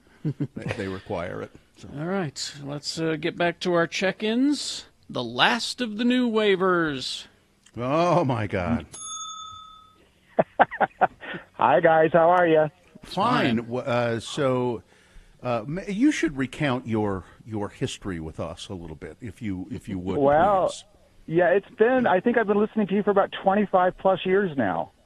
It goes clear back to the old days of the little itty bitty radio station up in Ogden. So. Yeah, That's longer ago than 25 years. I hate to point out. It probably is. Yeah, yeah. It's been a long, probably 30 years. Yeah. Now, as I seem to recall, and I can't remember who it is, but your dad was in radio. Nope, you're incorrect. But you and I share the same name. But it's my first name, but your middle name. Oh, okay. Yeah, for some reason I thought your father had done radio at some point, but I guess not. No. But I used to follow you guys around at your call-ins and your local remotes and such. So it was a long time ago. But you still live in the area and you're still listening. I am. I do. Yes. Do you now? There used to be this whole group of people who would call in with these code names, last of the new waivers, and well, I was going to say that's maybe the last of the new waivers could teach this new generation how to check in. Well, you know, when I talked to your producer, she had no idea what the heck I was talking about. So it definitely needs to be passed on to the next generation. So, so it's the last of the new waivers. What were some of the other names that we had of people calling in? Well, it was Punk, of course. And, Punk, and then Kyle was another one, and there was all kinds of names, and we all had little code names that made us unique. So, they King of the Buttheads. King of the Buttheads. Yeah. George McFly. I miss McFly. Yeah. Well, he's still around. He still calls us every once in a while. Oh, that's awesome. Yeah. Kamikaze Kid was one. Yeah. I'm trying to remember all their names. We all have jobs now and mortgages and families, but we're still, 18-year-old kids at heart. So. I'm sorry you have responsibilities. It's really terrible. I think it sucks. I blame all of you for making us into responsible adults. I think it's all your fault. So. All right. Well, it's a pleasure to hear from you, and glad you're still out there listening to the show. And thank you for letting me check in. I appreciate it. Thank you. Thanks. All right. 877-602-9696 and Dick Clark. Dick Clark, how are you? Hello, friends. How are you? My wingman, Dick Clark, who people are worried. People are worried, Dick, because they don't see you ranting and raving and tearing your hair out on Twitter. And every once in a while, people say, "What happened to Dick Clark?" And I have to calm them down and say he's fine. As a matter of fact, he's probably now in better condition than he has been because he stopped being on Twitter. You're absolutely correct. Yes, absolutely. My brain is in a much better place. Good. But I wanted to say, so I sent you that YouTube video, right, of the stupid Fortnite dances, because this is like the video game that made me realize I'm an old man, because I do not understand it at all. And so there's that. But then I heard on, I don't even remember what podcast it was the other day, that somebody had like volunteered to do an online storytelling. Like each day they did like 20 minutes of storytelling to give parents a break. And like they started this whole thing in the community, and I was just like, Bill Allred should start an online storytelling thing every day for 30 minutes and start reading through, I don't even know, the phone book it could be, but you should totally do it. I would tune in. My kids would love it. Uncle Bill's half-hour story hour. Half hour? Oh, you don't want a half hour. No, we'll call it Uncle Bill's half-hour story hour. For 30 minutes, I will read you a story, and it'll seem like you've been here an hour. It may just be me and my kids on that call, but I would be there. Well, maybe I'll consider it, Dick. It's it's like I got a lot of spare time on my hands. Exactly. Yeah. All right. Well, Dick, I'm glad you're well. Did you step outside? I thought I heard birds or something in the background. The birds, there's a cherry tree in our backyard, and the jays and the magpies are out here just like circling like it's, a Hitchcock movie. I'm about to run back inside. It's like a buffet for them. Yeah. Those magpies are just, oh, God. Trash birds. They're the worst. They're noisy. Except they are ferociously smart. Magpies. They're Yeah, they are. among the most intelligent of birds. They say that when they keep into groups, they have groups like families, and when one of them dies, they have been observed to be. It appears to be mourning the dead magpie that's a part of their group. They kind of all circle around. Pretty interesting behaviors. All right, Dick. Well, we're going to come to find out that they weren't mourning them; they were actually mocking them. That's how smart they were. You're dead. All right. Good to talk to you guys. See you All later, right, Dick. Thank you very much. Bye-bye. Yep, it's just Saturday morning. Mm-hmm. There it is, right outside the You window. still got them noisy magpies in your yard? Yeah, occasionally. I don't know why we've escaped that. Because you have the rats. No, I don't think that's it. We get blue jays occasionally. And the blue jays show up occasionally too, and every once in a while the dog will feel like chasing one out of the yard, and I'm like, good. I encourage that. Go ahead, Hudson. Tell them what's what. You go after that bird. All right. Well, let's take a break, and we'll come back with leftover news because Bill always over-prepares. Okay. Coming up. We're on till 11 because we're broadcasting live from our homes. It's X96.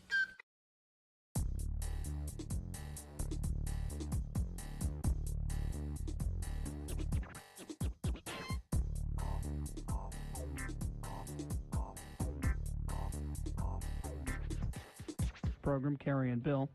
And let's see, it's time to check out the answering machine. Have you...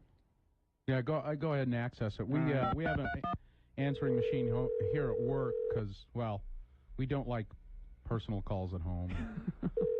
I use my phone at home for outgoing calls only. Hi there, you've reached the offices of Carrie and me, Bill, the Radio from Hell guys. And if you have anything to say to us, we're not picking up, so wait for the beep. Usually these calls come in after hours. I mean, after we're not here, that is. After right? like 1 or 2. It's rewinding. Yeah. Hi, Mr. Allred. This is Dr. Arnold's office calling. Oh. I have what I hope is good news for both you and Samantha. Samantha's definitely pregnant. Hey. She's a very healthy bitch, so we anticipate no problems. She's about a month along. Good. So she should deliver in about 2 months. Our Oh. office will be open until 5 p.m., so please try to pick her up before then. We'll have her well-groomed and ready to go. Well-groomed? I didn't tell you guys I got a Thank Chihuahua, you. did I? Oh, it's a Chihuahua. It's a little. I got a new little dog. Oh, they're so cute. I know you got little beady eyes. Yeah, they are. Gonna have Hi, pups. Carrie. This is Libby Weaver from Fox News. Oh. Hey, would you stop leaving your underwear in my mailbox? Again? If you don't stop, I'm going to have to call the police, Carrie. Bye. Yeah. Yes, this is the in vitro fertilization clinic at the University of Utah calling for Ralph Allred. Mr. Allred, we have the sperm sample you left with us yesterday, and, well, I'm not sure what to say here. The sample you left with us, it's not human. Please Bill, return our call. Bill, you're supposed to... Oh, I didn't understand. Leave yours. Not... Never mind. Hi, Carrie. This is Shauna Parsons from Fox News. Listen, you've got to stop leaving your underwear in my mailbox. This is getting absolutely turn this ridiculous. off? I have called the Salt Lake Police, and there is a restraining order against you, so wise up. Can we turn this off, please? Way to go, Carrie. None of any... Bill? It's Chunga. I got my big toe caught in the water spout of the tub again, and I can't get it out. Again? I've been here for about 2 hours, and I'm lonely, and the water's too cold. Bill, I ran out of beer, and I'm down to my last cigar. This happens to Now, you. I know you said that last time this happened, you wouldn't help me again, but everybody else has said that too. That's right. Can you come over? No. Please? No. Well, I see... make sure you bring some soap, Well, okay? I see you got out okay. Well, I mean... finally. Again, you did this. Mike Summers came and got me out. Well, how nice of him to do. He brought some soap and... How nice. Your little sponge bag. Yeah. All right. Carrie, Al Bain from K-Bear calling. Oh, okay. Al Bain. Look, do me a favor. Quit leaving your underwear in my mailbox. we And I turn- know they're yours because I don't know anybody else that wears Ren and Stimpy and Simpsons underwear. Can we So I turn know this they're off? yours. Wouldn't mind as much if they weren't soiled, but quit leaving them in there or I'm going to have to call the authorities. See ya. So the little problem is back, eh? I was wondering what that was in my mailbox, Carrie. Way to go. You're sick. Nightfall.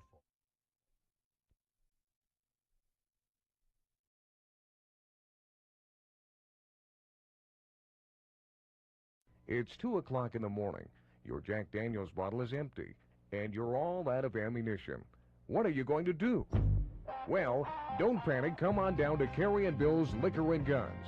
At Carrie and Bill's Liquor and Guns, that's all we sell, liquor and guns. We feature a full line of liquor from exotic fine wines all the way up to the real hard stuff, too. We also feature a full line of guns and ammo, from small caliber handguns all the way up to semi-automatic weapons. Best of all, you'll get a case of Radio from Hell brand canned chili absolutely free with each and every purchase over $50. Hi, we're Carrie and Bill. And we're Carrie and Bill. We know just how frustrating it can be to run out of liquor or ammo at odd hours. That's why Carrie and Bill's Liquor and Guns is only open between midnight and 6 a.m. Monday through Thursday. And from 6 p.m. to 6 a.m. Friday, Saturday, and Sunday. To find Carrie and Bill's Liquor and Guns, just call 555-1212 and ask for Ricky. He'll arrange to meet you. Then, after a brief shakedown and blindfolding, Ricky will lead you directly to Carrie and Bill's Liquor and Guns. Helping you continue the fine old Utah tradition of getting drunk and shooting up the place, it's Carrie and Bill's Liquor and Guns for all your liquor and gun needs.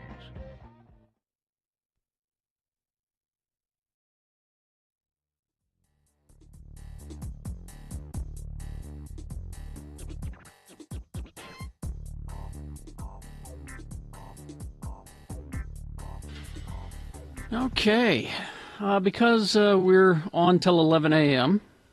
These days, and because Bill over-prepares. Yeah. We have leftover big boy news and opinioendo, brought to you by Pick-a-Peppa sauce, because when you're killing magpies in your yard, you need a sauce to put over them to make them good eating. Pick-a-Peppa, established in 1921, the sauce is aged to perfection in oak barrels, made from the finest tropical fruits and spices in Jamaica. It's really good A1 sauce. Particularly good with pork. Well, tragedy. Biscuits and Gravy has died. Biscuits and Gravy. The two-faced cat. Oh. A two-faced kitten who was born in Oregon last week has died just 4 days later.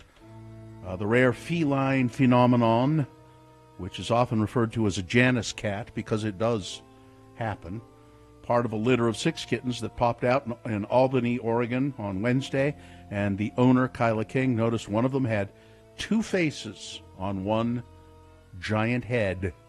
She named the kitty Biscuits and Gravy. Mm. She and her family documented the development of the cat, which was not long, 4 days, but they attempted to feed it, but it was incredibly difficult.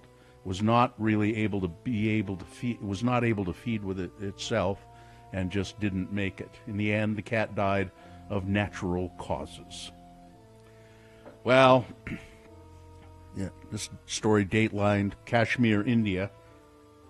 The country of India has detained a pigeon that is accused of spying on them.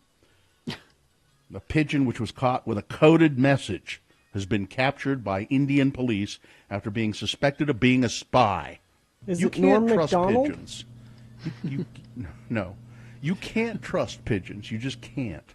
Villagers gave the pigeon to police on Sunday after it flew into a woman's house in Manyari, along the border that separates India and Pakistan-controlled parts of Kashmir, one of the world's most contested borders. The pigeon was reportedly carrying a coded message and is thought to have come from Pakistan, possibly trained as a spy. So the officials say that they're keeping the pigeon in custody until they can get to the bottom of this whole issue. They're going to shine a light on him. You're going to talk, pigeon. They're going to keep him cooped up, is what they're going to do. Keep him cooped up. But I think what they're going to find out is that he's not a spy. He's just a bus driver. Yay. It's my favorite book. Don't let the pigeon drive the bus. How does he reach the pedal? That's why you should never let the pigeon. And don't ever give him, what is it, a hot dog? Don't give the pigeon a hot dog. Is that the? There are a couple of other. They'd like a hot dog. Oh no, but it's just not good. These are children's books. Isn't that the other one? Never give a pigeon a hot dog. And I don't know that one. Anyway, don't ever give the pigeon the bum's rush. That's for sure. Well, this you know, the happiest country in the world. Do you know what it is? It's not us. No, it's Finland. What's so great about Finland? They're known as one of the happiest places on earth. For the past 3 years, it has been ranked #1 on the United Nations World Happiness Report. What's their secret? In a new online series, Finns will tell you themselves. The new program is an extension of an in-person program that began in 2019 called Rent a Finn. I think we talked about this before. It paired tourists with locals so that they could learn the key to Finnish happiness directly from the source, according to Lonely Planet. In light of the pandemic, the program has been adapted and is now called Rent a Finn Goes Virtual. The online happiness class is a series of 5 live streams. 2 have already aired. Each one is led by 1 or 2 Finnish locals who will talk about happiness through the lens of a specific theme, like staying active, for example. The country where I want to be, pony trekking or camping, or just watching TV. Finland, Finland, Finland. It's the country for me. Yes, Yep. And finally this. Finally? Yeah, I'm getting bored. I want. Do I have to do more than this? Well, yeah. Bill Pick-a-Peppa is paying good money to no, sponsor they're not. this. You see, that's the point. If you own the Pick-a-Peppa company, please contact Mike Lund at x96.com 801. Ben & Jerry's has just released a new limited batch flavor. Yes. Developed for Space Force. Space Force. The Netflix comedy, of which I read a terrible review this morning. Oh, no. Yeah. I had high hopes for Space Force. It said it's a Netflix show, or it's Space Force is in search of a show. It's a great title for something, but not this.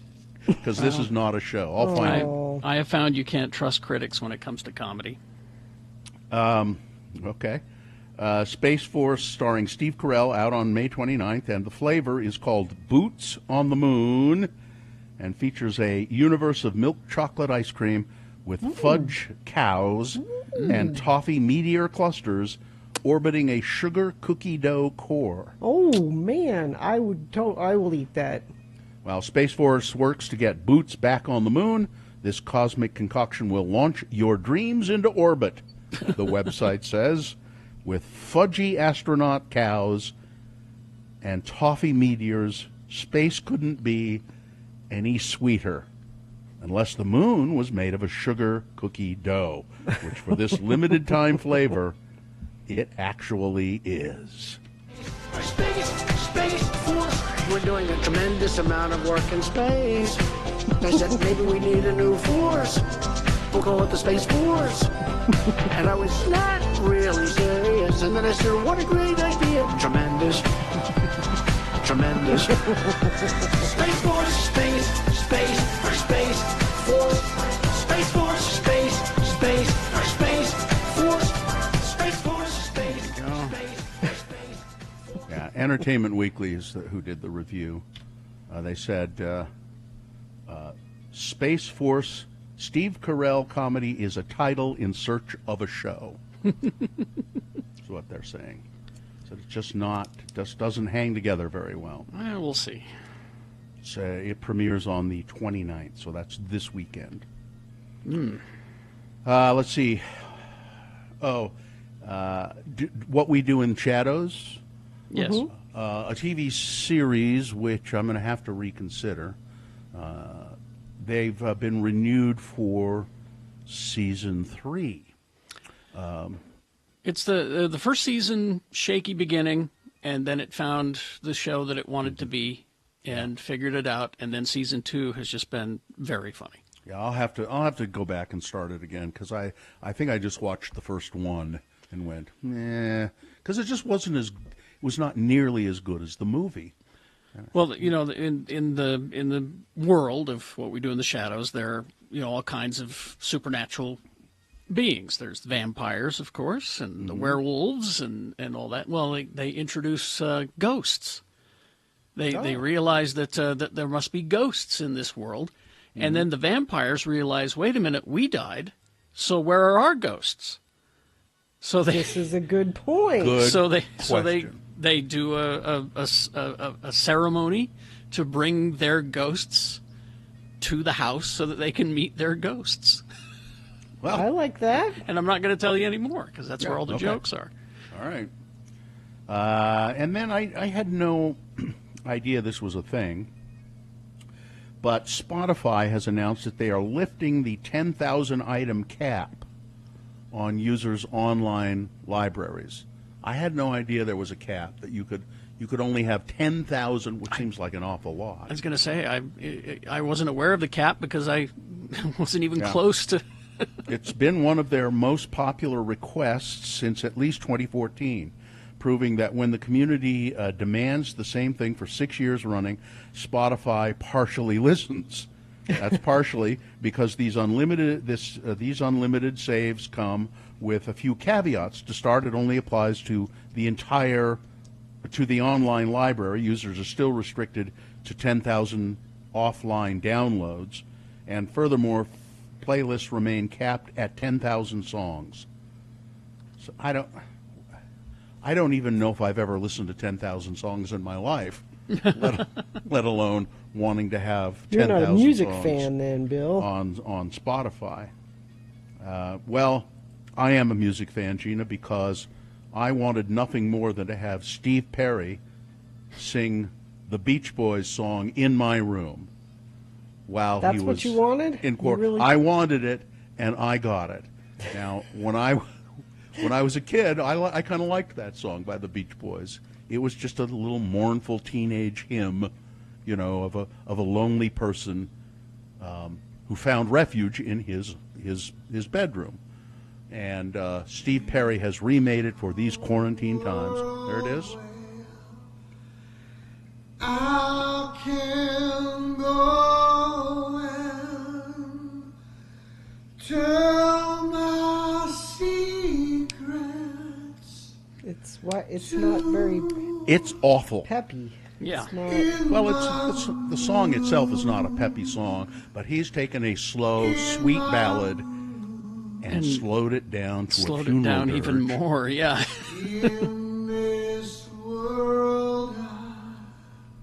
Yeah, we didn't need this. No, Yeah, it's terrible. Completely unnecessary. Yeah.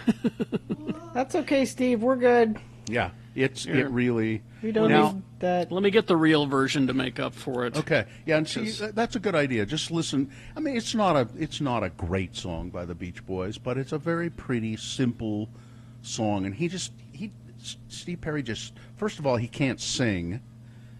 I think he used to be able to sing a little bit, but now he can't sing at all. He used to be able to sing a lot, and now he's not as good as he was. Here we go. Ooh. There's a world where I can go and tell my secrets to. God, that's hard music. In my room. In my room. This is makes me want to go to my room. This is the remaster. So let me see what the original sounds like. It's pretty the much remaster's the same. just a little cleaner.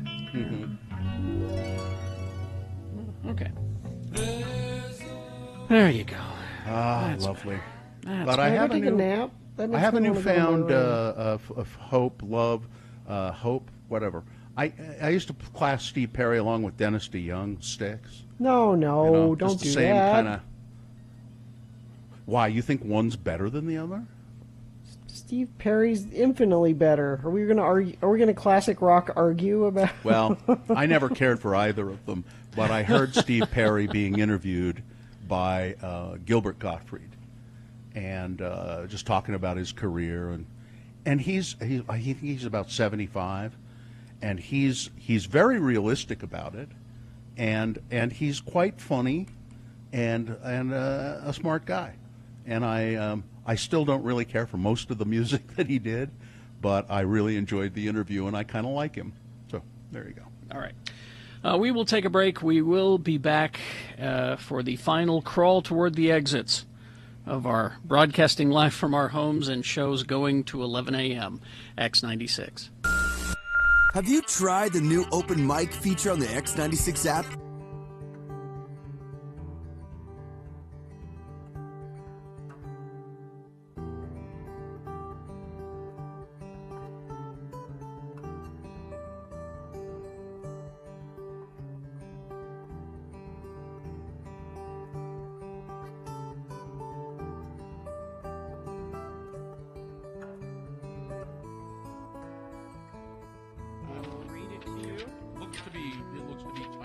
Yes. Wow. Typewritten, actual letter dated the 9th of October. Nice. Mm-hmm.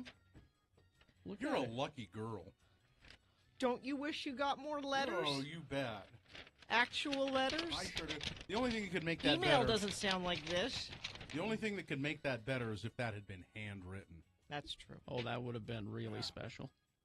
Gina, I would ask you to think about a time before cell phones, blogs, Facebooks, and Twittering. Back a time when people actually wrote letters. A simpler time. Yeah. We raised our kids in the physical world. Yeah.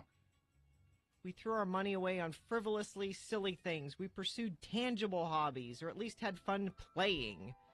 We traveled where we wanted to, when we wanted to. The world was ours for the taking. And we had meaningful conversations with people who were important to us, either face-to-face or on the telephone. Is this from your first boyfriend? No. Those people, if they judged us at all, were polite enough to do so in a way that led to improvement. Okay. What has changed? Nothing, of course, but the perception is now that we have to record or display every aspect of our lives and activities and do it as quickly as possible. Twitter. Does it really matter if you learn that someone took our kids to the park last Tuesday? No. Are a million meaningless opinions any better than a few well-considered ones? No. Must you change your life to fit into the false standard propagated by people you don't even know? No. Of course not. The most dangerous trap to fall into is trying to be someone you're not, for whatever reason. For the love of all things irrational, Gina, just be yourself. It's what makes life worth living. Stop twittering. Sincerely, Martin Noonzert. P.S. Your bio on the X96 website is not up to date. As I like to say, any clod can have the facts, but having an opinion is an art. I guess I need to update my bio. You know, you should scan that letter and put it on our website. Yeah. I should blog and Twitter about this letter. Tweet. A blog and Twitter. Tweet. I'm sorry. Mm-hmm. If you use Twitter, you tweet. You tweet.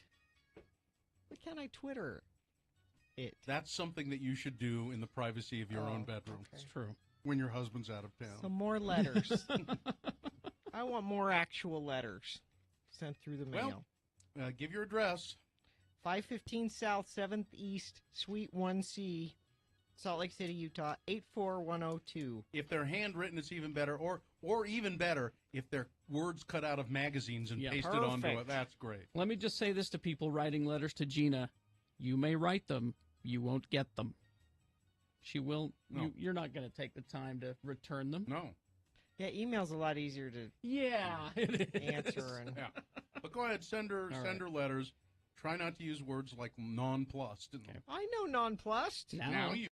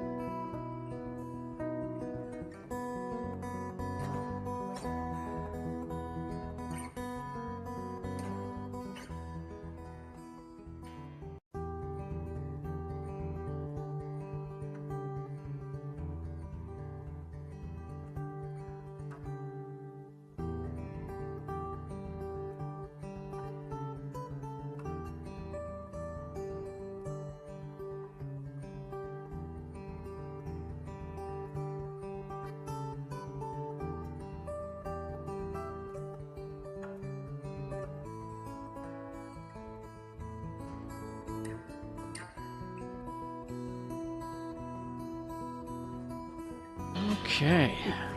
Well, Huh? Gina, What? and in the chat room, we're talking about Dennis DeYoung and Steve Perry. Ed in the chat room said, Dennis killed with his band, Styx, with his concept work, but Steve Perry had a hissy fit and quit. I probably would like Journey more on nostalgia kicks, but Steve is a diva. I'm just surprised people have strong Opinions. feelings about. Yeah, I don't have really strong feelings about either of them, except that I don't care for either band really, but I happen to like Dennis DeYoung in his interview with Gilbert Gottfried. It's terrible. This is way worse than Journey. Well, even Dennis DeYoung says of the concept of records that they did, he said, everybody was doing them, and I thought I had to do them too. And he said they were, he said, it's what I felt I had to do at the time. Is this the train to Desert Moon? Was all she said. This is a solo Dennis DeYoung. This is solo Dennis DeYoung, yeah. Yeah. He said, I think he said there was the original Styx was two other guys and him. Tommy Shaw. And he says, I'm still in contact with them, and every once in a while we talk about doing something as the original Styx and going out, but never happens. I thought they were supposed to tour this year. Well, maybe, I don't know. but everything's canceled. I know. I don't recall that he said that, but maybe. Secret. Pretty bad. Okay. This is the concept album that he was talking about. Pretty bad. What is a modern man? I Modern. never knew what a Modern. modern man was. It's like a modern man, but it's modern. It's even better. It's Well, one louder. It sounds so it sounds so modern when you say modern. A modern man. My blood is boiling. My brain IBM. This is terrible. Because see, this could be Tenacious D. where he played the part of Kilroy in this story. He was Kilroy, and he was the one who was going to free everyone from the robotic overlords. Yeah. Pretty bad. And that's a cop-out to say, well, everyone was doing one, so we did one. No, you need to own that. Don't say we did it Why? because everyone was doing it. Why? It's a cop-out. Said it was the thing to You won't hear do. Steve Perry saying anything like that. That's because Steve Perry can barely croak. I know it's time to end the show because everything is breaking up here. What?